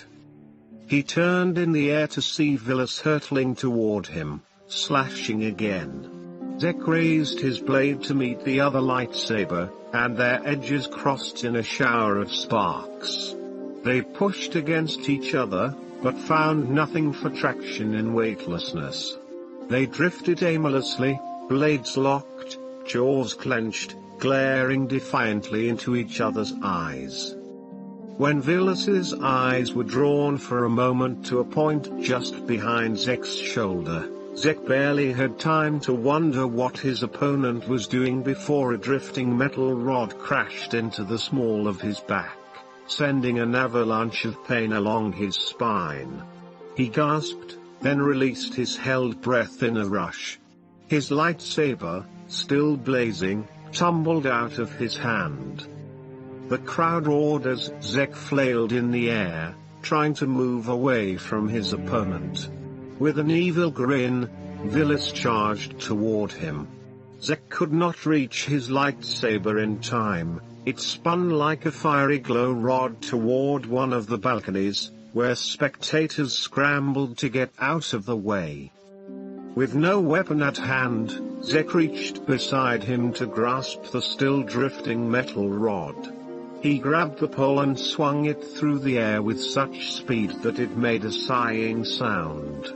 But, in zero gravity, he was on the other end of the pivot point, and he began to spin around like a baton. Vilas slashed at the oncoming metal pipe, slicing off 1/2 meter of it. Zech continued to spin, and Vilas swung again. The blow went wide. Zech jabbed with the superheated end of the severed pipe, and the hot tip burned through Vilas's armor, searing his ribs. Vilas yowled in pain and grabbed the pipe himself, flinging it sideways and using the momentum to toss Zech free. Zech sailed across space, rebounded off one of the floating meteoroids, and reached out with his mind to call his lightsaber back to him. The weapon stopped its spiraling plunge toward the wall, reversed itself, and zipped into his grasp. When Zech turned and looked for Vilas again, though, he found that his opponent had vanished. The brooding young man from Dathomir was hiding, just as Zech had. Zech narrowed his eyes and opened his mind to the Force, listening, trying to sense Vilas among the obstacles. The noise of the crowd gave him no hints, but somehow he was able to hear a faint tink, tink, tink, coming from behind two joined cargo containers. Zech struck out for that point. He didn't know what Vilas was doing, but he wouldn't give the other young man time to complete his plan. Zech used the Force to direct himself toward the noise, but when he grabbed the edge of the cargo container and pulled himself around it, his lightsaber at the ready, he found only a small chunk of rock invisibly tapping itself against the metal wall. Vilas had managed to distract him, creating a diversion with the Force, while he hid elsewhere and prepared to strike. With a sudden powerful premonition, Zech whirled. Vilas had to be coming for him. Using his instinct, his sense with the Force, Zech acted without thinking. Before he could see, before he could consider what he was about to do, he pulled back to strike with his lightsaber, putting everything he had behind one powerful stroke. In that instant, through the blaze of light smearing across his eyes, he saw Vilas launch himself out of the cargo container, wearing a predatory grin. He had hidden in ambush, hoping to kill the unsuspecting Zech. But Zech had outsmarted him. Zech's slashing blade encountered resistance as Vilas flew across his path. Then, with a flash of smoke and a terrible stench, the bright energy blade cleaved through flesh and bone, cauterizing as it went. Vilas made a choking, gurgling sound and continued his tumbling flight through the air, but now his body moved in two separate, smoking pieces. Vilas's death rattle was swallowed up in the triumphant roar of the crowd. Zech stared down at his pulsating scarlet lightsaber, too horrified at what he had done even to look at the body of Vilas. The spectators still cheered. This had been no simulation, he realized. This was real. Zech knew he had taken one giant step farther down the road to the dark side. He raised his head, speechless, as the voice of Brakis echoed through the zero-gravity chamber, drowning out the praise of the onlookers. "Excellent, Zech. I knew you could do it." Tenel Ka's somewhat petulant voice came next. "My congratulations, young Lord Zech." Then, to his absolute amazement, overwhelming even his shock at the violence he had committed, the air in the center of the arena shimmered until an ominous image engulfed the drifting obstacles. The huge hooded head of the Emperor himself offered its grim congratulations directly to Zech. "You have won this battle, Zech," the Emperor said in a voice so filled with cold power it could freeze blood. Zech drew in a quick gasp. All of the other trainees watched, absorbing their great leader's words. "You are my darkest night, Zech. I have chosen you to personally lead my Jedi into battle, against Skywalker's Jedi Academy." Chapter 19. The muffled thump of an explosion in the middle of the night was already fading by the time Tenel Ka reacted and sat up, suddenly wide awake. She strained her ears, but heard nothing more. She had slept fitfully a few times since coming to the thick-walled reef fortress, but she had never woken up without cause. Had she really heard the sound of a blast? She couldn't be sure. Perhaps it had merely been a part of her uneasy dream. Around her, the room was dark and shadowy, lit only by the metallic silver glow of moonlight spilling in from the window. The deep darkness was quiet. Too quiet. With a fluid motion Tenel Ka slid off her bed, stood, paused to listen, then crept forward to the fortress window. Her skin prickled, but not from cold. She recognized the reaction of her Jedi senses transmitting messages of danger, an indefinable uneasiness that was rapidly growing closer to full-fledged alarm. Something was definitely not right. Tenel Ka looked out the stone-framed window down to the glossy midnight ocean that stretched into inky blackness. The breakers, capped with moonlight, crashed against the dark reefs. She heard the rushing, hissing ocean, and realized that the sounds should not have been so clear. Where was the background hum of the night perimeter shields? Leaning forward, Tenel Ka narrowed her eyes to study the air. A telltale shimmer should have been visible to demonstrate that a protective field surrounded the fortress, but she saw nothing. Then her attention turned to a glimmer of light and a smudge of smoke rising into the air near the generator station. The shield generator had been destroyed. That meant Reef Fortress now stood unprotected. Tenel Ka drew back, intending to whirl around and sound the alarm, when a faint motion far below caught her eye.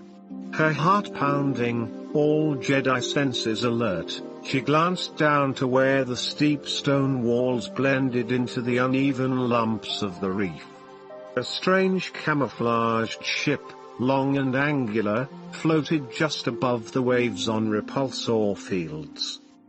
"Ah. Aha," she said. "A salt craft of some sort." Then she sucked in a sharp breath as she saw figures moving, more than a dozen. Black, many-legged creatures like large insects swarmed up the base of the fortress, and scaled the sheer walls effortlessly. Tenel Ka instantly recognized the tactics, the black body armor, the skittering, segmented movements. Her stomach tied itself into an icy knot, and adrenaline shot through her veins.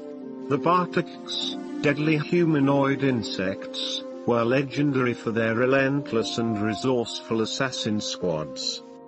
Tenel Ka raced over to the comm unit mounted on a stone wall near her door and slapped the alarm button to sound a general call to arms, but nothing happened. She pushed the alarm firmly once again with her hand, and found that the entire warning system was dead. "Lights," she called, but her room remained dark. All power, including backup generators, had been cut off to Reef Fortress. They were in deep trouble.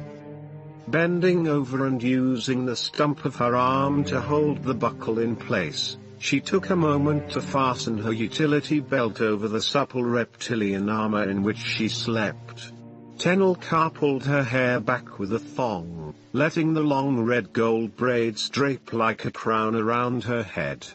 It was time for action. She would have to rouse everyone.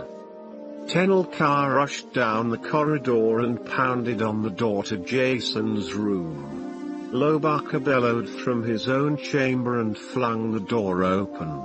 Jaina hurried out of the gadget room. "What's going on?" Jason asked, dragging unsteady fingers through his sleep-tousled hair. "Something dangerous," Jaina said, already sensing the situation. "A serious threat." Lobaka roared, his wildly disheveled fur standing out in every direction as he attempted to strap on the glossy white belt made of shireen plant fiber. "Emergency?" MTD said. "Perhaps we are all simply overreacting." "No. We are not," Tenel Ka answered. "The power to the fortress has been cut off, and our defensive force field no longer functions. The generating station has been destroyed. We are currently under attack by a Bartak assassin squad." Jason shuddered.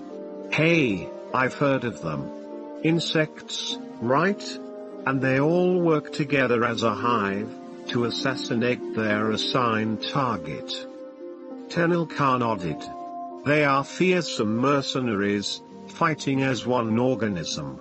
Once given a target, they continue to fight until the very last member of their hive has been killed, or until their victim lies dead." "I'm sure that's terribly efficient," MTD observed, "but they certainly don't sound very friendly." Jaina frowned, looking determined. "Well then, what are we waiting for?"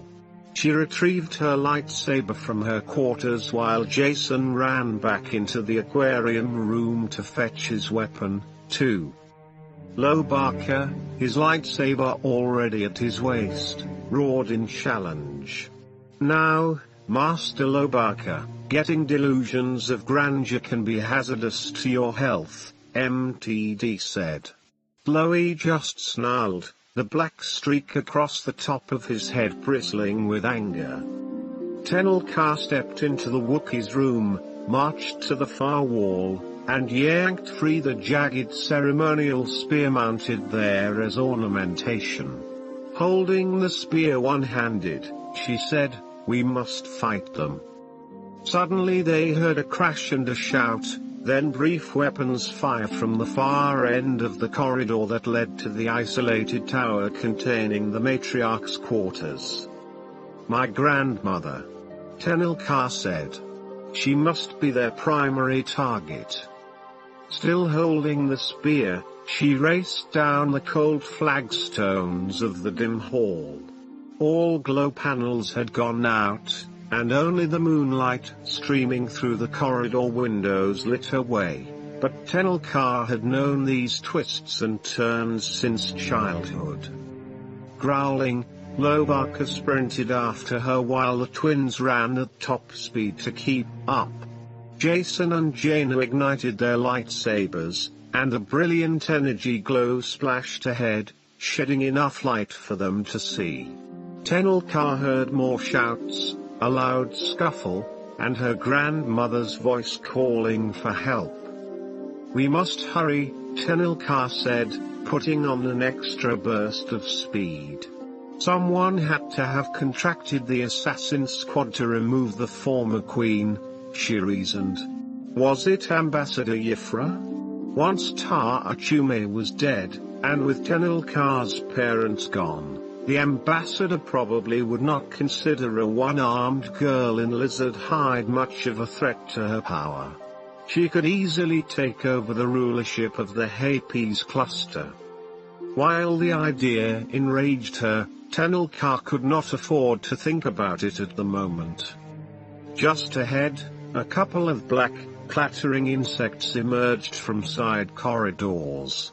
The Bartaks, as tall as Tenel Ka, stood on two powerful legs and had a central pair of arms at their waists for grasping and manipulating objects, while their upper set of arms ended in long, hooked claws like scythes used to harvest grain. The serrated edges of the scythe claws swept from side to side, with razor edges that could clip an enemy to pieces. The Bartaks chittered upon seeing these new and unexpected opponents, but Tenel Ka raced ahead with full momentum.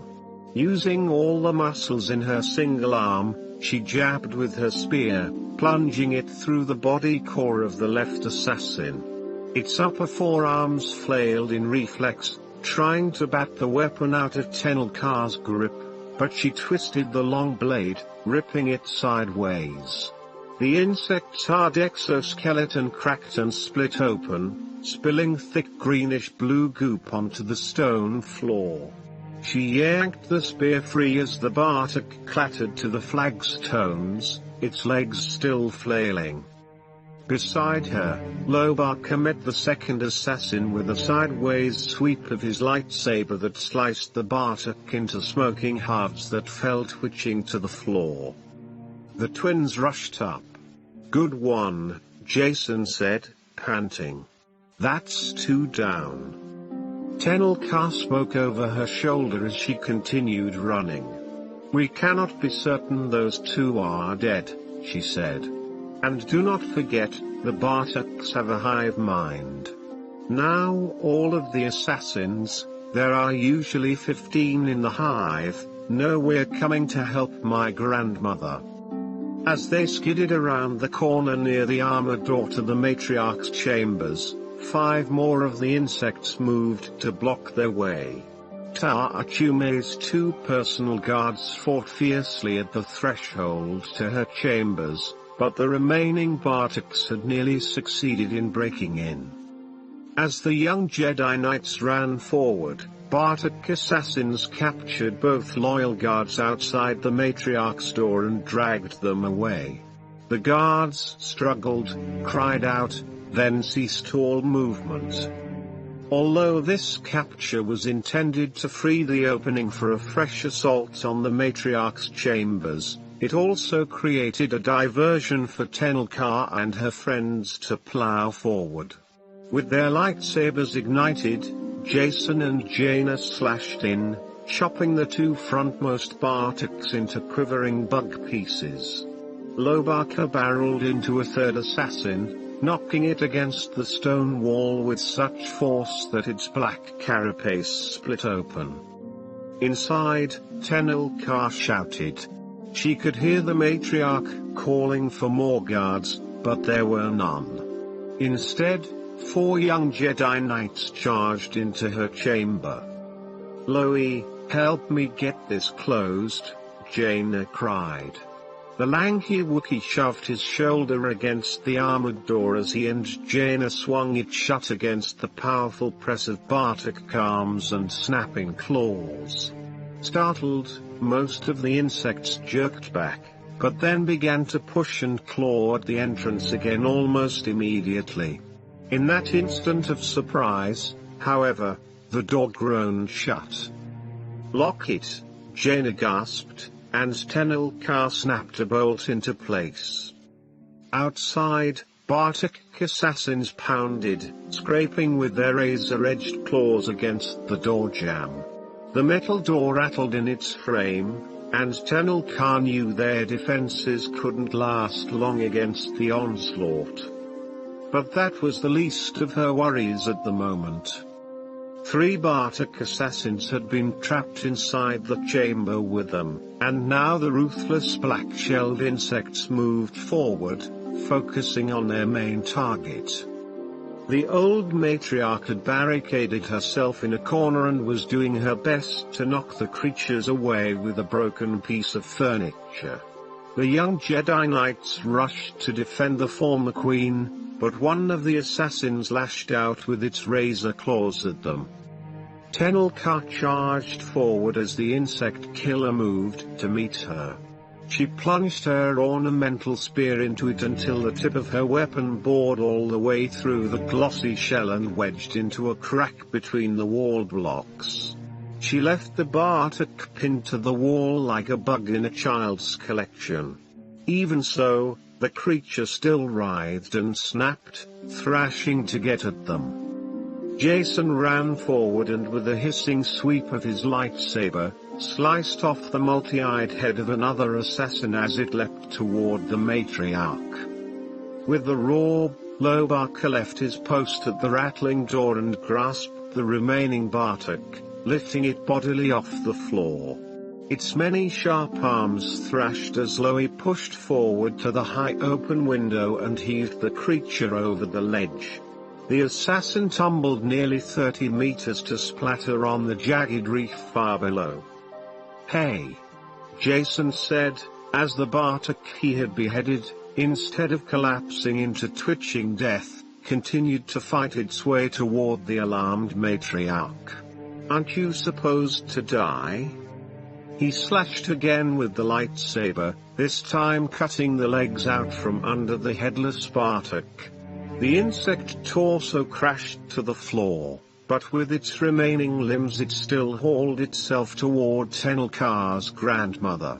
The severed head lay on the flagstones near the wall, staring at its target through faceted eyes, somehow continuing to direct the body.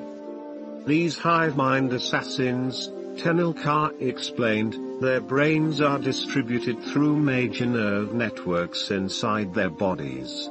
Simply cutting off a head won't stop them. The pieces will still attempt to continue their mission." With another blow from his lightsaber, Jason chopped the remaining torso in half. "This is getting ridiculous," he said. Lobaka marched over to where the severed insect head lay near the wall. Then with great pleasure he stomped down, squashing it as one might step on an annoying beetle. The wiry old Matriarch tossed aside the broken piece of furniture she had been using as a weapon. "I thank you for your efforts to save me, my granddaughter," she said. But it would seem that this plot is rather extensive. Our entire fortress is overrun, and I see no means of escape. Across the floor the ichor-dripping pieces of the chopped-up assassin continued to squirm toward the former queen, blindly groping, yet still deadly. The skewered Bartok hanging from the wall thrashed and flailed, trying to break free from Tenel Ka's spear. Outside, in the corridors, the rest of the assassin hive hammered without pause against the armored plates of the door. From where Tenel Ka stood, she could see the rivets popping out and blocks crumbling to powder at the edges of the sealed door. The metal began to bend inward. It certainly wouldn't last much longer. Chapter 20. Jaina looked around the dim room where they had barricaded themselves, desperate to find some means of escape. With the hammering of assassins outside the door growing louder and louder, she found it hard to think. Pale moonlight streamed through the window from the deceptively calm sky, bleaching all colors in the room to black and white and gray. "We have to get out of here somehow," Jaina said. Tenel Ka nodded grimly. "This is a fact." Jason turned to the Matriarch. "Hey, if you know of any secret passages that lead out of here, now might be the time to tell us." "There are none," Ta'achume said. "This tower room was designed as a protected chamber, with no secret ways for an assassin to gain entrance. Brief Fortress itself was built to be impregnable." Jaina snorted. "Maybe you'd better fire your architect." Tenel Ka felt at her utility belt and removed her grappling hook and the strong fiber cord. "I see no better way. We must escape by the same route those creatures used to break into the fortress. Not only must we flee the fortress, we must flee the reef island itself." "Where can we go, Tenel Ka?" Jason said. "We're stranded."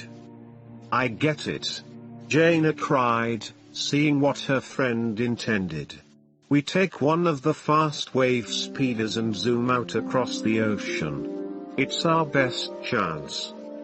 The stern matriarch went to the window and gazed at the sheer drop. "You mean climb down?" "Yes, grandmother," Tenel Ka said, setting the grappling hook firmly against the stone of the windowsill. "Unless you'd prefer using your diplomatic skills to negotiate a settlement with the Bartoks." The matriarch's sharp eyes flashed with determination. "I've never allowed anyone but myself to control my fate, so I suppose falling to my death while escaping would be preferable to waiting around to be killed by giant insects in my own bedchamber." "It's agreed, then. We'll try the climb, as you suggest." Tenel Ka shook her head. "No, we shall do the climb. There is no try." Jaina tugged on the cord. The grappling hook did not budge. "All right, let's get out of here." Lobaka blatted a comment and MTD said, "Oh, dear, must I?" At the Wookiee's growled response, the little droid heaved an electronic sigh. Master Lobaka believes he would be the most sensible choice to go first, and unfortunately I'm forced to admit that he is correct. Firstly, because he is an experienced climber, and secondly because he is strong and will be able to hold the rope steady for the rest of you once he reaches the bottom. "Can't argue with your logic," Jaina agreed. "Go ahead." While MTD twittered about the impending danger, Loie swung himself over the sill and supported his full weight on the glistening fiber cord. Then, using his long arms, he lowered himself hand over hand down the vertical stone wall. MTD's pitiful moans grew more and more faint until finally Loie touched down on the rocks below, stood away from the wall, and gave the rope a yank. "Good," Tenel Ka said. Persistence finally paid off for the Bartaks, who had continued their relentless battering at the armored door. One of the hinges groaned and popped out of the wall. With a loud creak, a corner of the door bent inward. Chittering insect assassins thrust their sharp scythe claws through the gap. "No more time," Tenel Ka said to the twins. "You two go now. The rope will hold both of you." "We'd better be careful," Jason said. The door rattled in its frame and the metal screeched, caving in further. "Guess we can't afford that luxury," Jaina said in a terse voice. "What are we waiting for?" She slipped over the sill, grabbing the fiber cord, and began rappelling down the slick dark stones. Jason came after her. The rope was thin, and the descent treacherous, but they used their Jedi skills to keep their balance and make themselves lighter. At the bottom Lobaka stood with his feet planted far apart on the rocky reef, holding the rope. "Excellent climbing, Master Jason," Mistress Jaina, MTD encouraged. "You're almost here, you can make it." Even before they reached bottom, Jaina looked up to see Tenel Ka and her grandmother easing over the sill. The matriarch, unable to grasp the slender cord tightly enough in her old hands, steadied herself with an arm around Tenel Ka's waist. The young warrior girl had looped the rope once around her arm to allow herself more friction to control their descent. With a firm hold on the fiber cord, she slowly leaned backward, letting the strands slip through her fingers as her feet pressed against the outer wall of the fortress. The dangerous climb may have been more difficult and awkward with her handicap, but Tenel Ka did not seem the least bit hesitant. Despite her usual reluctance to use the Force, she took advantage of it this time without reservation. "Come on, Tenel Ka," Jason called. Before the girl and her grandmother had gotten more than halfway down the rope, though, a loud crash sounded from above. Suddenly swarms of multi-legged figures surged to the open window, squealing their triumph. Jaina heard Tenel Ka shout, "Hold on!" as she doubled her speed, sliding down the cord so quickly that Jaina was sure she would get a rope burn on her hand and arm. The Bartaks grabbed the fiber cord and sawed at it with their serrated sidearms. Tenel Ka slipped down faster, faster. Suddenly the strand parted. The insectoid assassins above gave a triumphant chitter. Lobaka ordered with lightning-fast reflexes dropped the end of the severed rope, held out his arms, and caught the old matriarch as she plunged. Using the Force to control her own fall, Tenel Ka landed heavily on her feet, but without injury. "Good one, Tenel Ka," Jason cried. "We made it." "Not quite yet," Jaina said, pointing upward. The remaining black Bartak assassins started to boil through the upper window, crawling headfirst down the vertical stone block. "We must hurry," Tenel Ka said, pointing toward the grotto. "To the wave speeders." At the far edge of the reef, Jaina saw the sharp-edged assault boat from the Bartak hive near the smoldering wreck of the shield generator station. For a moment she contemplated taking that craft instead, but when she noticed the knobby, alien controls designed for simultaneous use by 4 claws, she couldn't be sure she or Loie could pilot such a ship. Their best chance would be to grab one of the smaller wave speeders. Ducking under the moss-edged rock of the entrance, they ran into the sea cave. A wave speeder, tied to the dock closest the entrance, bobbed gently on the water of the grotto. "Everybody in," Jaina said. "Loey and I can handle this. Let's just hope its top speed is better than what that assassin craft can manage. And that Ambassador Yfra hasn't sabotaged it," Jason muttered. Lobaka bellowed his agreement. Still dazed after her fall, the grimmed matriarch shook herself and climbed aboard as Jason and Jaina hopped over the rail, followed by Tenel Ka. With the roar, the repulsor lift engines raised the wave speeder up off the calm waters inside the sheltered cave. Before Tenel Ka had managed to seat herself, Jaina pulled the boat away from the dock, whipped it around, and accelerated through the cave entrance, churning the water into froth beneath them. The wave speeder shot away from the darkened, overrun reef fortress. Lobaka, sitting in the navigator's chair, turned his shaggy head to gaze back at the tall citadel with his dark-adapted walkie eyes. He growled, stretching out a hairy arm. Jaina risked a glance and saw the insectoid murderers swarming down the tower wall toward their assault craft. "Better get our head start while we can," Jaina said grimly. She pushed hard against the accelerators, although they were already traveling at maximum speed. The small boat sped out to where the sea grew choppier. Moments later an ear-splitting mechanical roar erupted behind them. Jason shouted, and Jaina glanced back to see the Bartek assault craft pull away from the reef, infested with black insect assassins. The assault craft's engine thundered like a star destroyer in pursuit. They must have come in using stealth silencers on their engines, Jaina said. They're at full power now, though, no need to keep quiet. She watched the tactical panel in front of her and swallowed a lump in her throat. Loey growled. "Master Lobaka estimates that they will overtake us within minutes," MTD wailed. "What are we to do?"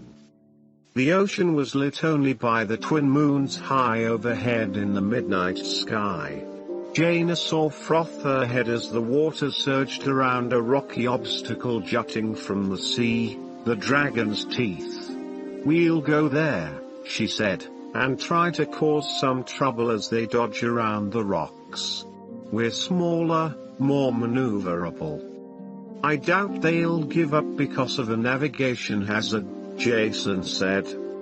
"No," Jaina replied, "but we can hope they crash." The pointed rocks thrust out of the water like jagged spires. Waves crashed against their faces, running like saliva drooling from a crate dragon's mouth, and rippled around the submerged reefs at the base of the teeth. The Bartek assault craft screamed after them. "Watch the waves, and count," Tenel Ka said, pointing as a plume of white water jetted up between the two sharp rocks. 5 seconds later another plume spurted up just as high. Timing could be our advantage. Jaina nodded. "I see what you mean. Loey, I'll need your help on the controls." They slowed just enough to let the assault craft approach them as they headed toward the narrow gap between the treacherous rock spires. "It's going to be close, Jaina," Jason said. "Don't I know it?" she agreed. "Okay, punch it, Loey." The Wookiee hit the accelerators full force just as the Bartek assault craft nearly rammed them from behind. The insect assassins waved their clacking arms. One fired a deck-mounted cannon, and the blaster bolt struck the waves, creating a geyser of steam just beside their wave speeder. "Whoa," Jaina said as Loey yowled. "Didn't expect that." Unconsciously ducking her head as they streaked between the black rocks, she canted the wave speeder to fit through the narrow gap. The hiss of their passage boomed and echoed, and a fine cold spray splashed them all. The assault craft charged in behind them. Jaina didn't think the assassins could possibly fit through the narrow opening, but the ship slid into the gap with only a few centimeters of play on either side. The ocean roiled just as the assault craft spat from the narrow cleft between the rocks. A jet of water rocketed through the gap, shooting out a high-powered plume that catapulted the Bartok assault craft into the air and spun it end over end. 3 assassins toppled overboard and vanished into the churning seas before the assault craft righted itself and crashed back onto the water. The Bartok pilot wrestled with the controls as Jaina streaked onward at top speed, stretching the gap between them. Before long, though, the assault craft was hot on their tail again. Sitting in back, Ta-Achume recovered enough to reach inside her plush robes and withdraw a tiny hold-out blaster. For what it's worth, the Matriarch said, I'll use this, but it's designed for only 2 shots. What good is a blaster that only has 2 shots? Jason asked. The first shot is for an attacker, Tenel Ka's grandmother answered. The second shot, well, sometimes it is preferable not to be taken alive. Jaina gulped and continued to guide the wave speeder away from the reef. Waves crashed against the front of their craft, but she couldn't gain any more height from their repulse lifts. Fortunately, the Bartok assault craft had sustained some damage in its passage through the dragon's teeth, and now the pilot of the impaired vessel had no choice but to hang back. Pushing the wave speeder to its red lines, Jaina maintained their lead, but just barely. Another hour went by as they sped over the dark wave tops under the pale light of the moons. The assault craft edged closer and closer. Is there any way to get back to civilization, get some help? Jason asked. Our fortress is extremely isolated, theoretically for our protection, and this wave speeder travels much too slowly, the old Matriarch said. It would take us many hours to get back. I fear the Bartoks will have taken care of us before then. Not if I can help it, Jaina said, gritting her teeth as she diverted them toward a pale patch of water ahead, a wasteland covered with a rough, flattened texture and exuding a spoiled fishy smell. She realized full well where they were going. The coordinates had been familiar, and now she hoped to use her knowledge to their advantage. Lobaka, guessing her intention, let out a questioning whine. I know what I'm doing, Loie, Jaina said. Jason must have smelled the same thing. He leaned toward his sister in alarm. You're not actually going into that seaweed field, are you? Jaina shrugged. They'd be crazy to follow us, wouldn't they? The Bartok assassin hive will follow us to the ends of the planet, Tenel Ka said. They have no concern for their own danger. Good, Jaina said, then maybe they'll get sloppy. Suddenly the sound of the engines grew muted as they streaked over the writhing forest of carnivorous seaweed. Just below the hull of their wave speeder, the weed thrashed in agitation. Clusters of red-eye flowers rose up, keeping a vigilant watch for new prey even in deepest night. The seaweed flickered and snapped, as if it remembered its near miss with the group of young Jedi only days before. I sure hope this thing is still hungry, Jason said. How about we give it some plant food? As long as it's not us, Jaina responded. The Bartok assassins paid no heed to how the sea had changed, intent only on closing the gap between them and their prey. The Matriarch stood at the rear of the wave speeder, holding her small blaster. 2 shots, she said, pointing her weapon at the approaching boat. Target their repulsor pods, Jaina shouted. That's the only weak spot on a big assault craft like that. The wave speeder jostled, but the Matriarch took careful aim and fired a high-powered blaster bolt. The streak of energy skimmed the bottom of the pursuing assault craft, leaving the repulsor pod undamaged. The shot reflected off the Bartok's metal hull and sizzled into the churning seaweed creature. No damage, the Matriarch said. 1 chance left. Your shot was not wasted, Tenel Ka said. Observe the plant. The seaweed now seemed fully awake and angry. Its spine's tentacles thrashed in the air and slapped at the craft, roaring over its fronts. The Bartok assassins approached the wave speeder, apparently unconcerned that one of their intended victims had just used a blaster. The Bartok craft fired a return shot with one of its laser cannons, but Jaina, sensing the impending bolt through the force, rocked the wave speeder to the left. The blast struck the seaweed again, eliciting a hissing, low-frequency roar from the plant monster.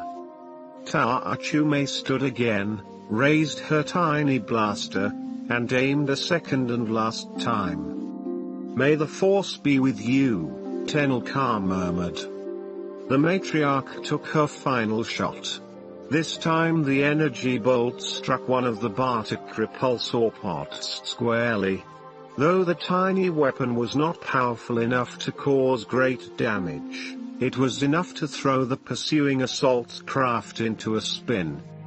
The stern of the assassin's boat rose up and, as the Bartok insects scrambled for control, the bow plunged, grazing the ravenous seaweed. Before the pilot could regain stability, a dozen spiked tentacles whipped up to wrap themselves around the rails, snatching at the hull, the repulsor pods, the laser cannon emplacements. The insect assassins cluttered, more in anger than fear, because the hive mind couldn't comprehend its impending death. Within moments, however, Bartok assassin legs were flailing as spiked weed tentacles plucked the insects from their stations at the side of the boat and dragged them thrashing beneath the foaming waves. Soon the seaweed had engulfed the entire sharp-edged craft, dragging it under the roiling water. Pincer-ended tentacles clamped down on hard chitinous shells, and Jaina heard muffled crunching sounds as the seaweed monster snapped exoskeletons apart to reach the tender parts inside. She stared at the water in horrified fascination.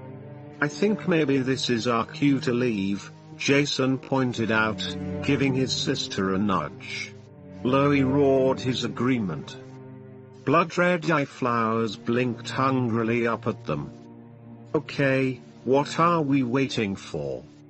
Loie revved the engines and then accelerated as Jaina guided the wave speeder back out of the deadly tangle of seaweed. Ta-Achume made her way to the front of the wave speeder. I can pilot us to safety from here, she said. Jaina gladly relinquished the controls as the former queen headed the craft toward the mainland. An excellent shot, Grandmother, Tenel Ka said. The matriarch nodded and looked with renewed admiration at her granddaughter. So much for diplomacy. Some 5 hours later, the entire bedraggled crew finally hauled themselves into the Fountain Palace. Ta-Achume was outraged to find that Ambassador Yifra had already assumed control. declaring martial law. The ambassador had announced that there would be several hours of mourning over the untimely death of the dear, departed matriarch. Tenel Ka marched beside her grandmother into the central throne room amidst gasps of horror, delight, and surprise from the guards. The most appalled expression, however, showed on the hardened face of Ambassador Yifra herself. "Ta-achume!" she cried, standing up and trying unsuccessfully to hide the brief storm of anger that clouded her eyes. You're alive. But how? Your plot failed, Yifra. Guards, arrest this traitor. On what charge?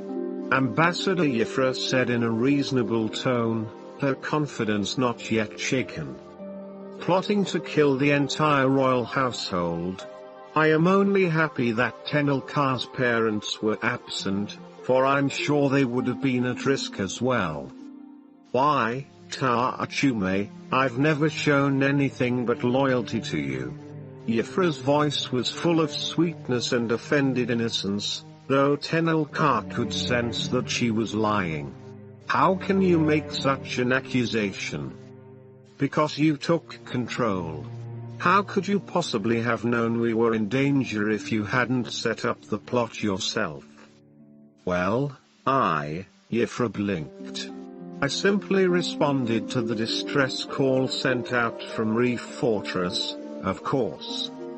The matriarch pointed her long knobby finger and a smile curved her thin wrinkled lips. Aha! But no distress signal was sent. Your Bartok assassins blew up our power generating station. We escaped. This is the first word that has gotten out. But you knew. The matriarch nodded confidently. Yes, you knew. Before Yifra could sputter another excuse, the guards came forward and took her into custody. Oh, she'll be given a fair trial, the matriarch said, but I think we have more than enough proof, don't you, Tenel Ka? She raised her eyebrows. This is a fact, the young warrior woman replied. And I believe I have more than enough proof for something else, as well. She stood straight, looking proudly into her grandmother's eyes. This adventure has shown me that I am fully recovered from my injuries. I wish to return to Yavin 4. Chapter 21. Tenel Ka sat up and looked around with brief disorientation before she remembered where she was. Letting her grey gaze skim across the ancient stone walls, arched doorway, and modest sleeping pallet, she experienced a sense of warmth and safety, and excitement. It felt right to be back on Yavin 4, in her own student quarters in the Great Temple. She sat back on her pallet and began practicing her new skill, braiding her hair with one hand and her teeth. Over the past weeks, the wrongness in her life had slowly dissolved, beginning with her parents' safe return to Hapes. Having foiled an attempt on their own lives by Ambassador Yifra's henchwomen, Tenel Ka and Dizzy Old Ear had hurried back to find their daughter and her grandmother unharmed. They immediately sought out and purged the remaining conspirators from the royal court, while Ambassador Yifra awaited trial. To Tenel Ka's great surprise, neither of her parents had tried to talk her into wearing a synthetic arm or discontinuing her studies at the Jedi Academy. In fact, when she had expressed her desire to continue her training, her mother and father had readily agreed, asking only that she stay to visit with them for a few weeks before returning to Yavin 4. I believe you may become a stronger warrior than ever you imagined, Tenel Ka said. You have powerful legs, fast reflexes, and you still have your better fighting arm. From what your grandmother tells us, your wits have not been dulled, either. And I think you may teach many a future opponent that one cannot judge a warrior's worth by her outward appearance," her father added, hugging her. "Never be ashamed of what you are, or who you are."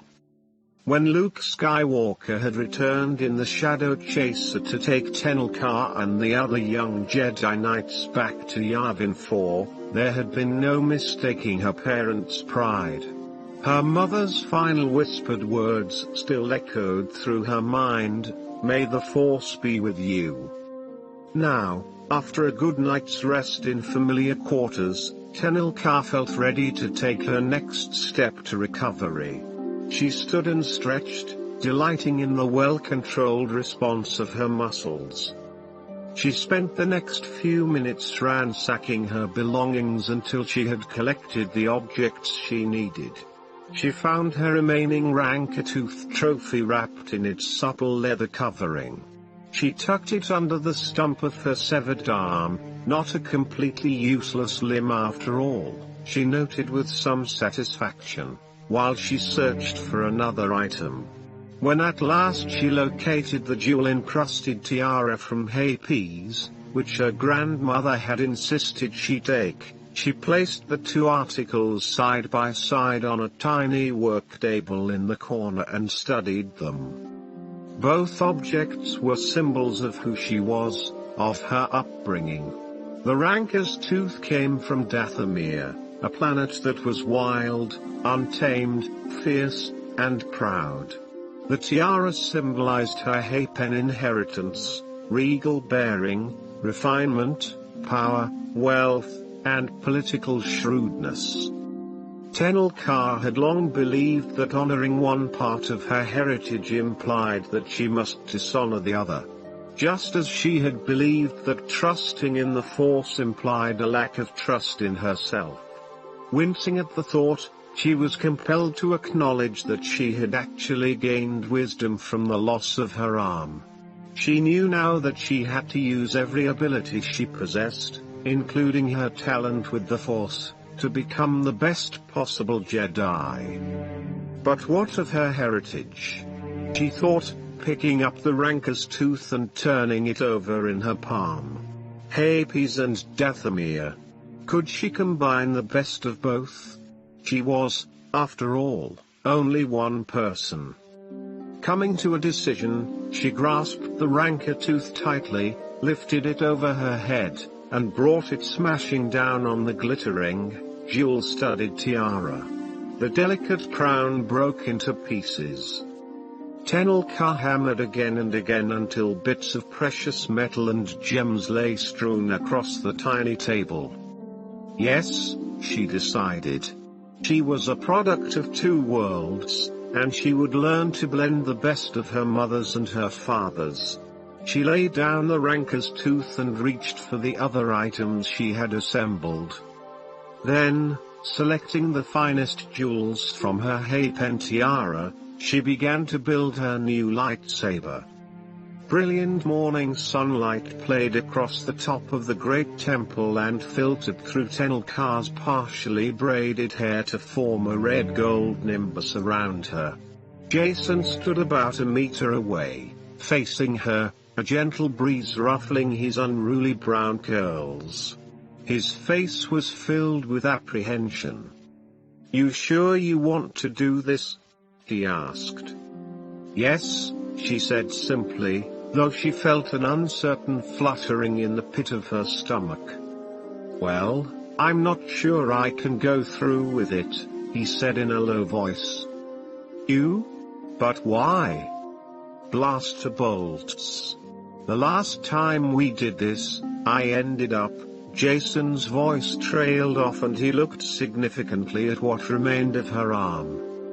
"Ah," Tenel Ka said. "Aha.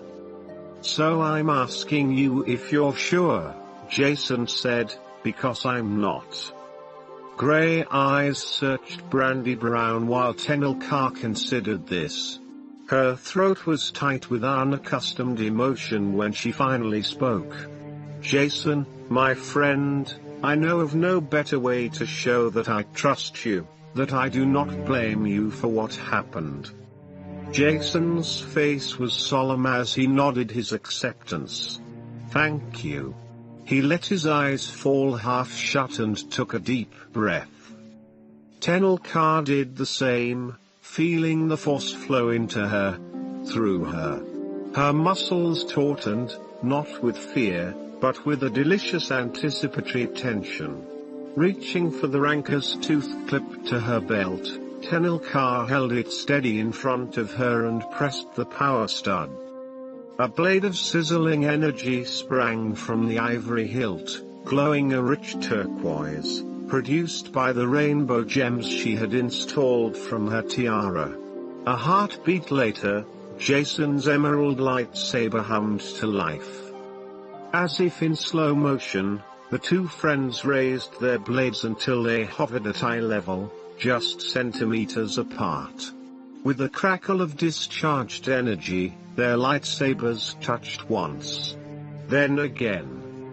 Hesitantly at first, Tenel Ka thrust with her turquoise blade, and Jason parried with a barely perceptible nod. The force flowed between them, around them, and soon they were moving in ancient patterns and rhythms, as in a well-rehearsed exercise routine, an intricate dance. Somehow both of them knew that neither would come to any harm. Their eyes locked, while the silent music that accompanied their movements built to a crescendo, then began to fade. But their confidence in each other did not wane as their movements slowed. They stood still at last, lightsabers barely touching, a look of amazement on both of their faces. Jason opened his mouth as if to speak, but no sound came out. A moment later, an ear-shattering roar split the air as Lobaku and Jaina ran across the rooftop to greet them. Jaina laughed. "I agree with Loie, it's good to see you holding a lightsaber again, Tenel Kansas. For a while I was worried that you thought you were too different from us, that you couldn't be our friend anymore." "Perhaps for a while I did," Tenel Ka said. "But I have learned that differences can be positive, that they can be blended together to form a stronger whole." "We are pretty different," Jason pointed out. Jaina switched on her amethyst energy blade with a snap hiss. "But we're all going to be Jedi Knights." Lobaku ignited his lightsaber as well. Its shaft glowed a molten bronze. "Stronger together," Tenel Ka said, raising her turquoise lightsaber high over her head. Lobaku lifted his lightsaber to touch hers. "Yes, stronger together," Jason and Jaina said in unison, crossing their glowing blades with the other two. The four lightsabers blazed into the morning light. End of story.